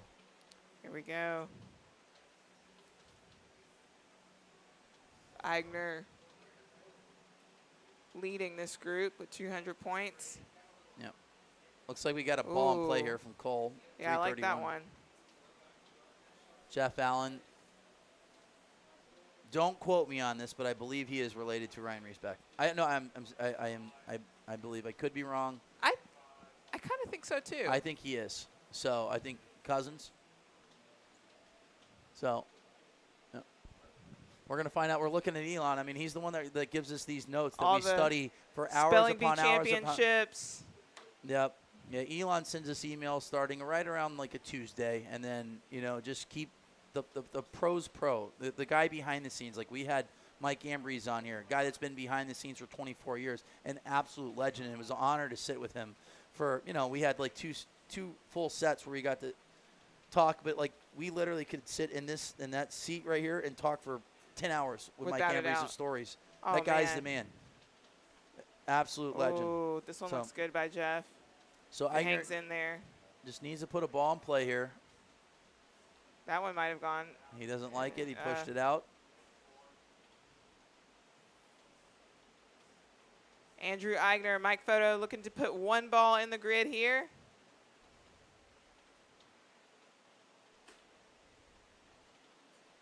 Here we go. That one might. Nope. Yeah, this one's floating down the left side from Eigner. So he's just barely missing it. And it's one of those things right now where it looks like he's guiding it. Yeah, he needs. Because he has a two-way miss right now. Yeah. I just, if I'm Eigner, I'm going to try to go, 140, 210. Swing. Put a swing on it. Instead of trying to guide the golf ball.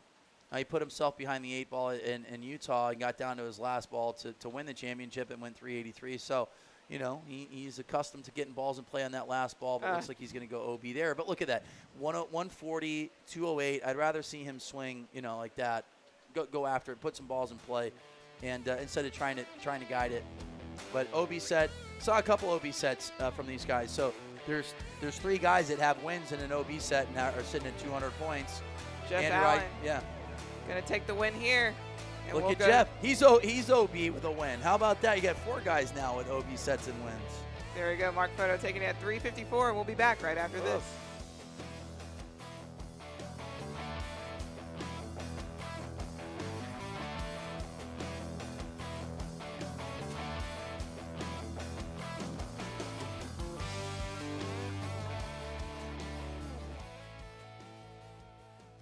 So what is your longest drive? You didn't even have one last season. So my longest drive indoors, we'll say I think 422, but in competition I had one this morning, 381. I just graduated college. Oh my gosh. Wow. So what are you looking forward to for the season? Definitely looking forward to experience, mainly just enjoy my time learning the sport and trying to get better and just using the competitive atmosphere and spirit to make me a better person too. So. Oh, I love that. Jack Smith, plus 3,700. Plus 3,700 to a gentleman that is a rookie, up nominee for Rookie of the Year. He will be hitting tomorrow. He's had 3 pro events, and he has made the final 16, a T9, and a T5, and came in second. Last tournament, keying in on Jack Abbott right now. And even Bo Blair, these guys can move it right here. Zach Duggan, Bo Blair, Jack Abbott, and Jeff Allen. Four guys have gone OB and then won a set. Hayden Freeman, Zach Duggan, Andrew Eigner. Oh, no, actually that last ball, Jeff Allen got beat on the last ball. It's a marked photo. We're starting to see the ball travel just a little bit longer right now. If you can see, I can see it now looking at the main monitor that the flags are going more downwind. It is still a little right to left, so a high draw would help right now. Grid would help out in the open division. Guys like Borgmeyer, Colton Casto, Kyle hits a draw. High draw would be good right now. We're going to see 400-yard drives tomorrow, no doubt. If it stays like this, for sure. But we are in the final 16 of the Amateur World Championship.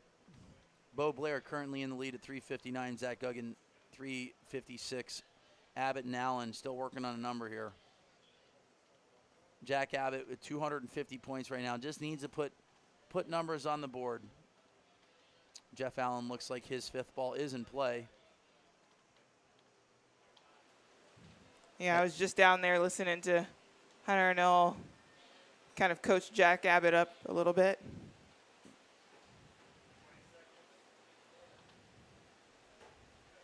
Bo Blair. Yeah, he's fast. He's quick. Yep. He's in at 3:59. Oh, this one's going to be close. Jack Abbott, 206.8, flirting down the right Look at side. him looking. He's like, he is it can't in? look at it. Looks like he's going to go OB. I think they just told him. He's close. A lot of OB sets right now. Like I said, it's a world championship. These guys are applying pressure. They to feel themselves. it. Yeah, they're definitely feeling it. You can see, and that's. And the wind's moving a good amount. Yeah. It's a lot different from this morning when they were qualifying. I mean, for me, like seeing this, I feel more confident in Casey Steed. Yeah. He's been consistent. He's hitting big balls in the grid. Yep. And not having a lot of waywardness.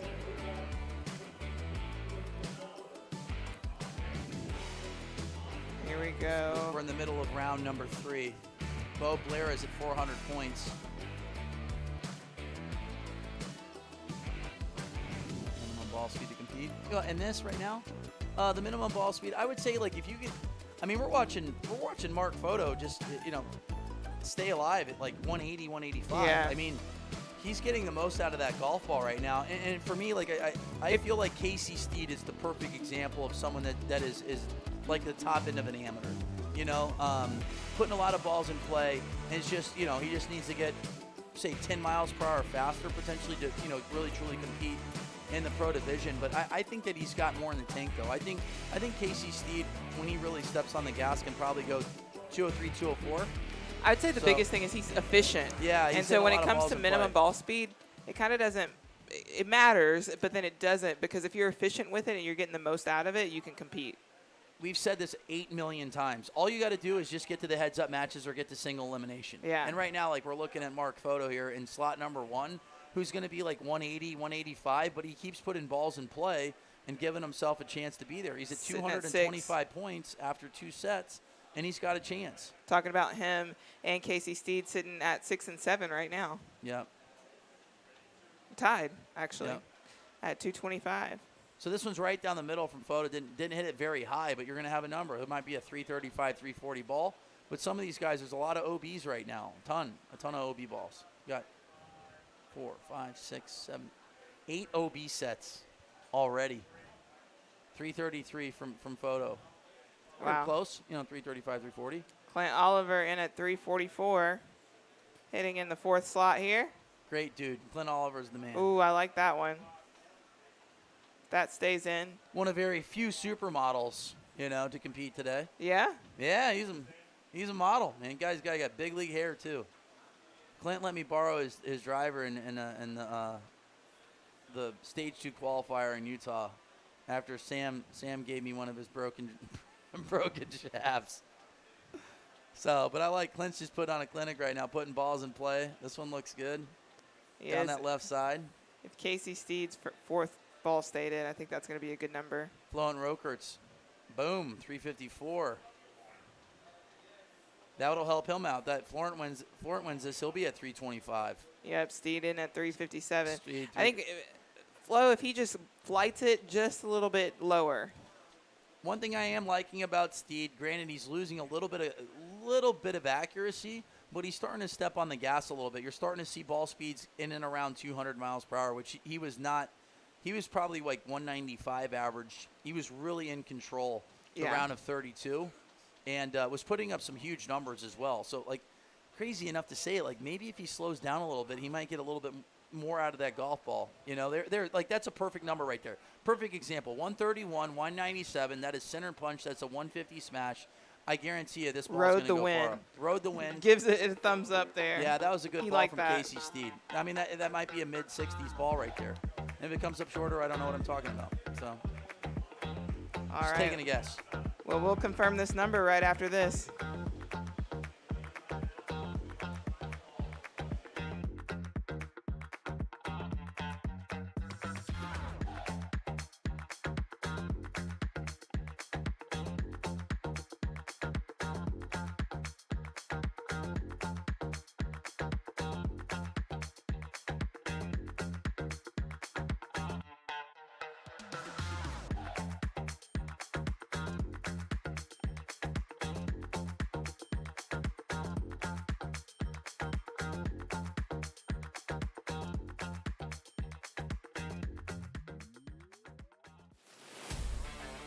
Looking to compete on the World Long Drive Tour for the largest prize purses in World Long Drive history? Pro and amateur members can compete in their respective divisions all summer long as World Long Drive kicks off their 2023 tour. Visit worldlongdrive.com to become a member and view all the registration dates for upcoming tour events.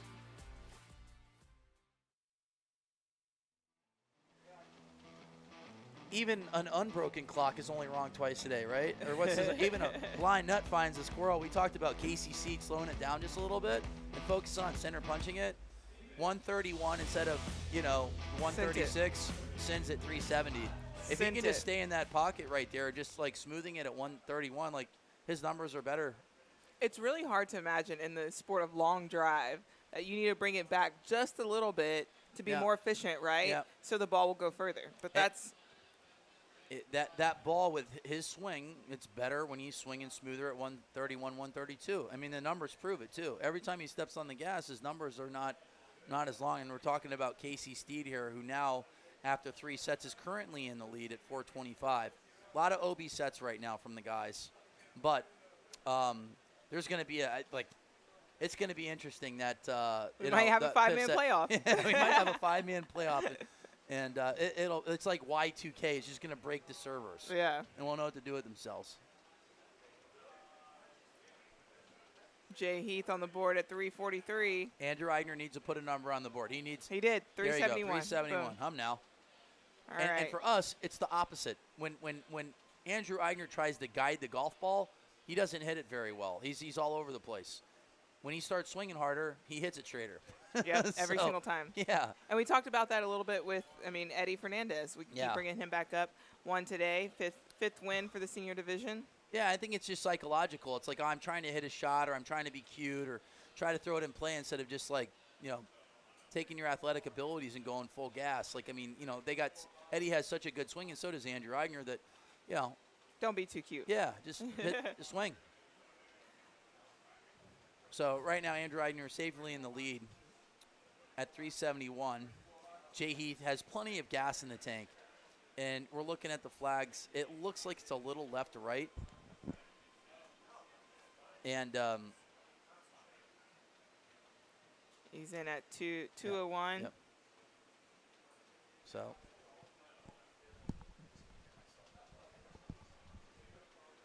All right, Stephen Hopper. Uh-oh. I don't know if he slipped there. Something happened. Is he okay?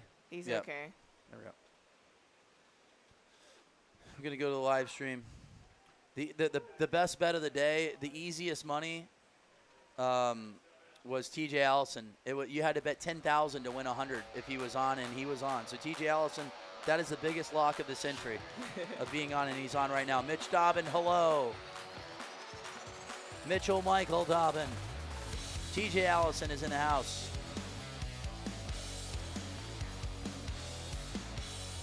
Dirk Rokerts, hello.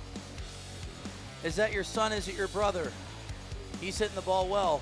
Andrew Eigner, 378, improves. He has got the second longest or third longest drive. The longest drive so far is from Hayden Freeman at 384 yards.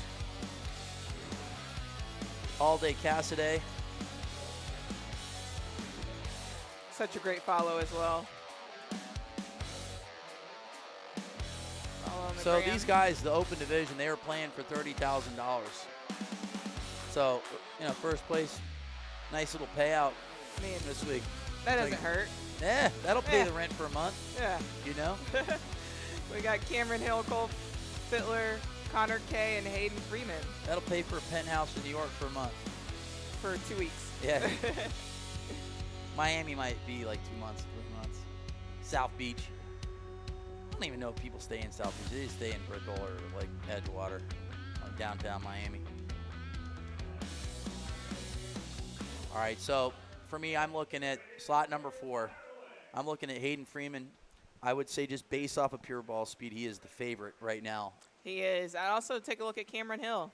Cameron ended up had the most points, hits a lot of balls in plays, qualified for the World Championships in the Open Division. But when it comes to pure ball speed, Hayden Freeman is definitely the fastest guy. Him and Bo Blair. Guess what? They all play baseball. So look at that. 146.5. That's a miss hit.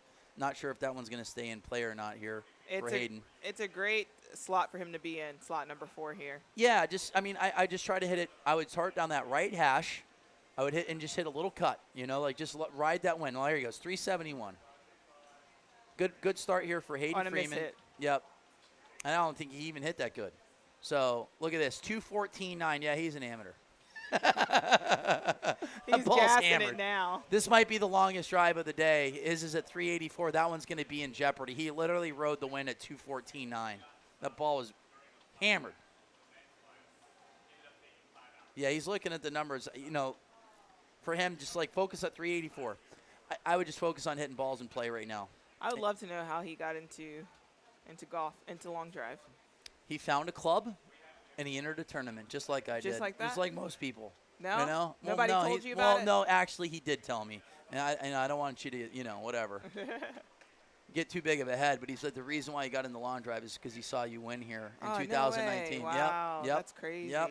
You motivated him. I heard it that he saw you win. Yeah, what did in 2010. Yeah, 2010, and I don't even think I won it 20. I don't think I've ever won. I maybe won a local. No, actually, it's in a poker match in Vegas. In 20, yeah, I won. I definitely did win some poker tournaments in Vegas. So it's 2010. I got an exemption because I made the final 16 at Worlds in 09. Okay. I think I came in 10th. So Roscoe's beat me. He came in 9th, but then yeah. Who was the one? Cameron Hill. Yeah. Yep. 2009, Sadlowski ended up going up against Jeremy Montgomery. I like this one by Cameron Hill, 200 ball speed there. Yep. Improves by a couple of yards, 359. But Hayden Freeman, 384. Yeah, look at this guy. He's 213, 214. He's looking solid. Never seen him hit a golf ball until today. And just walking on the range, you just heard a pow, like just a different sound, and it was him. All right, well, we're going to go to break, and we'll talk to you guys.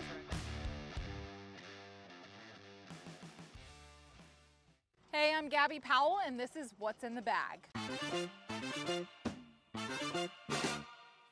So I guess we could start what's in my pockets. Right here we got the major bag with all the gloves. We got some tornado tees, which are the best for a long drive, right? We got the T-claws that keep them in the ground when we do hit. I was good on my own, that's the way it was. Coming up to the clubs, and this is where it's at, ladies and gentlemen. We got the Winston Collection club head covers, which are my favorite. And this is my competition baby, all right? We got the Paradigm Head, Triple Diamond, TPT Shaft, 21 High. We got the Jumbo Max grips. Going into the rest of my clubs, we are using the Callaway Rogue Max, my special custom Callaway wedges by Anthony Toronto. Shout out, he is the best of the best. We're going into the 3-wood head cover. We got some surfboards, some golf clubs, some golf carts, some palm trees. Those wedges are fire. They are. What are the odds? What are the odds on me saying pow pow over under 3.5 tomorrow? Ooh, I'm taking the over. Gabby Taking the Powell. over. Who gave her that nickname Pow Pow, by the way? It's TJ Allison's 10,000 or one. You got to bet 100 or no, 10,000 to win 100. Yeah. No, I think it's the wizard of nicknames. Give it to her. And we are back here in action. Gabby, the pride of Hope Sound, Florida. She was just, who was she on a flight with? Cassandra Meyer. And Avery. They were in Atlanta, flying over. So we got Monica Living walking up the steps. There she is, the favorite. Right there with And Devin Casaza. Devin Casaza.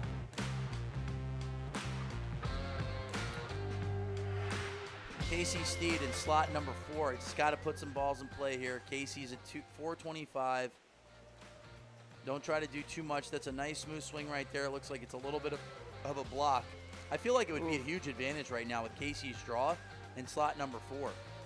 Once Without again, a doubt. like I said, start at the right hash and just try to hit a little draw. Just ride the wind. This one looks good by Jay.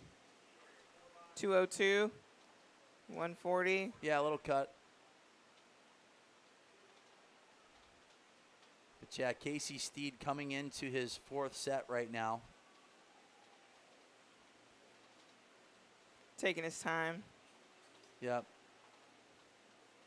Jay Heath with a 362 with a cut too. He hit a cut into a draw one. I really like, and I've said it multiple times now, but you know, Hayden Freeman with that cut. I mean, he's hitting a cut into a cut win for him. He's left-handed. He's got to be. I mean, we're live odds. I would pick him to be the favorite for sure. So without a doubt. Yep. And Zach Duggan, 368. He's at 400 points with an OB set. And well, I say the one thing that I like about Jay Heath right now is that he's just hitting his shot. He's just hitting a cut. He's not trying to do anything that he can't do. I mean, I would guess that he could probably hit a draw, but the fact that he's just hitting his ball flight, for me, if I was him, I'd just try to hit a 206, 207 ball and just tighten up that left to right just a little bit. Yeah, Casey Steed, to your point, you know, he's putting on the gas right now and having a kind of a two-way miss.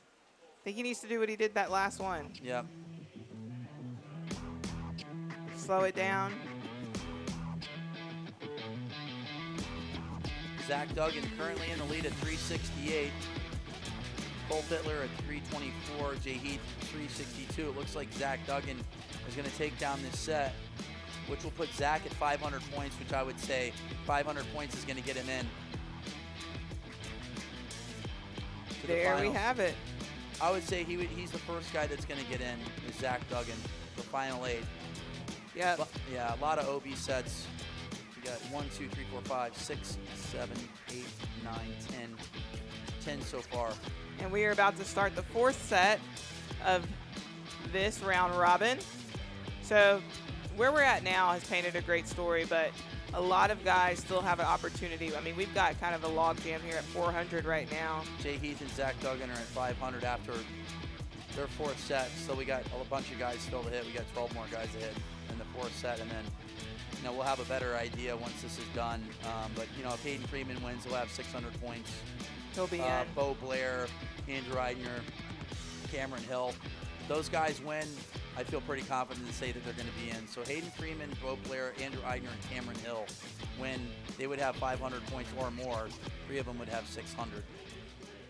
Here we go. Slot number 3 and 4, Jack Abbott, is at 250. A win would put him at 450. Hayden Freeman would be at 600. And you got Mark Photo doing what he always does, keeping that swing inside himself. He's definitely going to have a ball in the grid. I like this one from Jack Abbott. Yep, little pull, riding the wind, out. OB. Keep that same profile. Take that shot. Just throw it right down that right hash. Even a little pull ain't going to hurt nobody. He's OB, 2-way miss right now for Jack Abbott.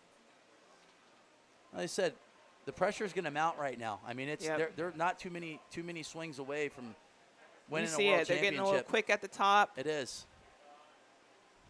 Mark didn't make a full rotation on that last swing. I want to see him. And for me, like when I start seeing this, it's like I feel confident that Jay Heath is going to hit balls in play. And like I said, I like the fact that he's not changing from his game plan. That he's hitting that ball left to right, even though it doesn't ride the wind out. So here we go. You can see right now Hayden Freeman guiding that ball a little bit. That's a huge miss, right to left. That might be at the YMCA. Yeah, that one might be at the Chop House.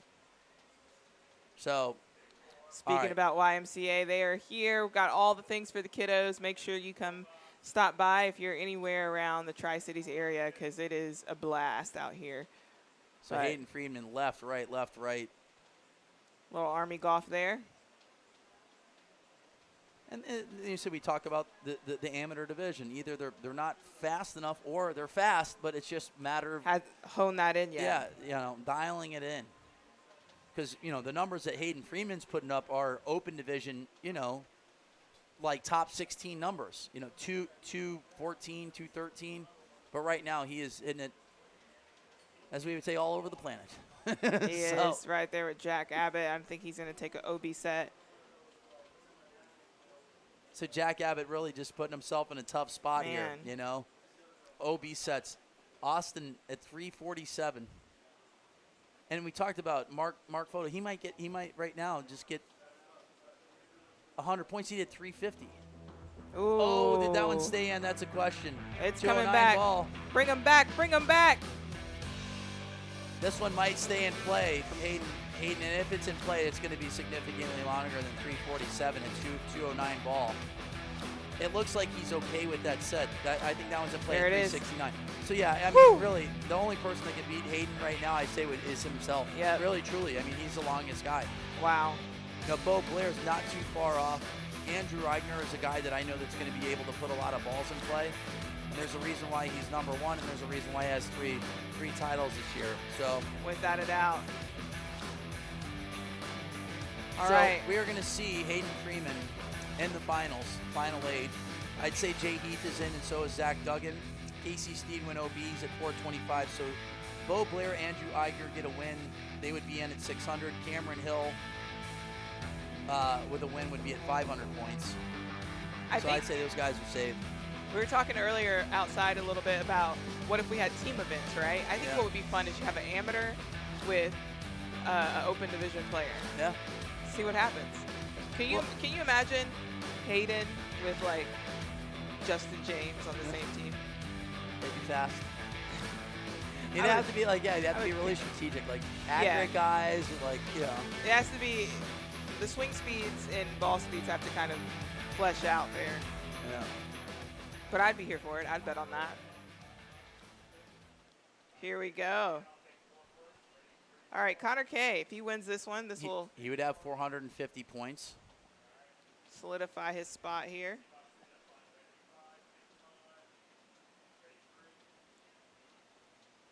Flown Rokerts would have 425. So I'm trying to, Jeff Allen's at 150. That would put him at 350. Stephen Hopper would have 400. So whoever wins this set, Connor K with a good start there. Big ball, 369. Big ball. Let's take a peek at everybody else's longest drive. So Florence longest drive is 357. Stephen Hopper. 360. 360. So that's a big number for Connor K to put up right away. And I know that Stephen Hopper hits a good ball here. He's got it in the tank. So right now I would just try to hit a high draw. And he's hitting a cut into a draw win. Let's look at those numbers and miss it at 193. For Stephen Hopper, he's got a ball in play. For Jeff Allen. A lot of movement left to right here for Florent, but that one looks like it's going to be in play. Connor K building on it, 372. Ooh. And it's amazing. Once these guys start getting balls in play, they relax and tension really falls out. Stephen Hopper, 366 with a high cut and a miss hit.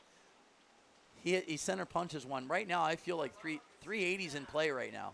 Look, the wind's Without ripping. a doubt. It is going straight downwind. Ripping downwind right now. Now is the time to hit it high and hit it long. Hit it high, let it fly. Rip it and rip it. And Connor is definitely trying to do that. That one's going to go out on the right side. Stephen Hopper, I feel like, hits it high enough to where he can get a big number out here. He's just missing them right now. 137, a center punch ball would be, 206. All right, here we go. Final balls right here, right now. Connor K sits in the lead at 372. Here they go. Straight downwind. Yep. Yeah, now's the time to hit as many balls as you can right away. Oof. Jeff Allen. I mean, he hit a good ball here. 183, but he hit that pretty darn good. A little bit of a miss hit. Definitely let it fly there. Oh, wow. That was OB. Waiting for Stephen Hopper's final balls.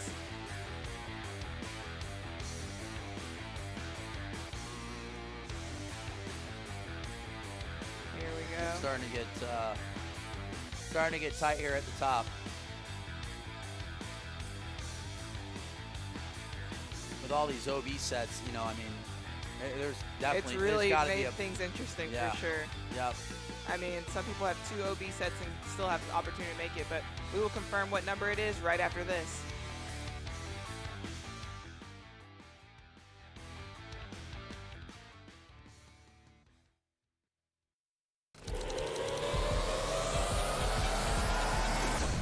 Introducing the new Bridgestone E9 Long Drive. Co-designed by world long drive athletes to push the limits of distance. thanks to extreme ball speed and superior aerodynamic flight. Engineered for you to hit your longest drive. Drive the new E9 Long Drive. Extreme distance for your game.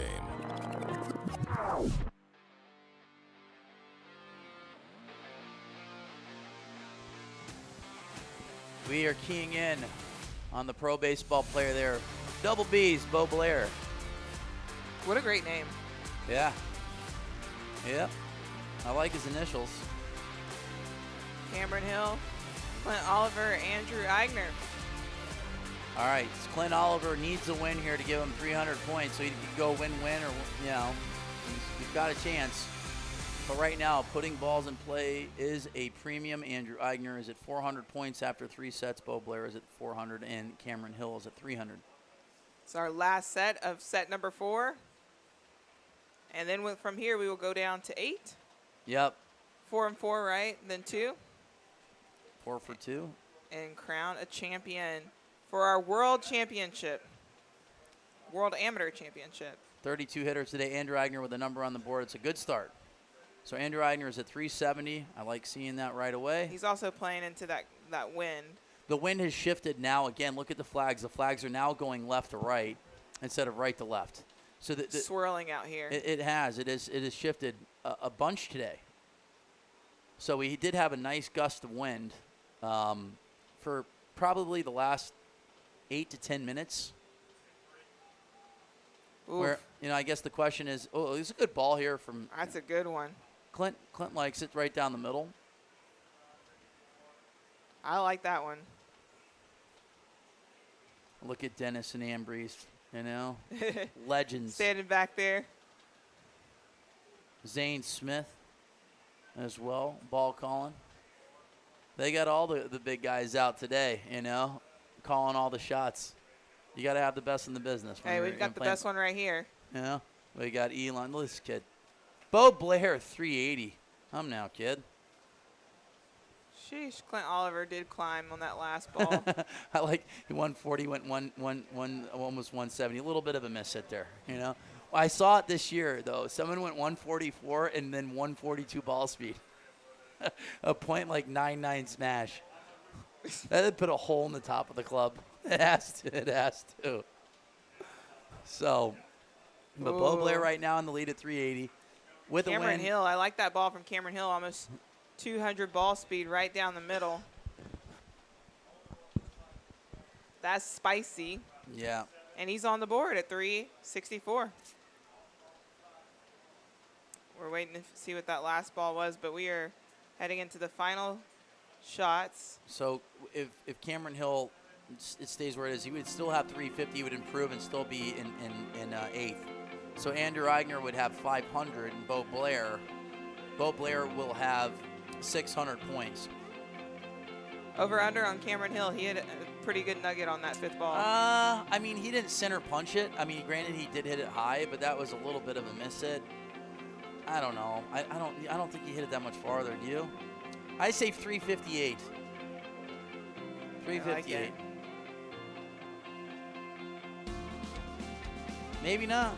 We're waiting. Maybe it went the hole. Maybe they check the hole at 4. Was it? He might have won it all. Too bad he's an amateur. He can't take the $1 million home. He can't take the $1 million check. Sorry Take about that. $750 then. I'll take the rest. Yeah. Here we go. Drum roll. Yeah, I think ball 5, it was 199. I think it was a miss hit. But you never know. The anticipation is killing us. Heart's racing. I know his heart is racing. Kingsport, Tennessee. Come on down. Come hang out with us. Hang out here for a couple days. You'll talk with a country accent. No better accent. Mm-hmm. Yep. 367. All right, he built a little bit, but not enough. He'll still be in 3rd place, I believe. Yep. Okay. The start Hayden of the final Freeman, set. Bo Blair, Andrew Eigner, Jay Heath, Zach Duggan. They are in. They are in to the final 8. 5 guys have made it and will be going for that #1 spot. I wonder how tight the number 1 is for the amateurs. I know Andrew Eigner locked in number 1. Yeah. Yeah, I mean, he's definitely had the best year. Got a bunch of new number 1s. Andrew Eigner. We've got Monica Living. Yep. Martin Borgmeyer. So Bo Blair is in, going back to back. I like this ball here from Bo Blair. This one is center punched. I say center punch because the center punch shot would be 217, but who's counting? 207's right down the middle. I like this number from Bo Blair. 144, 207. Not much movement on his golf ball. Wow. 385, longest drive of the day is from Bo Blair. Boom. Taking advantage of the weather conditions. Yep.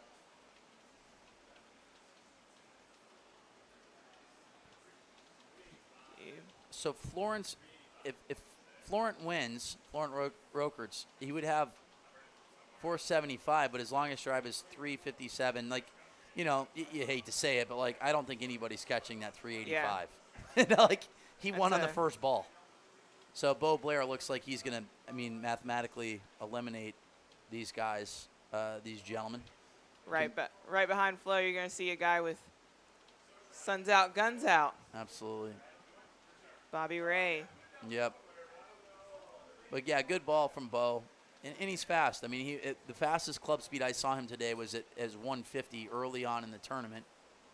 147.4, a little bit of a miss hit, but still a cut right down the middle. He's just playing his game. I'm liking these miss hits, though. I'm liking the fact that his miss hits are straight. And those are the things that we look at late in a tournament. You know, Austin with a big number there, 366. You know, that became his longest drive. So, but that's a big number to chase, 385. I mean, granted, it's the longest drive of the entire day. So, and Eddie went 217. Yes, it was at, 9:30 in the morning, and it was wet out. But, that's a tall task. He's putting a lot of balls in play. I like this late that Bo's putting them in, and he's a pro ball guy. He likes the pressure, and they always say either you fold under pressure or you thrive under pressure. And right now, Bo Blair is putting on a show right now. He will be in at 800 points after 5 sets, and he will be in the final 8 and 24 swings away from winning a world championship. Bo Blair, double B's, looking good in Kingsport, Tennessee.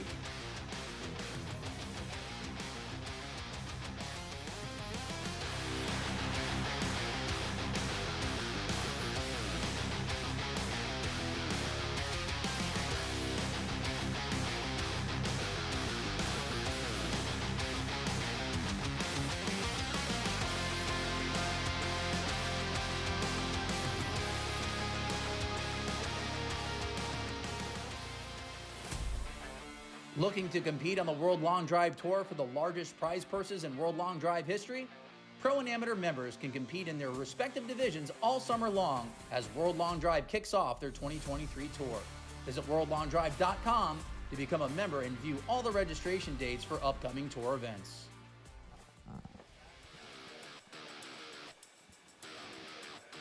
Look at Sandra there. All the way from Sweden. Yep. 2 beautiful baby girls. Yes. Finished second in her first event back after 4 years. I can't wait until she gets to bring them out. Hopefully they'll be here for Worlds, the whole fam. I know that's an expensive trip, but... Yep. Dad's out as well, but Sandra's got 5 World Long Drive World Championships. Always fun to see her and Phyllis on the tee together. Oh, yeah. Yep. And the nicest people you'll ever meet in your entire life. Hands down. Humble. Always happy, always got a smile on their face, always comes up. It's just very refreshing to be around. Well, like expected, Mark Photo is going to put a ball in play. And he's got a chance. He's at 300 points right now, going up against Cameron Hill. So that's kind of the match you gotta see right there. So Mark Photo just put pounding balls in play today. Yeah, I mean, he's been like 180, 185, and guys have made a lot of mistakes. I mean, you're looking at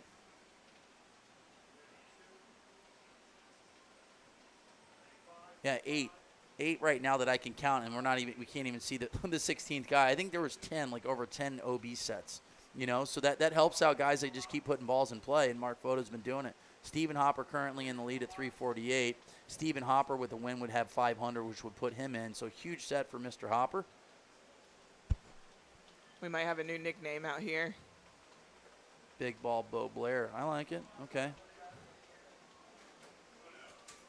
That's a tongue twister. Say that 5 times fast. Yeah.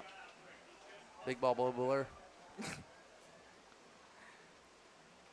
Hard to do once. Yeah. I mean, Mark Photo just center punched a golf ball based on the numbers. Love to see what that number is. I mean, I wouldn't be surprised if that's 350. That last ball, he was like 181, but it was 120 club speed or 121. He hit that perfect for himself. Did he hit it high enough? That's the question. Is a rollout, you know, We'll 353, see, yep. bang, but Cameron Hill, 357. Zach Duggan got to put ball in play here. That's a huge drive for Cameron Hill, too, because if he wins, he's definitely in. I mean, he'd be at 550 points. So, this is big. This is a big ball for Zach right here. yep, Stephen Hopper right now would be at 400. And Oh, he is going to take an OB set.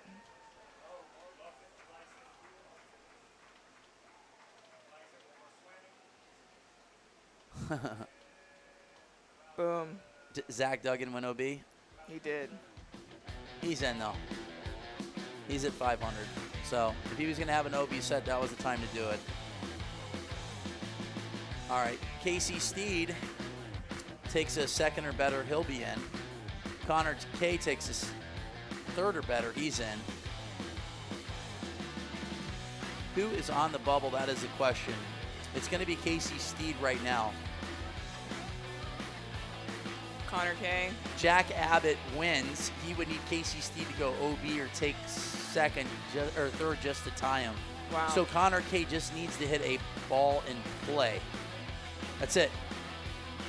Connor K just needs to hit a ball in play and he's in, and he put a lot of balls in play last set.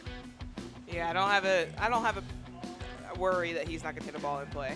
All right, so the guys that have a chance, if Casey Steed takes third or better, he's in. If Connor K hits a ball in, he's in.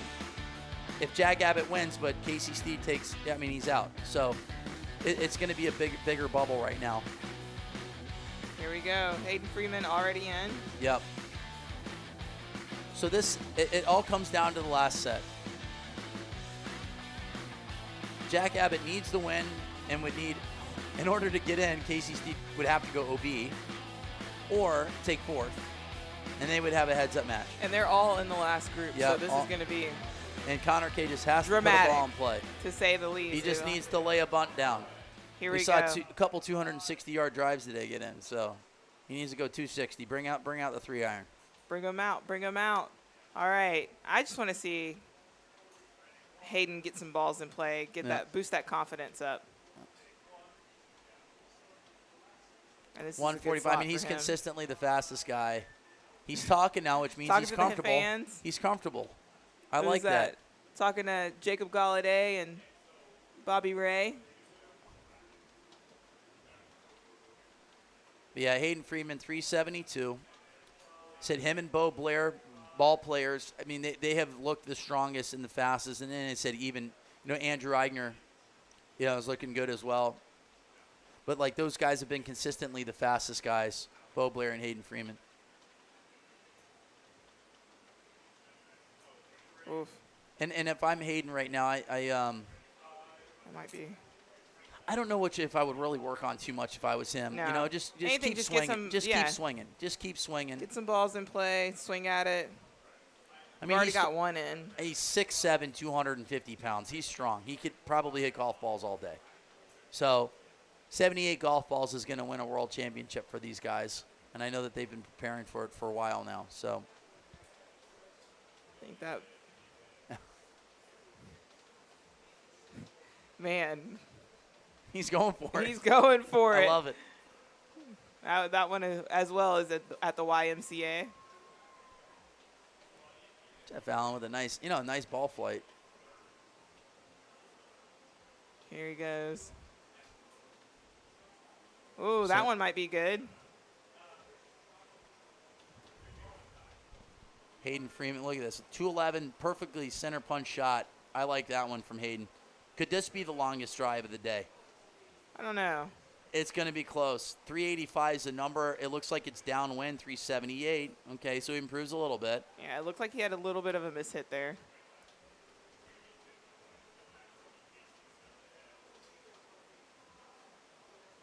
Ooh, but this could be the longest drive of the day. That ball's a bomb. He's walking it off.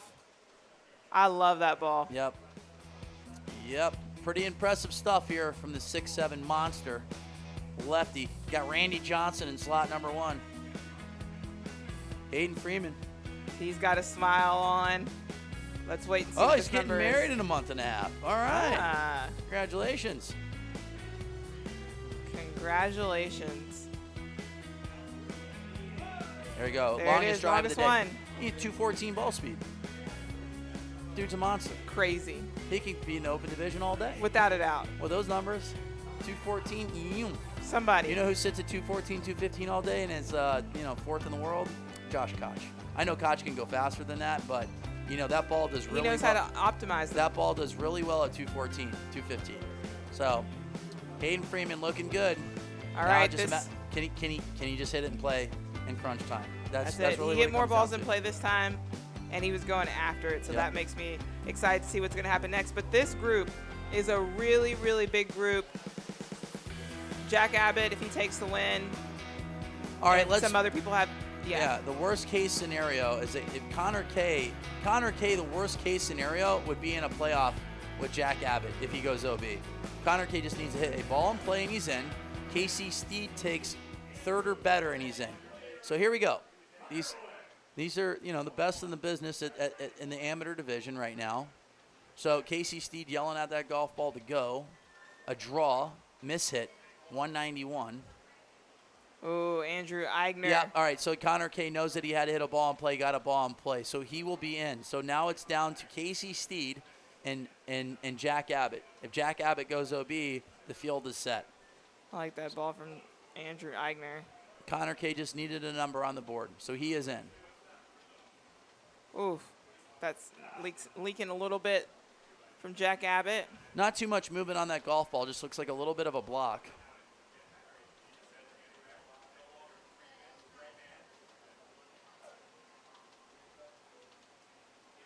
Casey Steed miss hit.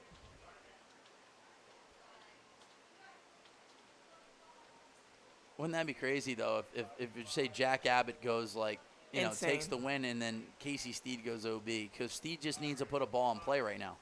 That's all he needs to do. But I think it was Andrew who knocked out Bud. Steed's got a ball in play. On the last so one. Worst case scenario is that right now it's Casey Steed versus Jack Abbott in a playoff if nothing changes. So Casey Steed needs to improve. Currently, he's in fourth, which would put him at 450 points. Connor K's already in. So there could be a playoff between Jack Abbott and Casey Steed right now if nothing changes. Casey Steed needs to just slow it down. Just slow it down. Focus on hitting a 131, 196 ball. There's 131, 187, so that's a miss hit. I like the profile of that shot. That 370 ball, which is the longest ball of his day, was done, I think it was somewhere around 198. Yeah. Really smoothed it. Yep. All right, so Casey Steed right now needs to improve to 357, which now that's huge for him because he's in. Jack Abbott is out. So Connor K has to hit it farther. He could play the spoiler. He'd have to go 358, So Casey Steed on a miss hit actually looks like he's going to get in and he's waving at it. He likes it. There you go, 133, 194, a little draw. So Jack Abbott is going to get bounced with a win because Casey Steed is going to have 475 points and so is Connor K. The field is set if nothing changes, but did Connor K get that last ball in play? He did not. He did not. That was a nail-biter there. It was. It was anybody's ball. Casey Steed, even on his last ball, was at 355. So, Hayden Freeman, Bo Blair, Jay Heath, Cameron Hill, Andrew Eigner, Zach Duggan, Connor K, and Casey Steed are going to be your final 8 hitters in the amateur division. This is the World Championships for these gentlemen, and Here someone is go. going to be crowned very shortly. We'll be back right after.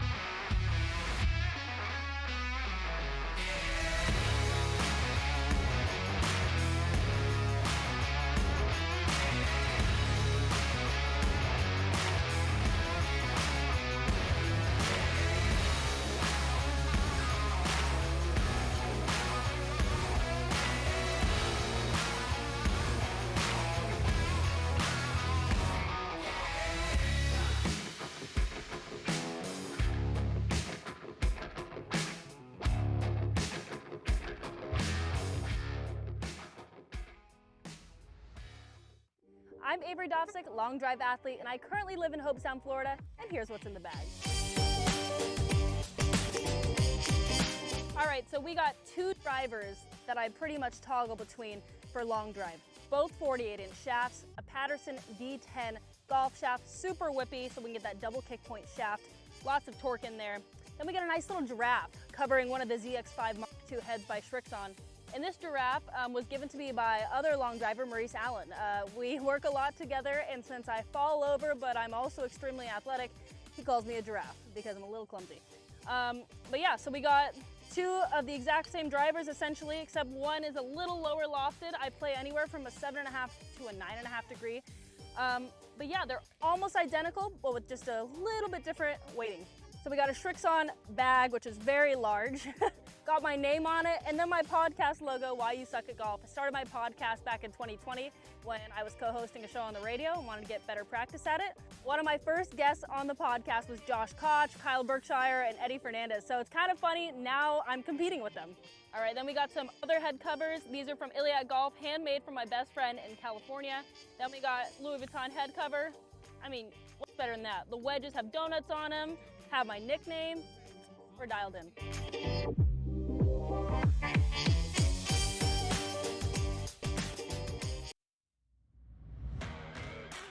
Introducing World Long Drive International memberships.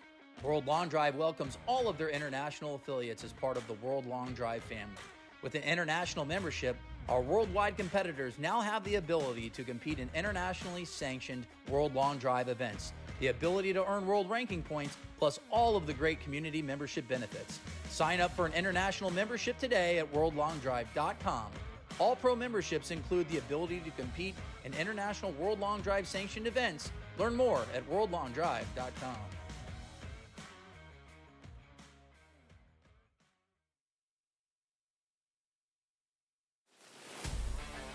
Looking to compete on the World Long Drive Tour for the largest prize purses in World Long Drive history? Pro and amateur members can compete in their respective divisions all summer long as World Long Drive kicks off their 2023 tour. Visit worldlongdrive.com to become a member and view all the registration dates for upcoming tour events.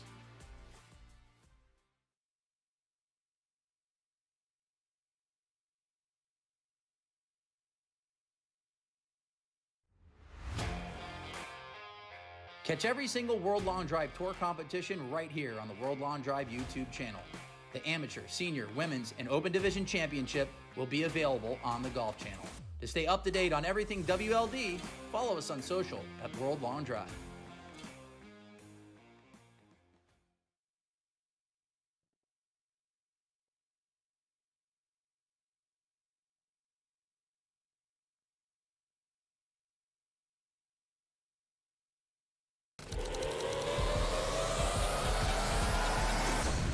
Introducing the new Bridgestone E9 Long Drive, co-designed by World Long Drive athletes to push the limits of distance. Thanks to extreme ball speed and superior aerodynamic flight. Engineered for you to hit your longest drive. Drive the new E9 Long Drive, extreme distance for your game. Don't miss World Long Drive on Golf Channel August 28th at 8 p.m. The world's longest drivers will go head-to-head until a champion is crowned.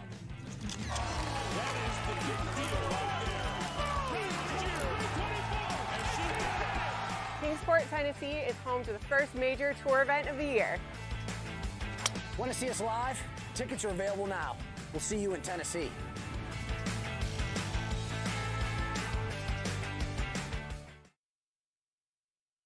This is the grid that the Bombers call home. You're throwing the tee in the ground. If your hand's not shaking, there's something wrong. I'm in my element, it's evident that there's levels to the game. I'm in my element, flow is like water, I'm forced to a fire, I'm feeling like gold. Gotta stay grounded, stay down to earth, following God, and you grinding, you do as you told. I don't work to make you like me, but I'm front and center, word to Spike Lee. I'm in my element, yeah. I'm in my element, yeah. I'm in my element, I'm in my element, yeah. I'm in my element, yeah. I'm in my element.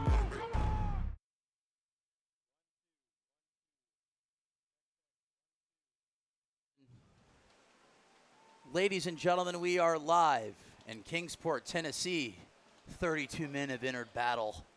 There are only 8 left. One man will be crowned a world champion in the amateur division. Hayden Freeman, Jay Heath, Cameron Hill, Connor Kay, Bo Blair, Andrew Eigner, Zach Duggan, and Casey Steed. Hayden Freeman has been hitting bombs. I mean, And absolute Bo Blair. bombs. So, but you got the professional amateur, Andrew Eigner, world number 1. He knows how to get it three done. wins. He knows how to get it done. It's crunch time. And for me, like, I just watched Hayden Freeman just hit absolute rockets in that last set. The longest ball of the day. 388. And He's Jay the fastest Heath, guy for consistent. sure. So here we go. Here we go. It's crunch time. We've got Hayden Freeman, The World Jay Heath, Championships. Cameron Hill, and Connor Kay on the tee right now. I really like, I mean, you know, for me, I really like Jay Heath, and I'm going to tell you the reason why, is the fact that he's not trying to hit a shot that he can't hit. He's a guy that's going to be a little left or right, And if he hits a 206, 207 ball, he's going to put up a huge number. Like, I feel really confident in him hitting balls in play right now in slot number 2. Cameron Hill, Connor K, and slot 3 and number 4. What's up, guys? And what's up, guys? I'm down here. Whoa, Getting who is that? This is yours truly, Bobby Ray. If you can't find me, I'm in the tie-dye hat down here. I get it. This is an unbelievable view getting to watch up on this platform here. Connor just left one a little bit out right. I might be drawing back down to the right side of the grid here. Bobby Ray, how you doing today? Awesome. Just drove in today. And, no, I want to keep this about these hitters right here, right now, because this is exciting. But this is a great setup. We'll ask you some questions here in a minute. You know, Hayden Freeman just trying to work on a number here. Looks like this ball is going to be OB right. We have a ball in play right now from Cameron Hill. It was a miss hit. It was 181 miles per hour at 140 club speed. You know, these guys, like I said, the pressure is mounting right now. And for me, we talked about this earlier on today, is that Connor K, 385. That's a massive ball. So that's going to move him on. This one's straight downwind right now. Yeah. Bobby, we saw you watching face on Hayden Freeman. What did you see that he made that switch up to hit the longest ball of the day? I mean, he was just freed up, mentally, right, because he was already in, and that's when you hit the biggest balls, I feel like, because you just get to go after it and your muscles all relaxed. So he was just, swinging nice and free. We love it. You're down there with all the action right now. The guys with 2 balls left to play. Oh, we got a little gust down here. I know you guys can't feel it up there, but that was a little 12 to 15 mile an hour gust. If one of these guys can get it up in the air, it's going to be a big ball. Yeah, they just need to slow it down right now, like Jay Heath and Hayden Freeman. Connor just hit a monster ball, riding the wind. This is going to eclipse the 385 mark, I think. It's 202, a little bit of a miss hit for him. But like I said, it's straight downwind, so anything can change. Oh, Cameron Hill with a huge ball as well.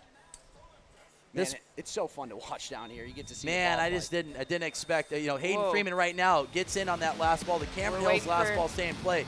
Jay Heath, surprised that last ball didn't, stay in play for him. He was a guy that I felt really confident. Cameron Hill, 87. 392. I told you. Cameron Hill at 387. Longest ball of the day. Connor K right there. I mean, 202 mile per hour ball too, going 392. Right, it was a 12 to 15 mile an hour gust, and he hit it right after that gust came through. So the whole way down the grid, that ball rode the wind. All right, Connor K, Cameron Hill are going to advance to the semifinals. Wow, what a show! Wow. I mean, and Connor hit it right on that right side, which is very hot. We know that has a downhill slope, and that's going to roll for days.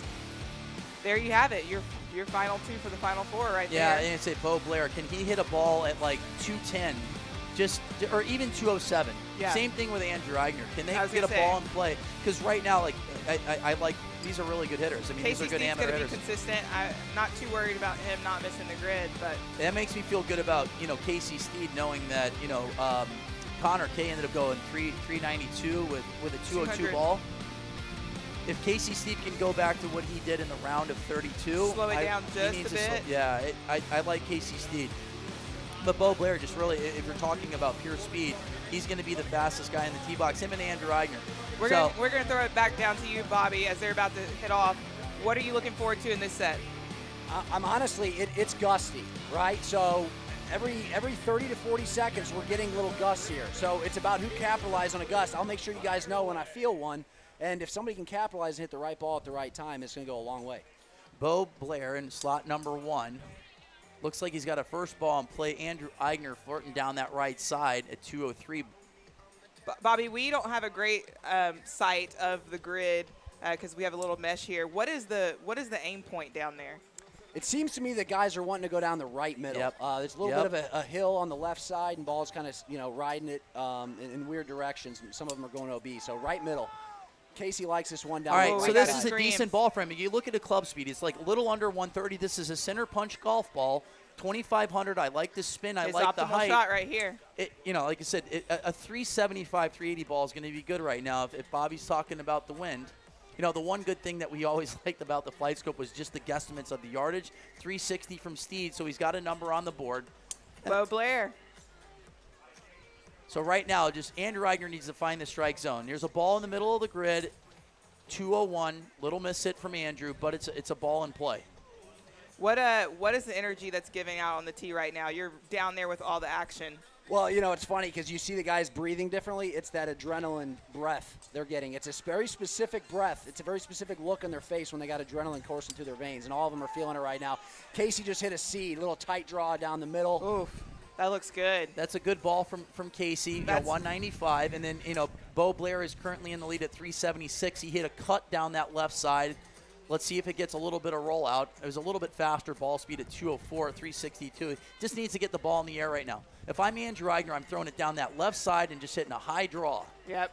Looks like that's what he's trying to do. Miss hit from Andrew Eigner. This ball looks like it's in play. It was 199. If it rolls out, it might be a good one. What can you see down there, Bobby? There's a lot going on, I'll tell you that. I'm keying in on Andrew Eigner right now because he's going to have to hit a sixth ball here. Same with Zach Duggan. So let's watch these guys. Casey Steed's in the lead at 377. Bo Blair is at 376. Andrew Eigner on the last ball. If this one's going to stay in play, he's looking for it. Nah, he turned it over. It's a good ball, too. It's 205. This one's flirting down the right side. Not sure if that one's going to stay in play or not. That's going to be close because if that one's in play, that is a bomb from Andrew Eigner. Did that last ball stay in play down that right side on ball number 6? If that one's in, that one's farther. Yeah, that was a good ball from Eigner. I think it might have been a little bit too much roasted and Does a toasted professional amateur stay alive? Oh, Andrew Eigner. Look at that! 382. 382! Last ball. You called it, Bobby. This is where this sport can be brutal, guys. 1 yard as of right now. It's not official, but Casey's got 1 yard advantage for that second place spot, and that's where this sport gets brutal. I mean, you're talking about 376. Yeah. Almost a quarter mile these balls are going, and he comes down to 1 yard moving on or not. And we talked about this earlier today with Casey Steed. Without a doubt. He's the guy that, like I said, if you're talking about someone that's a high-level amateur, he's that guy because he's just staying in between 195 and 200. Yeah. And he's number 2 in the world for a reason. Because of that right there, Bobby. He's in the semifinals. As Andrew walks out, can you ask him a couple of questions to get what he's feeling? Well, he's up on the tee box right now. Is he on the tee box? They're back at it. Oh. The semifinals are now Connor Kay, yeah, Casey Steed, Cameron Hill, and Andrew Eigner. So talk about adrenaline. He's got the adrenaline still flowing. I guarantee it. So that's going to be an advantage for him for sure. I think it frees him up immediately. Yeah. First ball, I think Eigner goes mid 75, 380. And he's hitting on that in that fourth slot, which is an advantage for him. He can aim way out to the left and just roast that back in. And guys, I haven't felt much of a gust lately, so. You know, like I said, I'll keep you guys updated on that because we saw what happened with that little 12 to 15 mile an hour gust. Balls literally went an extra 15 yards, maybe even 20 yards extra on that, under those conditions. So if that happens here, it really comes down to when do you hit your ball, So that's why it's better to hit 6 balls in play. It is. I will say, though, we saw some higher numbers here even in this last set, and I think that's adrenaline, as we were talking with Eigner. As he I mean, the wind helps out immensely. I mean, hitting the balls in play is a premium. And like I said, for me, Casey Steed, and you see even Connor Kay, these guys hit it high, and they hit it pretty straight, which is going to help. First ball from Andrew is down the right middle. That should be in. It looks like Cameron Hill's ball is going to be in play down the middle. It is a miss hit, 196, because he's a guy that if he center punches this could be a 205, 206 guy. But we talked about the speed earlier on. Can Hayden Freeman, can Bo Blair, can they center punch a golf ball in crunch time because they are the fastest guys? Andrew Eigner always say 375, 380. He's at 377. He's off to a good start. That's going to free him up right there. Cameron Hill putting just a number on the board will free him up as well. I mean, 377 is not safe, though, guys. It's not at all. It's a good start. It gets him a little freer, though, to swing. Like that one? Like that one right there. Roasted 210 bomb. Ball speed right there from Andrew Eigner. It's crunch time. Andrew Eigner is turning locked up the, and turning loaded. Up the heat. That'll do it, folks. I'm calling that right now. Andrew's in. These other 3 guys are battling for the second spot. I'm calling it now. We'll see. See if I'm a prophet or not.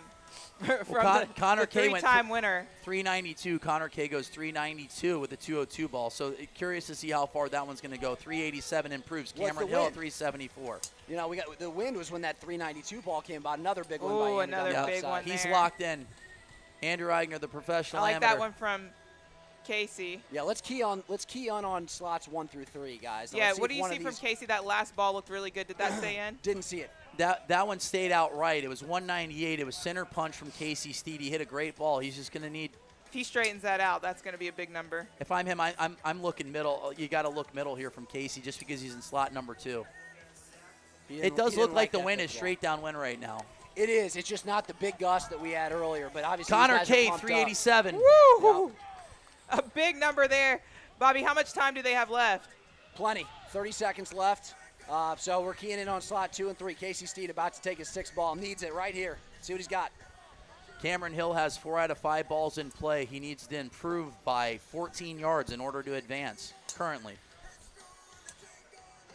And that's OB right. So we got our 2. There we go. Connor K. K and Yep. Andrew Eigner will be in the finals. In less than 5 minutes, we will have a champion for the World Championship for the amateurs. Yep. Yeah, Andrew Eigner going back-to-back right away, just riding that win on that last ball. 6th ball getting in the quarterfinals, and gets that first ball in play at 377, and it goes 4 for 6. So Andrew Eigner is locked in. It's going to be crunch time. Here Bobby, we go. Can you grab? Hey, we got Casey Steed real quick. You guys want to say something to him? Yeah. We got a minute, right? Yeah. Hey, Casey, good work, bro. I mean, one thing that I was really impressed with, you just stayed within yourself the entire time and just put a lot of balls in play. And close, bro. Good job. Yeah, thanks, Bobby. That was the goal, just put balls in play. I'm not the fastest, so I got to just fill the grid and hope we get a good bounce. Well, you have a really great approach to the game, and you stayed within yourself. So good luck, and we're excited to see you next year. Thanks. Yeah, see you next year, guys. All right, bud. He's fun to watch hit because, like I said, I feel like he is, as we say, prototypical ball flight. He's your prototypical amateur that just And he puts makes a lot the of balls most in out play. of his swing, Yeah. out of the ball, out of everything. I absolutely love watching and following him. But now we've got Andrew Eigner, Connor K. Andrew's won 3 times this year. I think he's the favorite going in, but Connor has put up some massive numbers Yeah, as he's well. got the longest drive of the entire tournament, 392. 392. And it's all happening right now, which, in crunch time, you want to hit the longest drives of the tournament. So here we go. The World Championship is up for grabs. Andrew Eigner in slot number 2, Connor K in slot number 3. At 2:30. We got a lefty and a righty here. 2 minutes and 30 seconds, we will have 2 a world OB champ. balls to start. My bad, Bobby, for cutting you off. You're good, buddy. Your hat looks awesome, by the way. Looks really good. How's the fans down there? It's awesome, man. Great energy. Really good energy. Both guys look like they're going to pull the trigger at the same time. Hey, synchronized driving right now. What do we got? Connor we got K. Pretty cool, but look at Connor K. I like this. I like this because, well, he said his 202 ball downwind went, 392. So, I mean, if this is a 375 ball, 380, it's a good start. It might 370. Okay, it's it looks just a number. still downwind. Is it breezing down there, Bobby? Not much, just a breath. But that was a 139 ball, so that was an off-center strike for Connor K. But he has a number on the board. Andrew Eigner is OB right. So he just needs to slow it down. He was just here not too long ago in Utah. He was down to his last ball. He got his hands to set at the top and went 383. 383 right now would put him in the lead. This is his last competition as an amateur, and so we want him. He hammers one down the left middle. He And likes he shows his professional side right there. Just good spin, good launch. Nice us a fist pump characteristics right on that there. golf ball. And looking at the flags, actually the flags are tilting a little bit more left to right. So he's going to ride that wind a little bit. Andrew Eigner at 366. Oh, close. He might have hit it a little too low. And you have to hit a lot of balls in play, especially right now. Giving up, this isn't a flat surface. We're on a golf hole. All right, Connor K is 1 ball away from a world championship. Here we go. Andrew Eigner in slot number 2, Connor K in slot number 3. We've got the fans. Oh, hey, give it a yell. There's that breeze. There's that gust. About 8 to 10, I'd say. So what if I would do right now is I would just take a nice smooth swing, because a nice smooth swing, they've already gone 390. Can they just slow it down, slow everything down, take a deep breath, clear the mechanism, Without a get doubt. the hands to He's gonna set, let and Connor just hit. center punch the golf ball. Woo!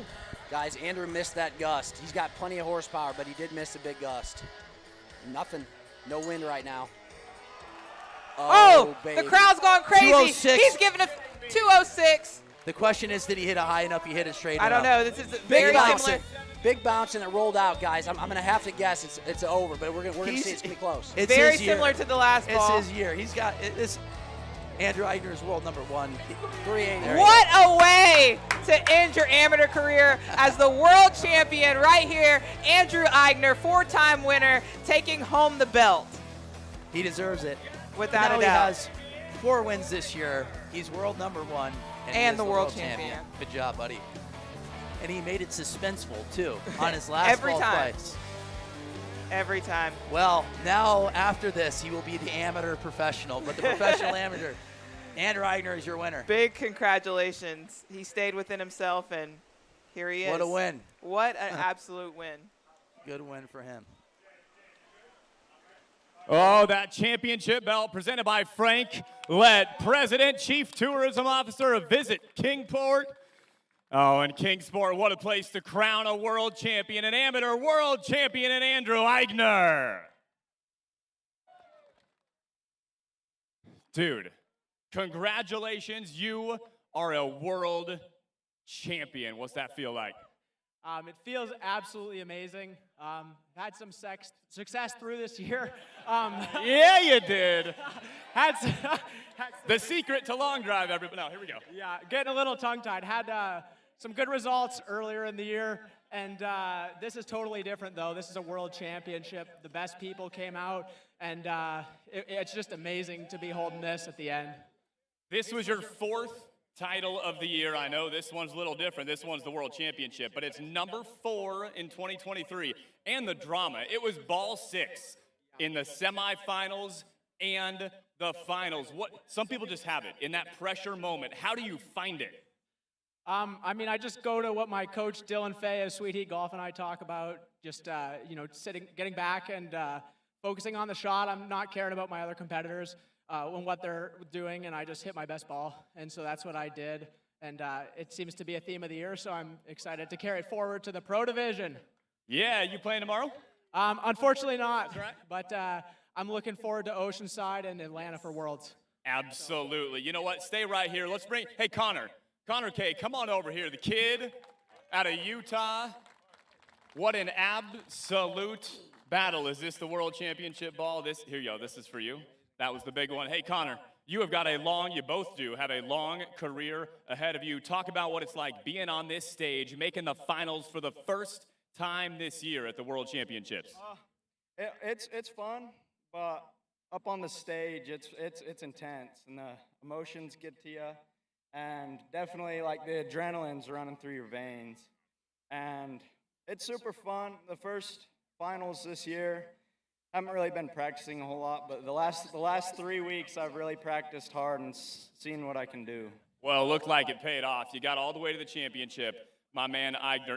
Anybody you got to thank out there? You got a lot of fans here. You got the job done. Yeah, absolutely. First, want to thank Dylan Fay right there, my coach. We gained 20 miles an hour of ball speed in the last year, so that's made this possible. Forgot to recognize Connor. He's 17 years old and an absolute boss at hitting the golf ball. So really great job, man. And to all the other competitors. Bill of Aeroswing also, that's been a huge help in my training. And so I guess Handsome Bogey shirts. We have Bionic gloves. And I'm sorry for anyone I left out. My club builder, Billy. So thanks for putting on this event, and it's just amazing. So. You got to get Billy in there. No, thank you. You, Connor, you, Andrew, you're a world champion. Y'all put on quite a show. Ladies and gentlemen, give it up for these two and your amateur world champion. There we go, Mr. Andrew Eigner.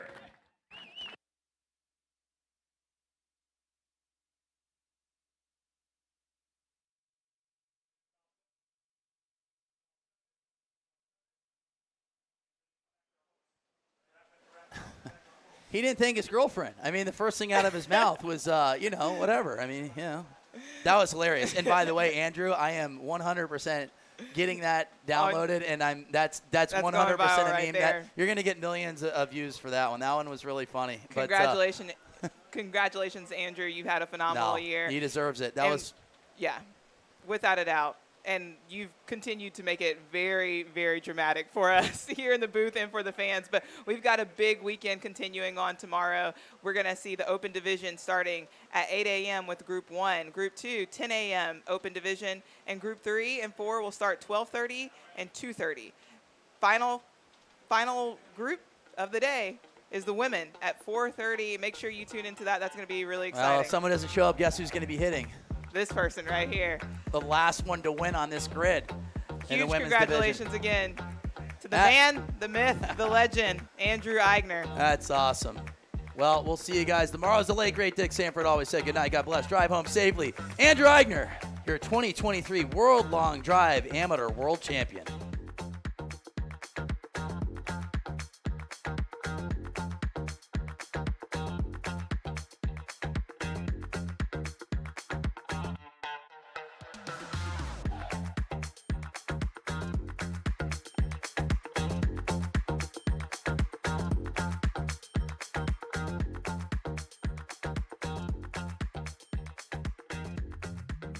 This is the grid that the Bombers call home. You're throwing the tee in the ground. If your hand's not shaking, there's something wrong. I'm in my element, it's evident that there's levels to the game. I'm in my element, flow is like water, I'm forced with fire, I'm feeling like gold. Gotta stay grounded, stay down to earth, following God and you grinding, you